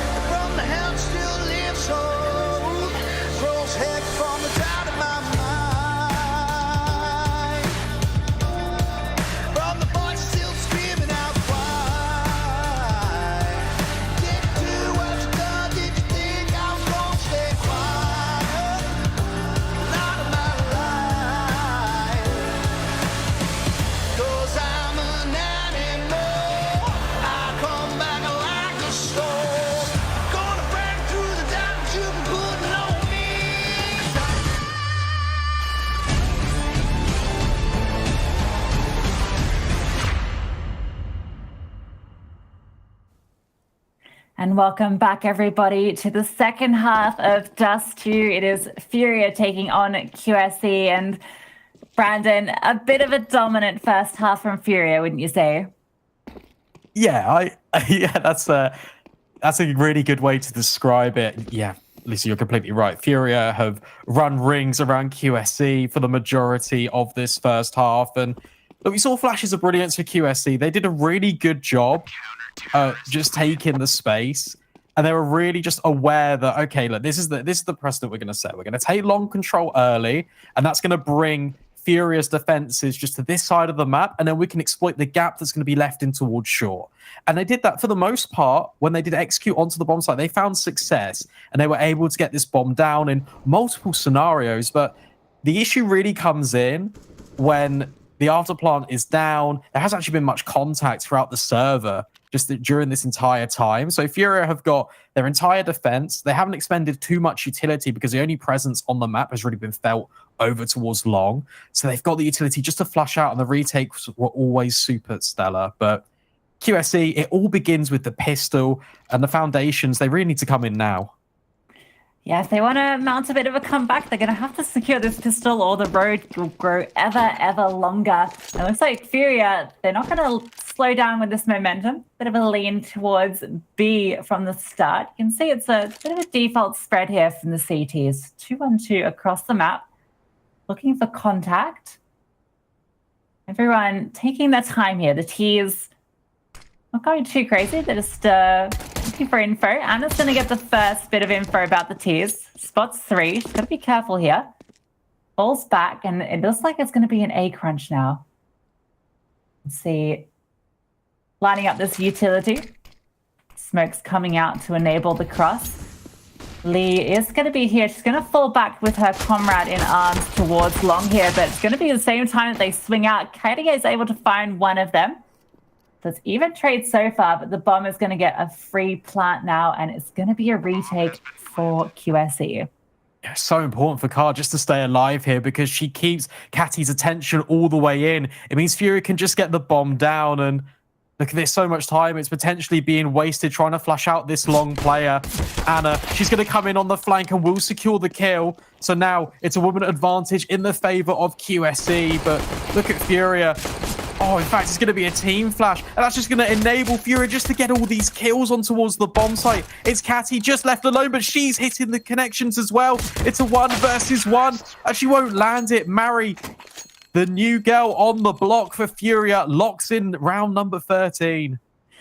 A very valiant effort, don't get me wrong, but I think even if she finds that last kill, the retake just came in a little bit too slow, and I think part of that comes down to what you highlighted with Kar. She was just keeping them occupied at long.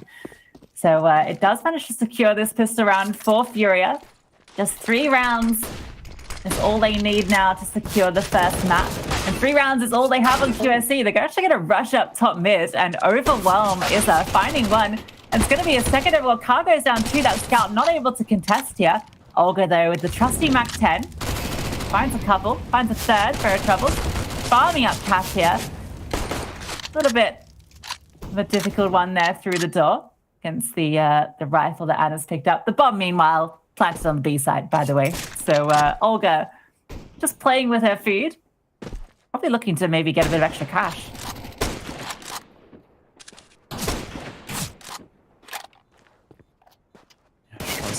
Line it up. Mac 10, $600 a kill. It'd be quite nice, but she's tagged down so low, and QSE trying to give Fury a taste of their own medicine in towards middle, but once again the attention just completely diverted, and the bomb gets planted on B, and now immediately Furia, they're just 2 rounds away from taking QSE's map pick away from them. I've never seen a Mac 10 manage to get that many reloads off in a single round. I think she went through like 3.5 clips then. So good job from Olga just keeping them occupied while the plant goes out. I mean, it was always going to be a long shot. It was just a eco buy with a couple of pistols from QSE. Now their backs are against the wall. They've got the full buy coming out. Reaches on the other side by the same. First kill actually going the way of the CTs. That's going to be Gabby going down. Olga now. Looking around, looking for something. The QSE, they have a lot to do here, and this is a good start finding that first kill. Yeah, it's not too bad at all, and long control's also been gathered, which will enable a rotation away. Babs, she's holding the line over towards middle too, so Lee, it's now her turn. Already found success before, but she's going to need to do even better. Cassie with the rotation coming in. The Molotov, it just hasn't quite hit the mark, and Lee, she just completely mows them down. Mary, she's done a great job so far this map, but unfortunately can't get it over the line. In QSE, the guns, they come out to play. And finally, signs of life.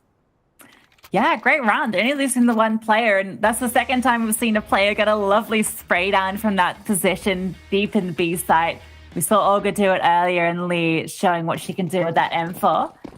Furia, I guess they've got a lot of rounds to work with here, so they've opted for the force up. We've got the AK out on Gabby. And they are grouped up outside of A long, no one towards B at the moment. So it does look like maybe they aren't too interested in that side of the map at the moment. What they opt to do here is they're looking to take mid control for now.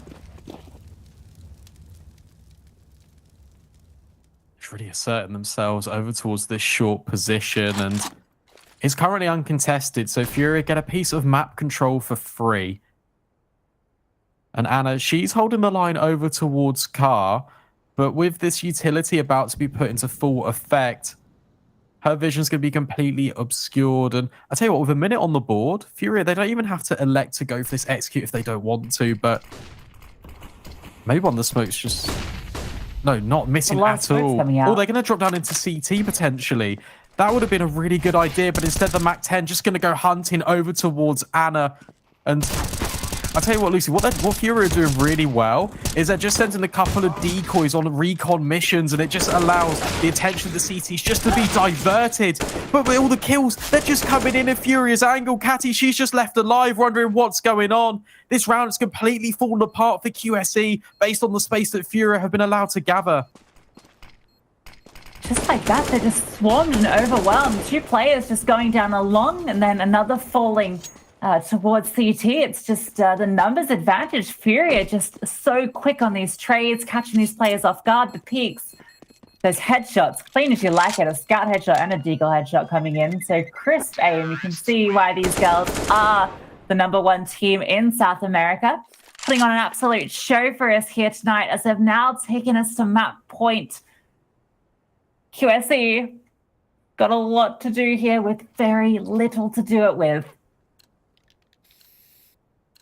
Yeah, and once again, that's just all based off the space that MAC-10 gave, just getting Anna completely off the line. She wasn't sure how many players were actually in that short aggression. In fact, it was all of the Furia assault. And you're right, this buy, they favored the weaponry over the utility. And Anna, she's going to take the fight straight to Furia. Oh, but Issa, she's been so dominant throughout this entire map. 21 kills. She once again decapitates Anna. Early woman advantage. Now Furia, they're just 4 kills away from converting the map. Ither and Olga, just this duo has just been taking heads left, right, and center. And it's going to be Lee trying to take a head, but she gets traded out. And Cuddy coming in trying to help her teammate, but Gabby just holds her ground and finds both. Suddenly, just the 2 players left. But she's in the right position, finds one, almost able to readjust. If she'd found that kill, I might have stopped believing, but insane. She's going to have to double her kill count if she wants to take us any further in this series. But no, she is going to go down. We're going to see the happy faces of Furia as they take the map pick of QSE here on Dust 2. Yeah, cool, calm, and collected. Oh, the Furia girls, and it looks like to be another day in the office. They're all playing together as well, just combined. This has been a staple throughout the team, just training and playing together. It's really bringing the team cohesion together. You can just see it just fully emphasized on the cams, and what a complete dominating victory for Furia. Yeah, so that, this is QSE's map pick. Not able to really get too much of a foothold into this map. We said that if QSE wanted to take this series, that they'd have to be, pretty confident on Dust 2. They'd have to put up a showing. Didn't really do it for us here. No, absolutely not. And yeah, you're right. I think we highlighted it. And unfortunately, it just wasn't the case. And yeah, Furia just had too much to completely overwhelm QSC. We're going to be heading to Nuke very shortly. And I think the writing might be on the wall here for this QSC roster. You don't think that maybe on Nuke starting on CT, there might be a chance they can make something happen? You definitely hope so, but considering that was their map pick, and considering how dominant the duo is, like of Olga, and it's just, yeah, it's too much. It's too much. All right, well, we'll get to see shortly if that is the case. We're going to throw it to a quick break, and then we'll be back for Nuke.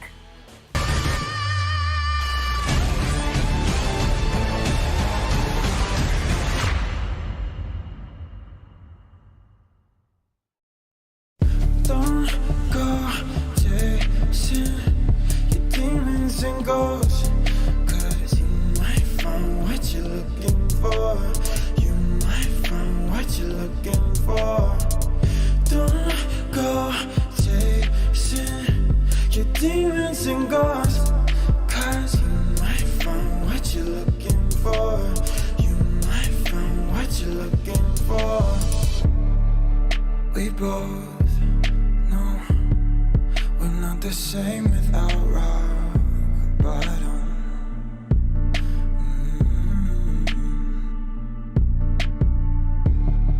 Let it go, but we come back to craving problems.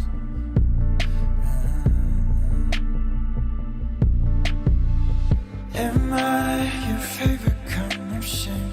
Do I make you wanna?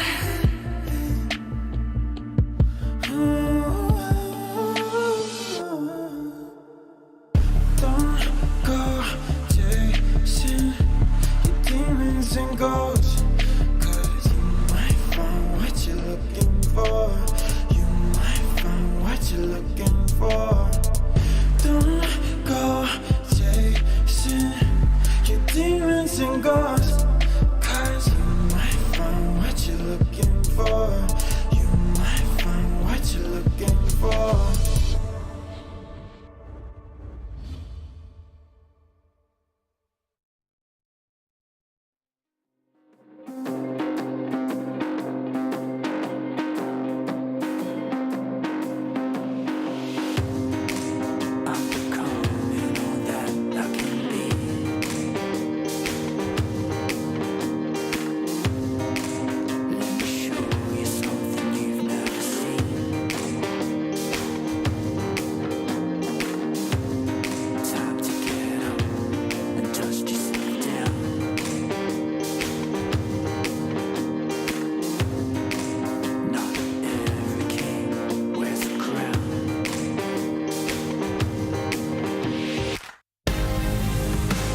So take me to the finish line, 'cause you're never gonna stop me trying.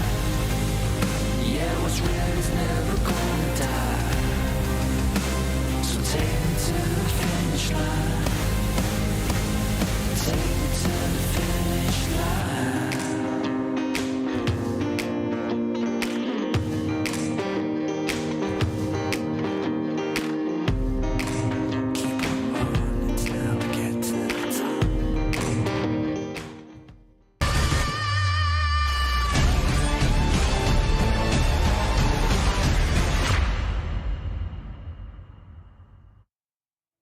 And welcome back, everybody, to South American ESL Impact League.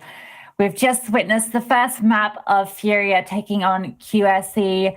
It was QSC's map pick of Dust 2, and Furia looked incredibly solid, taking the series very decisively. We're going to have Nuke going up next, but Brandon, I thought we'd chat a little bit about Dust 2, maybe think about what went wrong for QSC. Yeah, I think we highlighted it in game, but yeah, 100%. It was just the after plants of QSC just really let them down, and I think also they got really just disorientated on their CT side as well. I think that obviously the big factor is the fact that they were up against such a heavy deficit heading into their CT side, but I think there's so much disorientation and confusion caused by Furia's aggression, and it was really just off-centering the main objective for QSE and their defense. And I mean, what more can you say about Furia? What more could you really ask for? It was playing so incredibly well, and yeah, just really deserving of this map here, of the map choice, just going against QSE. Yeah, and I think we saw in that highlight reel, right? A lot of those big plays came from those really solid defensive setups. I mean, the big one to me is that double off, double collat. I've never seen anything like it. They just look absolutely dominant on the defense. Happy to play those retakes as well, which that can be a bit risky to go for sometimes. But they were absolutely comfortable doing it, and even in play disadvantages, were able to convert it. And on the QSE side, we talked a bit in the pregame about the players to watch, and Babs was one of those. She's put up some serious numbers with the AWP in the past. It felt like maybe she couldn't find that space on Dust 2.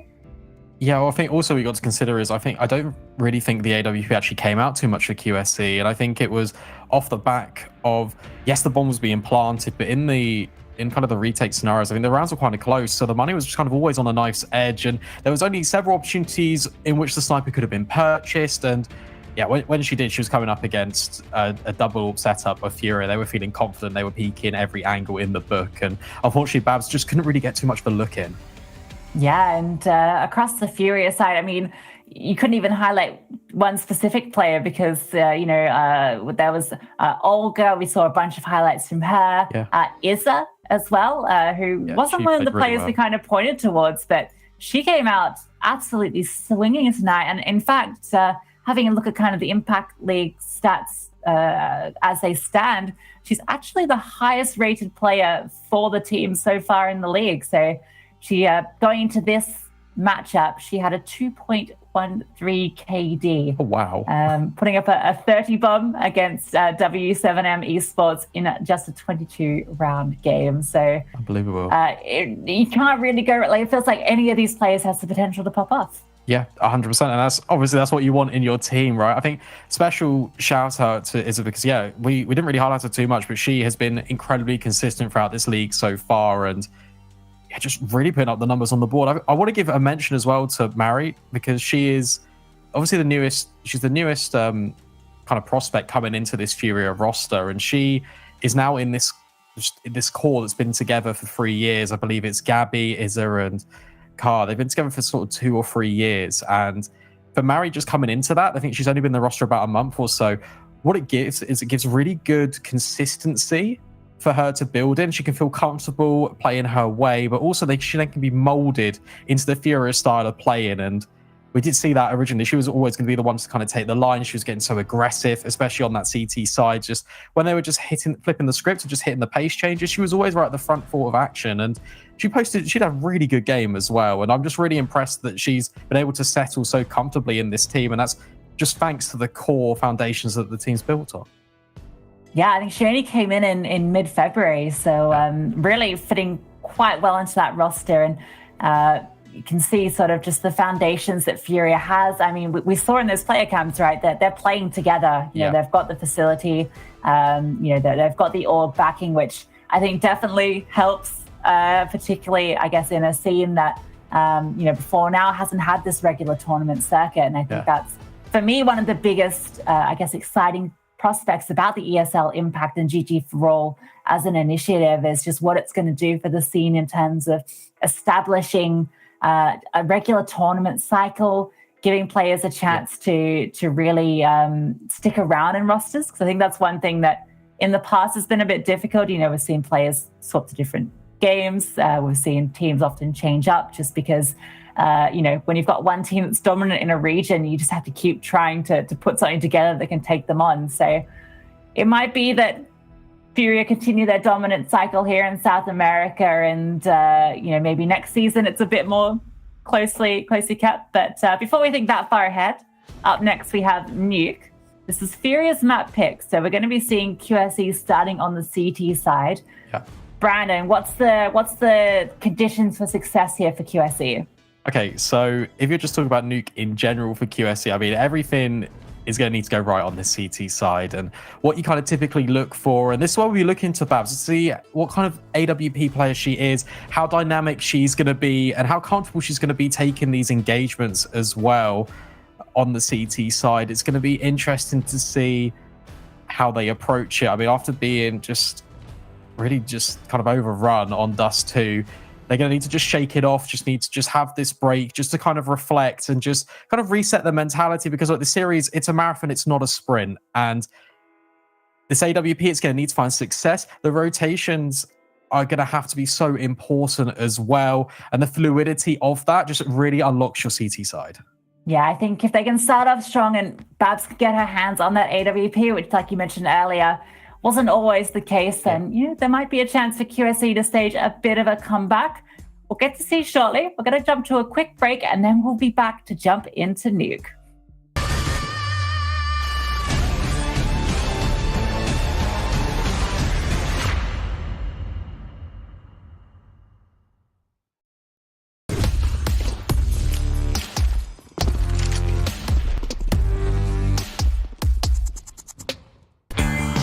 Hey Future Pros. Who doesn't like being aggressive? Well, if you do, this is a handy Mirage smoke that will be useful to know.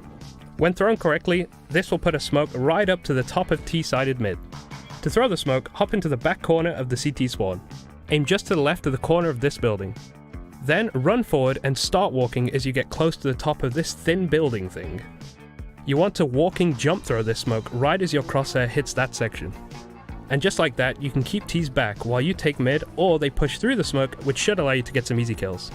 But be careful, this smoke will always leave a slight gap that the T's will be watching.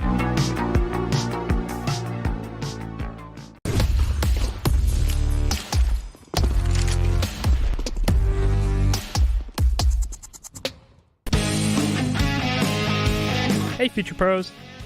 Continuing the advanced pro tips trend, I analysed a pistol round strat that Liquid like to perform on the A side on Inferno. For this execute, you will need 2 Future Pros, 2 smokes, and 3 flashbangs. It also helps to have some form of apps control, just so you don't get caught with smokes in your hand. The idea of this execute is to isolate the CTs playing in pit and on the site, allowing your team to overrun each position. Future Pro number 1. You'll be throwing the short-sided smoke and a supporting flash. To throw the smoke, first get into this corner near ult mid. This smoke lineup requires the classic view model as the lineup is quite precise. Position the right corner of the top of the smoke to the corner of the highlighted railing. Then throw the smoke. This smoke will block off vision from any pit players. This will allow the rest of your team to storm the A site as one pack. There is no real specific lineup for the flash, so aim high and jump throw. As this flash is about to pop, the rest of your team should start making their way at mid. Then head into apps and peek out with your team as they make their move. Future Pro number 2, you'll be throwing the smoke to block off long, accompanied by 2 flashes to help your team take the site. To throw the smoke, line up with the middle of this grate while up against the wall. Find this plant part and aim to the top left corner of it, then throw the smoke. Next, you'll be throwing your 2 flashes. For the first, aim to the lower left side of this window and jump throw the flash while running forwards. This will flash anyone on the site, allowing your team to pounce. The second flash will land over the pit and also help Future Pro 1 get out of apps. Again, there is no specific lineup, so just aim above the roof's overhang and running throw the flash. That's about it. Unless one of the CTs goes absolutely cataclysmic, you shouldn't have too much of a hard time taking the site as long as your team sticks to the strat.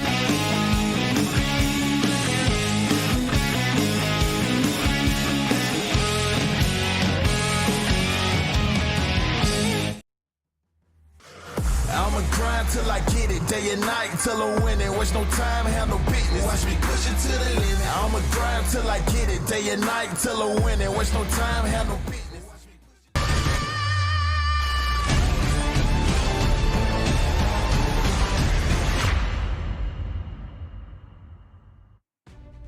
And we are back, everybody. We're getting ready to jump into Nuke here. Map 2, Furia's map pick. Brandon, what are you expecting to see out from Furia here?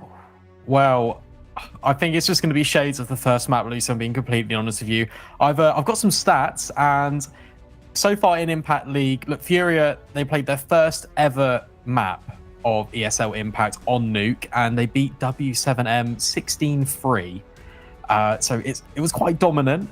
However, that wasn't their map pick. They started on the CT side. So silver linings perhaps for QSE, who they've also played W7M, and they won as well, but it was 16-14, so it was a lot more closer of a fashion than obviously Furia just delivered. But I think you're right. I think what we alluded to before the break was QSE, they've got this CT side. Typically, Nuke, it is quite CT sided, so it's going to be incredibly interesting to see how this lines up.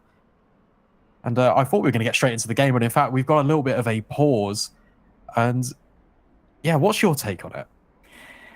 Yeah, look, I think from what we saw from Furia on Dust, I mean, we didn't get to see many T rounds, but what we saw looked very controlled, very, very solid. And the CT rounds also just marked by that aggression. I think coming into Nuke, they've got 100% win rate on it at the moment. Granted, that's just based off the sort of 2022 stats, so it's only 4 maps, so I wouldn't read too into it.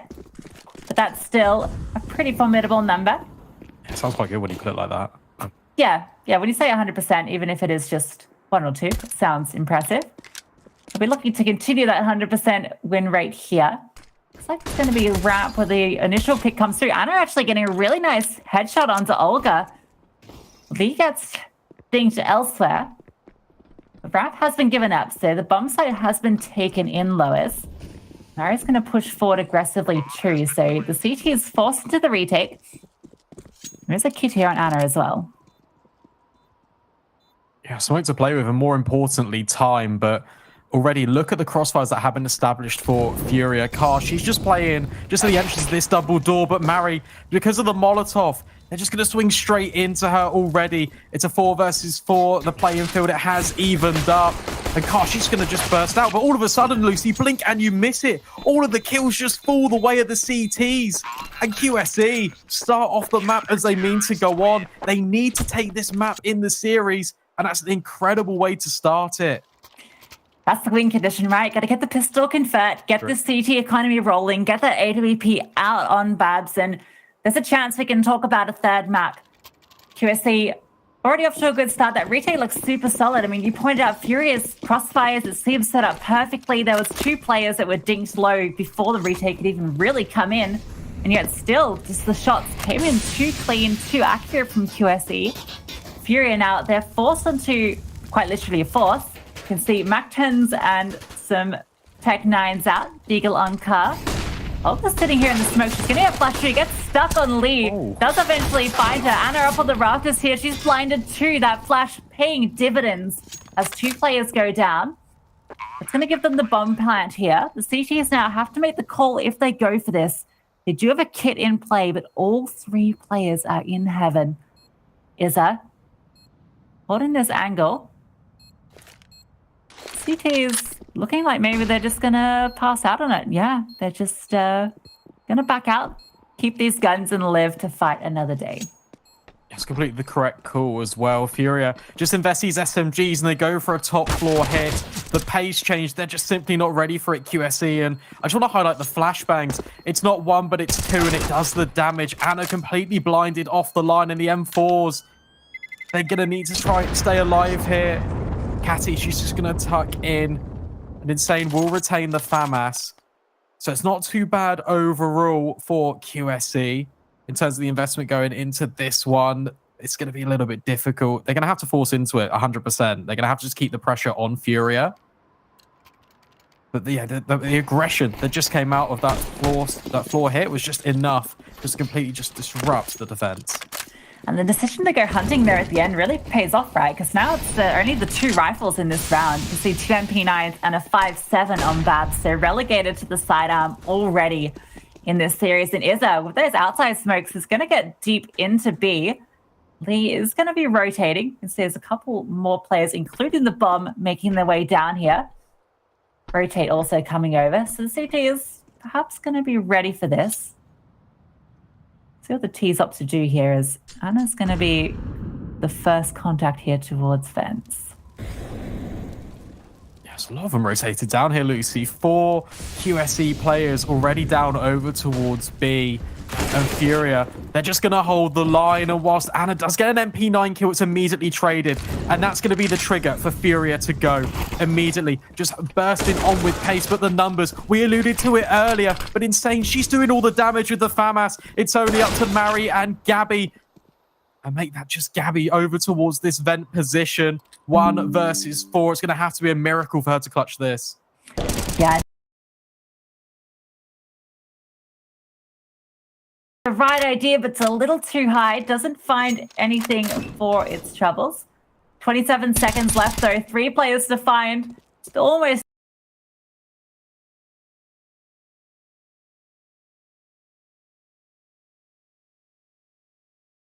By there from the CT. It's just the 2 rifles and a couple of MP9s, and they managed to bring 3 rifles now into this round. And the Force Walls, they might just continue here for Furia. Once again, you can see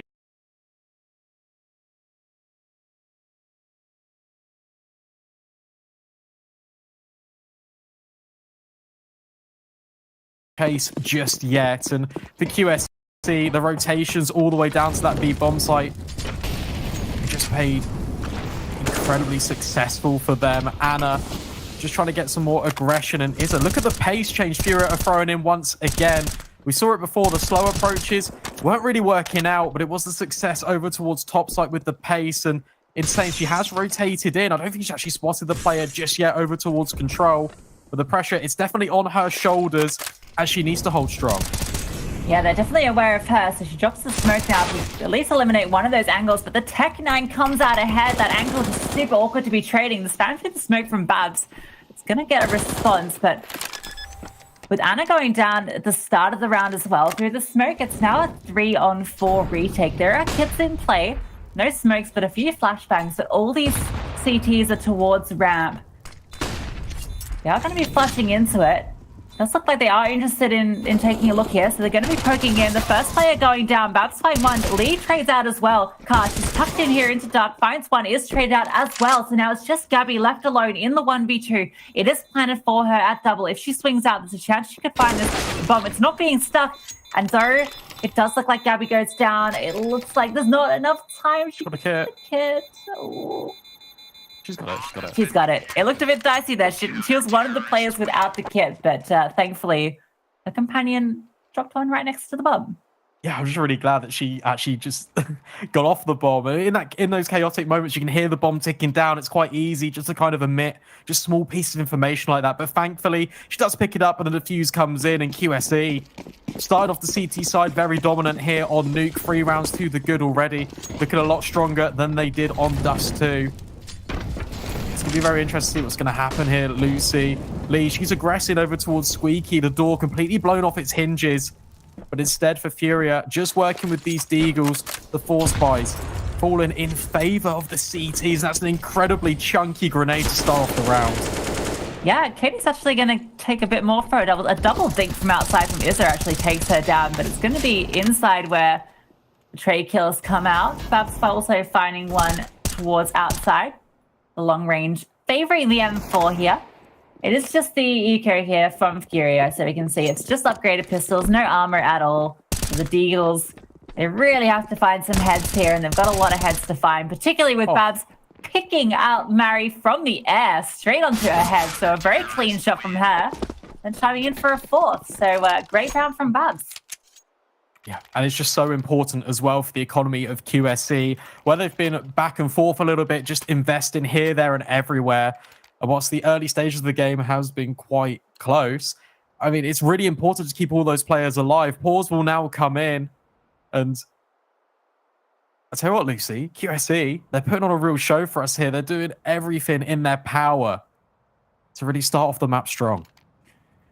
Yeah, they're already sort of on par with their Dust 2 performance, and we're only 5 rounds in. So, you know, it's a good sign of life from this roster.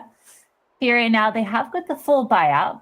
Still haven't seen a single AWP on either team. I guess a symptom of that Force Spy war that went on. It's just going to be the contention of the rifles here. See if Furia up to maybe a bit more of a strategic play. Maybe see the smokes going down outside. Maybe take some control out there. It's Katie pushing out the red box here. holding it at the moment. Oh, she's got to be a little bit careful not to just overstep the mark. And she'll just pick up the form of what she left on Dust 2. But there is another player here just lurking on top of the red boxes. Anna, women advantage. It's actually going to be an even kill, 4 versus 4. But Anna once more just swinging in towards main. A bomb site. It's the avenue of attack for Furia. Completely overrunning the bomb site in the interim. But once again, QSC, they're grouping up. This Molotov is going to deny the bomb plant. It means the rotations could come in from heaven. And Anna, she's doing everything she can to just keep her team in this. What a great Molotov. Denies the plant and then almost gets Mary down. She tries to reposition and then gets hit by it as well. We're going to see the retake smoke coming in from heaven. They're going to be coming quick and fast. But Mary, she's posted up on the angle. Olga finding one as well. Before you know it, it's Babs left alone. She finds one, but oh god, that got a bit scary, that jump. Manages to strafe back with just 13 HP. And gosh, look at the health. Olga on 1 HP, Mary on 28. Just kills it, almost came in. But they didn't. And so Furia going to fight back here, keeping 3 rifles alive too. So their money in the next round going to be good. And QSC probably got to buy there with the money they have. Let's have a look at it. I do believe so. I mean, Babs can drop a rifle over towards Anna. Or maybe even Catty. So it's going to be interesting what they decide to do. It looks like MP9s and M4s will be dropped over, so we will see the investment. Furia, once again, we saw it similarly on Dust 2. Early presence outside being taken over towards Nuke. Just 2 players, so it's just more of a distraction call once again. And then the A bomb site completely exploded upon. And the difference maker, when you compare the 2 teams, is how effective the crossfires are already being established so early on. When Furia get the bomb down. Protocol's already in place for Anna. She's going lurking in towards lobby, but Gabby, she's so aware of it. This MP9, it doesn't find any success, and Furia looking to bounce back into round number 7. Oh, it was so close too. She gets Gabby down to 14, but the MP9, it's just not quite enough for that engagement. We're going to see now the T's looking towards ramp here. The bomb in the lead on Olga here, so they're definitely committed to this. Sitting in the smoke, hoping to phase it. Insane. She's going to be the one tested here. Olga's going to walk wide and actually gets exposed to her back. And then Insane flicks over for the second. Almost could have got the third there. Izza on the lurk finds one as well. So we're in a 3-on-2, but Babs going to chime in from Secret, finding another. And now Lee has responded on ramp as well. Gabby, the timing on the grenade pull out. There was a chance there for Gabby to find that kill. She's just got 14 HP. The bomb, it's dropped where Olga had it. So she has to take this fight. 1 bullet left in the chamber. It's got to be a headshot, so she swaps to the Glock, and Lee has a bit of a read on it, stands through the smoke. And QSC, they fight back again. This game is so back and forth, Brandon. That's so important as well, because where the bomb was dropped off the back of Olga's, it looked like it might have just fallen down. So after getting the kill over towards ramp, both of these Furia players just dived down the ramp and was like, okay, let's just get the bomb down over towards B. But instead, it just perched right on the edge of the drop. And unfortunately for Furia, they weren't able to retrieve it. But you're right, this game, it's so up in the air. The money, it's all over the place, really on a knife's edge. And Furia aggressing outside, trying to do what they can with the Deagles. Will only take 1 lovely bullet to the head, and here we go. Not even needed. The Glock even comes in as well, completely overrunning QSE. Furia finding success when it matters most, and QSE just can't string a couple of rounds together. Insane. It's just onto this 1 versus 4. Coming in from the hut position, she's going to have to go absolutely nuclear. Just Pistols managed to find all those kills. It's just that moving as a pack, able to get the dinks off, the body shots, they all just chime in. And before you know it, it's just Insane left alone. These rifles, they just weren't able to hold up against that aggression. And this is something we saw so much on Dust 2 from Furia on the CT side, right? They were so keen to be taking these fights, to be looking and pushing in ways that can catch people off guard. And we see it now. They throw the outside smokes and then they just push through them. They overwhelm the player outside, I guess, aware that there's only the 1 player there. The rotate comes in and they find her as well.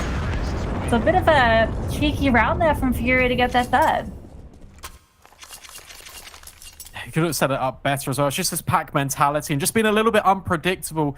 You're just working with the pistols, so you got a little bit more less of a little bit less of a liability, so you can afford to take a little bit more of a risk, and it just pays off. And there's just simply too many targets as they come around the corner over towards main, and that's just where they overrun. QSE quite rightly just calling a pause after that one, wondering where it all went wrong. Really looking to bounce back on this CT side, and you can't be affording to lose into pistols, just given obviously the gravity of that situation, because there's a lot more impact than you might first think. Because yes, losing to pistols, it's bad enough, but considering how close these rounds have been, that's going to be a serious detriment to the longevity. I can't talk apparently, Lucy. Just too excited about this matchup and how competitive this has been. But the longer term income for QSE, right? It's going to be such a detriment. And the loss bonus hasn't really had a chance to build up either, just because of how back and forth this has been. So we'll see the player cams here. It's having a chat to each other. They are in the studio together, Furia are. And yeah, I guess QSE have a decision to make here, right? Do they opt to again go for another one of these forces? You can see the money that they've basically got none across any of the players. It's all sub 2K basically. So even if they save this round, their money is not going to be in a good place for the next. So they might opt to get these pistols out. I mean, we're seeing what pistols can do. So, you know, I don't doubt that it could pull something off. And oh, look, we've got a cat in the background. Oh, that's good. Like, all the support is here for the CS, and we even got feline friends in good company. And I think you're right. I think the decision here is you're on such a bad buy anyway, and I feel like QSC should force into this, especially with the saved M4. Get the pistols in play, set the rifle up for success, and just see if you can bounce back against this aggression that Fury are just throwing at you. Brandon, I've got a question for you. Sure. You a cat or a dog person? Oh. I'm going to be honest with you. I'm a dog person. And I don't know what might give that away. Maybe it's my name. But, because I'm B-Dog. You're not B-Cat. It doesn't quite have the same ring to it, does it? B-Cat. Hey, what's up, guys? It's B-Cat. No. No, it doesn't flow quite as well. But no, what about you? You know what? I don't want to upset anyone. I feel like I have to take the other side. That way, one of us sort of takes the flak and the other doesn't. So I'm gonna say cat. That's fine. Got a neighborhood cat that visits me, which I don't know the name of, but it's quite lovely. In the chat, drop if you're a cat or a dog person. I'm not monitoring it, but you can see for yourselves where that split lies amongst CS fans. Not sure where the community would sit on the fence on that. I suspect maybe towards dogs. Potentially. I mean, also whilst you're there in the chat, I mean, given on what you've seen so far, drop a hashtag Fury or a hashtag, what is it, Quem? Is that what we're doing in the chat? But yeah, just figure out like who's going to win here. We want to see the engagement. We want to see who you guys think is going to take this as the pause. It just does come in now. And hopefully we can get right back in the action as soon as possible. And I didn't expect this much chaos within 8 rounds of play. Yeah, I think particularly going off the last game, which looks so structured from Furia, right? Like it was, they were so disciplined in their retakes. Even when they had the aggression, it was very well coordinated with flashes and things like that. It seemed very meticulous. Whereas I think this maybe feels a little bit more chaotic, as you're saying, like some of these pushes through smokes and just the aggression with the pistols, the round prior, all very chaotic. See if that continues. We are going to be getting back into it. Shout out to all the cat lovers in the chat. Furia, kind of like a big cat, right? It's got the cat logo. Yeah. It's Tiger. Tigers are cats. Furia, most likely cat people. Yeah, I mean, you'd imagine so. And I say we were right that they did force into this one. QSE. I like this. This is a deep ramp grenade. It might actually find a lot of impact here. Yeah, really good damage already onto Gabby. Nearly half her HP already removed, and insane. Crazy with the lineups, but Mari she's just finding the impact left, right, and center. It doesn't matter where you put her on this map. And with QSE just having a lot of space, they've actually just given Furia a lot of room to work with. And Issa has got to be careful here because Catty, she's got her claws out. She's eliminated one of the threats of the P250. Can actually pick up this AK, but now it's insane to be tested. Yeah, and she's the one that you want tested. She's got the full HP, basically, and the rifle. So if there was anyone you wanted to be taking this engagement, she is the right person. She's posted up here on ramp. She gets the info, spots the gun barrel, gets a bit of a tag off, doesn't quite find it. They're all swinging out. It does find the one. They're going to back off. Katie also finding another kill. So it's now a player advantage towards QSE. Katie, she's in the right position to catch this off. Falling back towards Vent, playing it safe. They might not be aware of this position. Babs gets smoked off. That bomb, if she swings out, is it on the other side? It is. So, gonna get traded out eventually. Now, Insane and Babs, everything to do. There is a kit still in play on Insane. Both these players on the bomb site still. A flashbang being dropped to Babs to set up her teammate. It's gonna come through, forcing Mary to swing away. Insane, she gets the trade, the distraction to Babs falling, but she's too quick, finds the kill, and Fury get a fourth, but, you know, off the back of a very, I guess, hodgepodge buy there from QSE, they almost make it work. Yeah, it was actually a very interesting approach from Fury. Again, you once again see it. Issa's taken so much control outside, and then by her getting the kill in towards A main, she's trying to just disrupt. And then Fury, what they're hoping is that the gap is exploited over towards ramp, but instead, kills fall the way of Insane. The rotations, they don't come in for QSE, instead they stay anchored. And with these pistols, they're just going to try and overwhelm Mary. Really good spray down, but lobby control, it firmly belongs to QSE in this interim. But Furia, they're not going to be too worried about that, Lucy, because Secret is completely theirs. Yeah, they're just going to stroll down here with their rifles. These are actually going to sit in the vents, ready to catch these rotates. They're not giving QSE any chances back into this. Even with that rifle recovered, there's no armor behind it, no kit in play. These pistol players probably give it a bit of a look in, maybe see if they can take down a rifle or get one into their own hands. But now it's going to be Furia tying up the game 5-5, and you know, QSE, they're off to a pretty good start there. It looked like maybe they're coming into this map a little bit more confident off the back of Dust 2 not going their way. They've got to be careful now that Furia don't run away with this one as well in the same manner.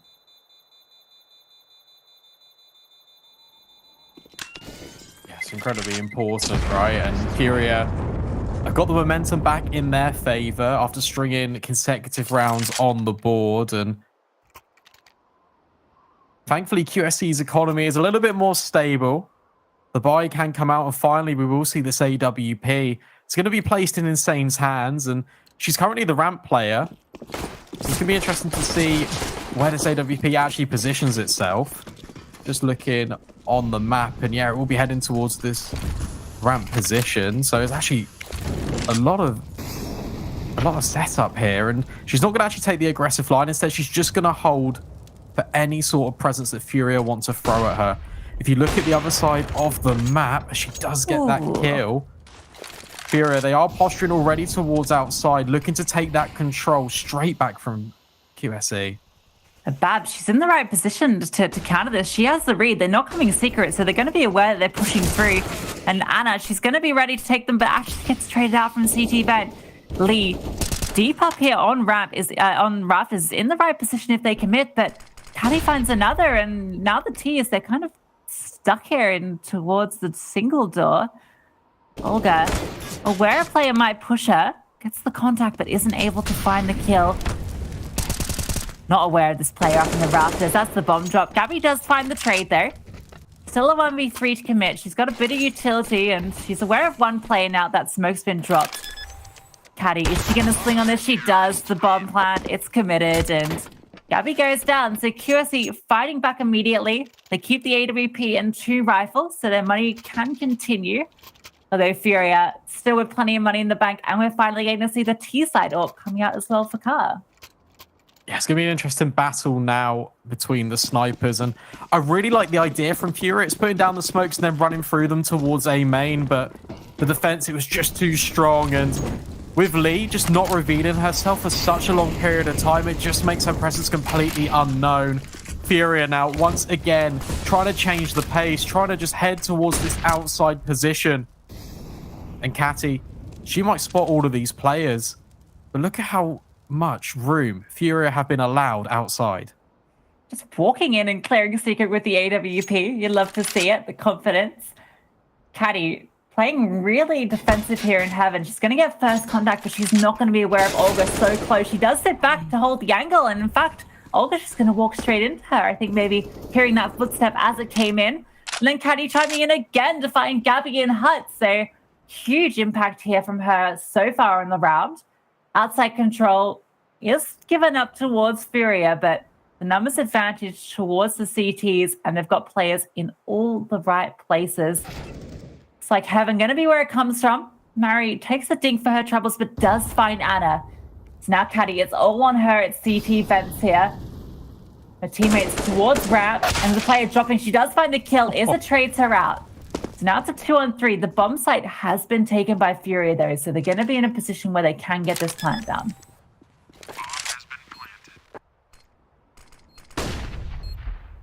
Yeah, this retake's going to come in from two different avenues. Over towards Hut and Main. Car, she's scoped, and she's actually just isolated here, so actually going to get spammed through the vent. That's a lot of information being converted, but she does convert the kill over towards Babs. Isa chimes in as well, and she actually just holds the spray, converting over towards Hut and Furia. Once again, it feels like an impossible scenario, but they pick up the round and tie up the game. There's a 3v5 disadvantage at this one stage there, but they just take the A site. There's no room for any of the trades to come through on any of those kills, and the post plant paid perfectly. Car tucked in the CT vent. She's getting spammed out, but doesn't lose her composure. Swings out and finds the kill, and then is sitting on the site, able to find two as well. So a great post plant from Furia. Going to be once again tying up this series. It's been so back and forth. Seeing the pause come out here from Furia. It's a tactical timeout. You can see QSC, their money once again reset. So unfortunate for QSC because they're getting so many rounds on the board, but it was really early on, and then the issue you have is it just being suffocated by this Furia assault left, right, and center. Literally in that last round, they had all the correct ideas. They knew exactly where Furia were coming from, and it's just so unfortunate to lose a round in that manner. Instead, changing their sights towards this outside position, dropping grenades, but nobody's home. Instead, Issa, she's just holding so far back, and for Furia, something would need to go catastrophically wrong for them to lose this. Yeah, I think when you see 5 grenades coming through, you think, you know, maybe I'll just sit back and see what happens. So the grenades not finding any purchase, and now it's just Anna left alone. So Furia, for the first time in this series, are going to be in the lead, taking their 7. Looking poised to get off to a good start here, potentially the half. Still a couple of rounds to go. This was their map pick, so it's good to see a few more rounds coming their way. They looked a little bit more like, I guess, like they hadn't brought across the momentum from Dust too early on, but it seems like now they're getting into speed. We can see the strength of some of their individuals getting a chance to shine. There are 7 rounds on the T side on Nuke. It's a really healthy haul, and Furia, they got to be happy with that already. Guns once again are out for QSC, and Secret Control already being gathered so early by Furia. This is so reminiscent of the organization, taking a lot of control. Babs, she's going to be here just in time. Will actually spot out the Molotov. Just decides not to take the engagement, but instead will just relay the information to her team. But it all might be a little bit of a ruse because it's just Issa on her own, and the rest of the Furia assault are just waiting to see what she can find. Yeah, Car going to be looking outside here to see if there's anyone going to be looking for info. The CT is happy to play this passive at the moment. They don't have the money to work with. They've got this 3-player lean towards the A side. The T's kind of having a little look around. That bomb now, though, it is moving towards Heaven. So they might be going for one of these A-wraps, and the CTs are actually going to be a pretty good position to counter this. Although Gabby is in a good lurk position here as well. So I think it's just going to come down to the duels. You can see the info play actually coming out towards lobby, but it's going to be up and through Heaven where Olga goes down initially. Gabby finds the trade. Anna, she's in a great position here to catch anyone that walks through Heaven. They slowed it down, and that AWP, it's going to take the peek. Doesn't find the kill. Both players coming out of that with their health, well, their lives still intact. And Mari going to be dropping down with the bomb and delivering it to Insane. Babs fighting another as well, and it's just Gabby and Car left alone. They're going to have to save. There's no time. Yeah, HP just doesn't favour them either. And QSC, what they do in that round is they just sit back. You saw it in the really early stages over towards Secret. There was an opportunity where Babs could have taken the gunfight, but instead she just relinquished the control. And by not giving them any opportunities to capitalize upon it, Furia were just kind of left a little bit stuck. So, like, we've got all this map control, but what actually are we going to do with it? Instead, opting to elect in towards Heaven. The crossfire was already established by QSE off the back of taking the lobby control. And it was really well played from them. Heading into the last round of the half, both of these teams will be buying up. And QSE, they got an opportunity here to potentially win the half. No AWP either. Their money has been kept in check by these constant back and forths. A couple of AKs though. Spams coming through at the smoke, but not finding any purchase. So they're not aware of how many players have snuck down here, but guess what, Brandon? It's quite a few.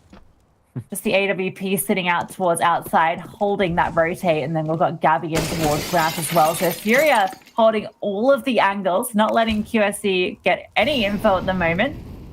You can see the CTs, that none of them are down towards B. It's going to be a completely open bomb site. And they might just get this, might end up being a 5v5 retake. We'll see. Gabby is in the right position here. Insane, going to be peeking through, looking for info, and does find her. So that's the numbers advantage now for QSE. One plant going down as well. Yeah, look at this. All of the rotations just coming in towards ramp. It's going to be a really heavy defensive lean to this position. Control completely smoked off. Molotovs are landing in all the right places. Furia just need to tuck tail here, and they just need to buy time. It's all the pressure on these QSE players to try and defuse the bomb, but instead, in a matter of moments, it's a 2 versus 2. Izza and Car for Furia just trying to hold the line, but there's some smoke completely obscuring vision. The bomb is trying to be stuck, eventually eliminated, and Izza, she'll pick up the pieces, and Furia, in the most chaotic fashion, will take A and will win out the half. And we'll be back shortly. We have to throw to a break, but we'll be back for the second half of Nuke shortly.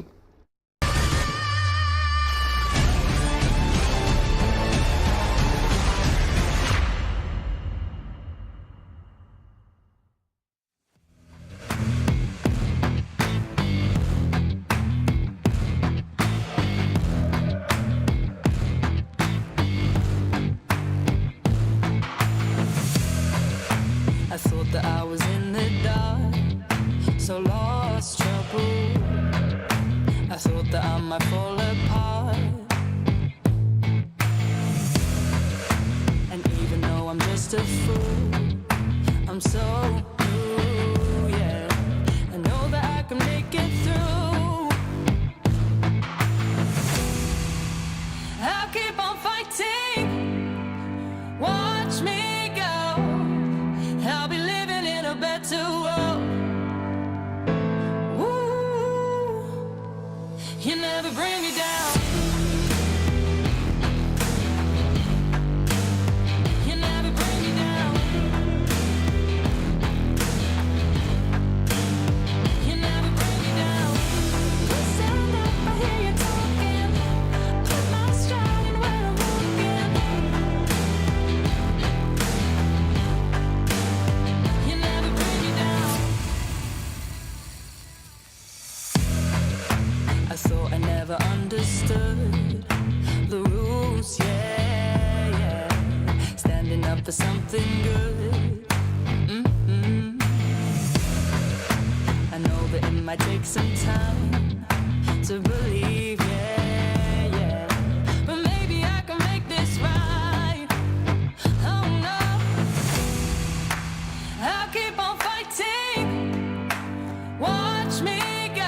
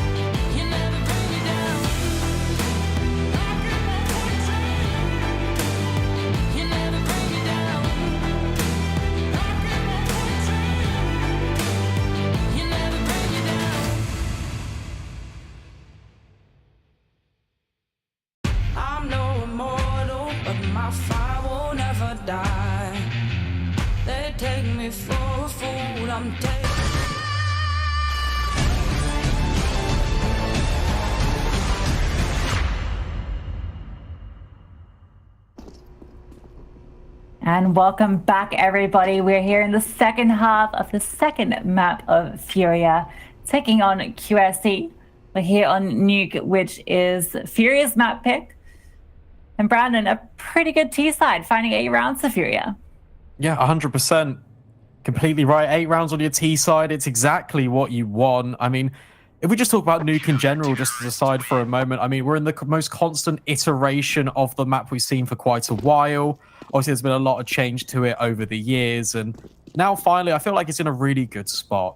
And it is typically CT-sided, but during the meta, just over the last couple of months, you tend to see teams getting 5 or 6 rounds on the T side. It's normally a good haul. So for Furia to just amount 8 already, just bearing in mind this is their map pick, as you've just said, and heading on to this favorable CT side now, they look to be in pole position to maybe take the series 2-0. But for QSE, they've shown really good resilience, and they did get off to a really good start early. So if they can maybe do that again on their T side and then just push through with the momentum, we could maybe be seeing a third. Yeah, right. If they can find that pistol and the conversion, you know, that's quite a good start to the T side. And, you know, there was, we saw, I guess the big thing is, you know, when we saw in Dust 2, Furia 12 rounds on the CT side, doesn't really put QSE in a great position here, going up again against that CT side. Is there anything you think that maybe they have to do a little bit differently than what they did on Dust 2? I think it just comes down to, once the bomb's been planted, just making sure that they're in tradable positions and just making sure that they are just grouping in numbers. Furia have got a lot of potential to overwhelm. We've already seen that on Dust 2, so yeah, a different approach is needed. Heading towards ramp now, our QSE about to be met by quite a lot of Furia players, because if you look at the map, they're already rotating all the way down towards this B bomb site. The avenue approach has completely changed. Gabby will find the first contact over towards this hell position, and she's just elected just to stay alive. And Furia, look at how dynamic the rotations are being, Lucy. Just trying to suffocate QSE right into this one area of the map. Yeah, a moment ago there was 3 players on B, now there's 3 outside, and there's still 1 on B though. Izzo is here. Olga and Insane getting trades back and forth. Izzo does take the dink. Player advantage is towards Fury at the moment. The health not looking too great. In fact, Lee is able to find that low HP player. Now the numbers and the health does favor QSE. There is a kit and a smoke up on Gabby. Olga, sorry. Gabby does find the first kill though. Insane, she's in a good position here. She swings out and finds one. Able to swing down and find the second as well. She knows where Olga is. She's got everyone to find. Finds the first. Nice little headshot there. It's going to almost drop her flash instead of the smoke there, but it's going to bait out Lee. Now there's no time left. She has to commit this bomb. Seafood, she sticks on it, and Lee, she's trying for it. I don't know if there's enough time. There is, with the kit. It's going to just make it. And, poor Olga. 1v2 there at the end. No armor. Manages to find it. Yeah, really well played in the second shot as well, up towards the rafters position. Clean and crispy, and she had a little bit of time to play with because of that kit, so it allowed her to re-swing out to control room, convert the kill, and ultimately pick up the round for Furia. And it was just based off the back of how just dynamic they were being and how fast they were rotating. QSE, they couldn't possibly have predicted it. There's going to be a change of pace here, Lucy. Barreling through the hut now with QSE. All of these Furia players are so blind. They're going straight into the meat grinder. MP9 just farming up the cash. And Furia immediately just getting double digits. Yeah, I feel like that round was over before you even had a chance to finish a sentence. True. Just running into the A side there and getting mowed down by the MP9 and M4. So Furia, they find the pistol off the back of some individual heroics from Olga, who has actually been a little bit quiet here on Nuke. She was one of the frag leaders on Dust 2. Hasn't needed to chime in yet, but it's good to see her activating here on the CT side. And now with the conversion coming through to Furia, it is going to be now a full buy coming out on QSE. Oh, and I love this positioning from is that Izza there? I think she's on top of the roof. It's very cheeky. Yeah, she's really holding the line. There's actually a 3-woman lean outside here. And Kar, she actually needs to reveal herself, but it will be Olga just taking all the fights. It's an absolute bloodbath outside, and it's all blue on orange. Only one player falling for Furia, building the economy and making a statement here on this CT side of Nuke.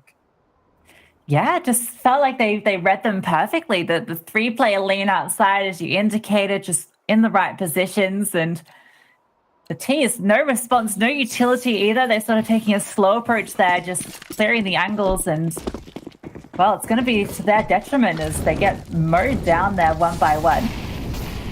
We're going to see them now on these Tech 9s. So it's just going to be this half by here. And once again, it seems like Furia have the right idea. Mary boosted up here is in the right position, but it's going to be Car that's tested first. She does get traded out for that MP9. It activates and finds 2. It's now just Insane and Caddy left. Bit of armor here on Insane. Rap has been taking control over. You can see there's 2 CTs still on A, and 1 has rotated down to B. These Ts can group up. Maybe pick up some of these guns. There's a chances around in here. There's armor on both players. Let's see where they opt to go. A minute on the clock as well. A lot of time for QSE to work with.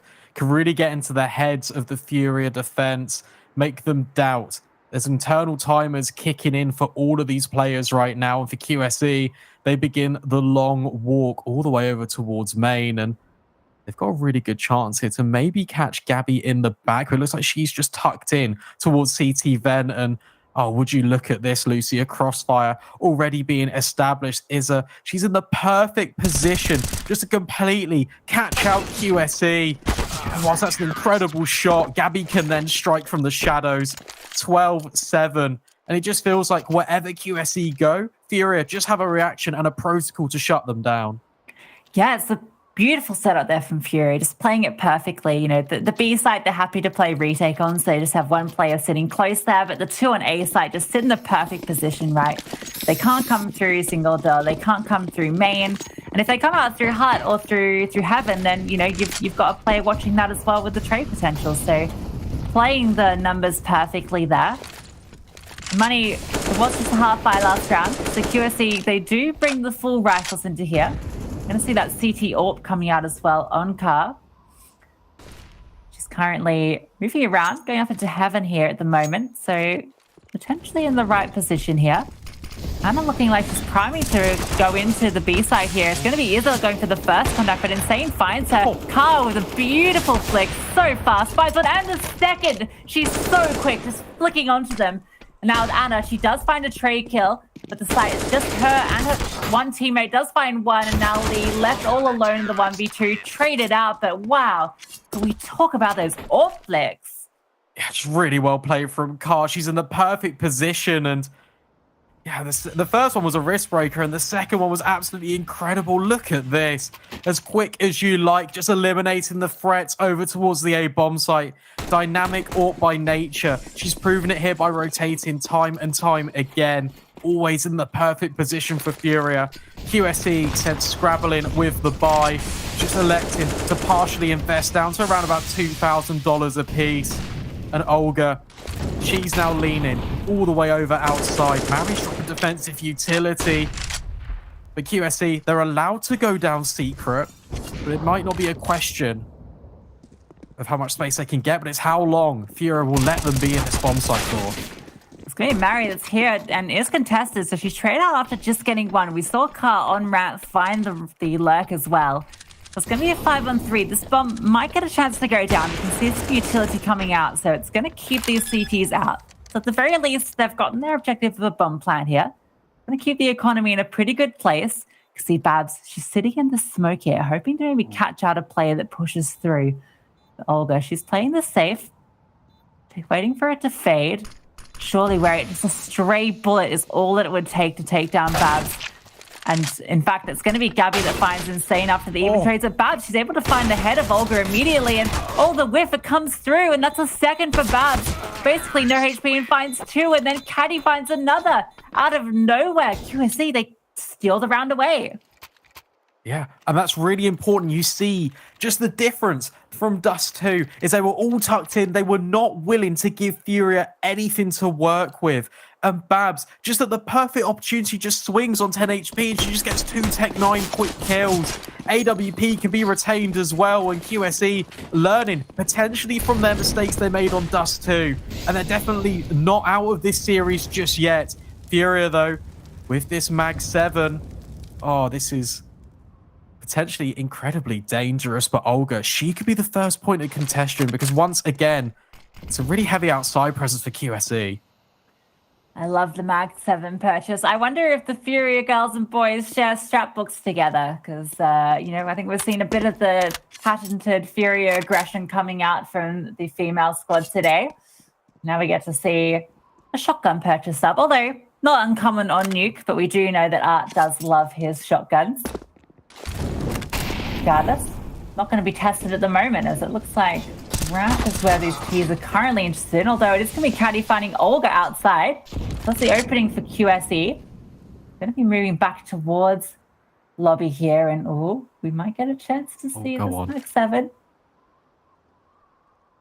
Go on, walk into the Mag 7. We're all wanting it. Come on, walk into the Mag 7.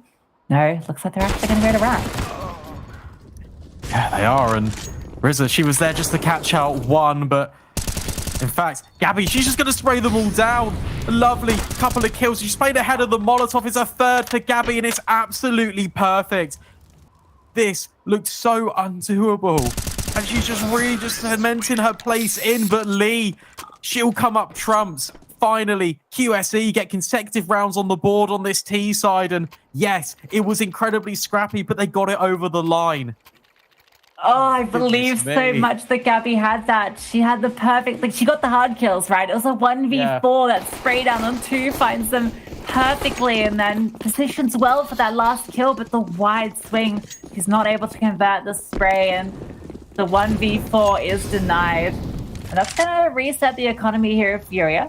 QSE with a chance to build their way back into this game now. They've got a bit of money in the bank to work with as well, so if they can keep this one clean, might be looking pretty decent here on the T side.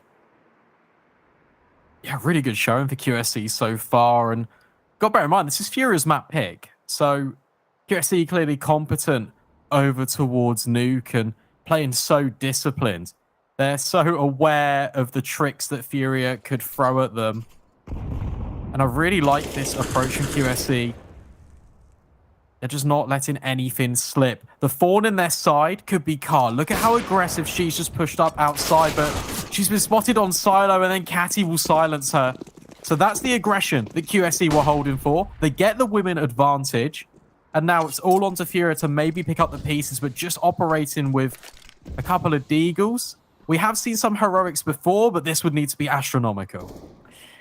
Yeah, they do have the crossfire set up here. The Deagle on Izza, we have seen it do magic before, and it's actually going to be Olga with the USP finding the first and the second. They're just not able to trade her out in that headshot position, and she finds 2 of her own. So that's going to be the player advantage now in the favor of Furia. Gabby, she's in the right position here with her own pistol. She manages to tag that one. Olga, in fact, getting the kill with the Molotov. There are 2 rifles on the last 2 players. They might slow down a little bit here as that bomb plant is going to get a chance to come in. There's no kit and no armor, so it looked chaotic for a moment, but it gets a bit difficult for Furia.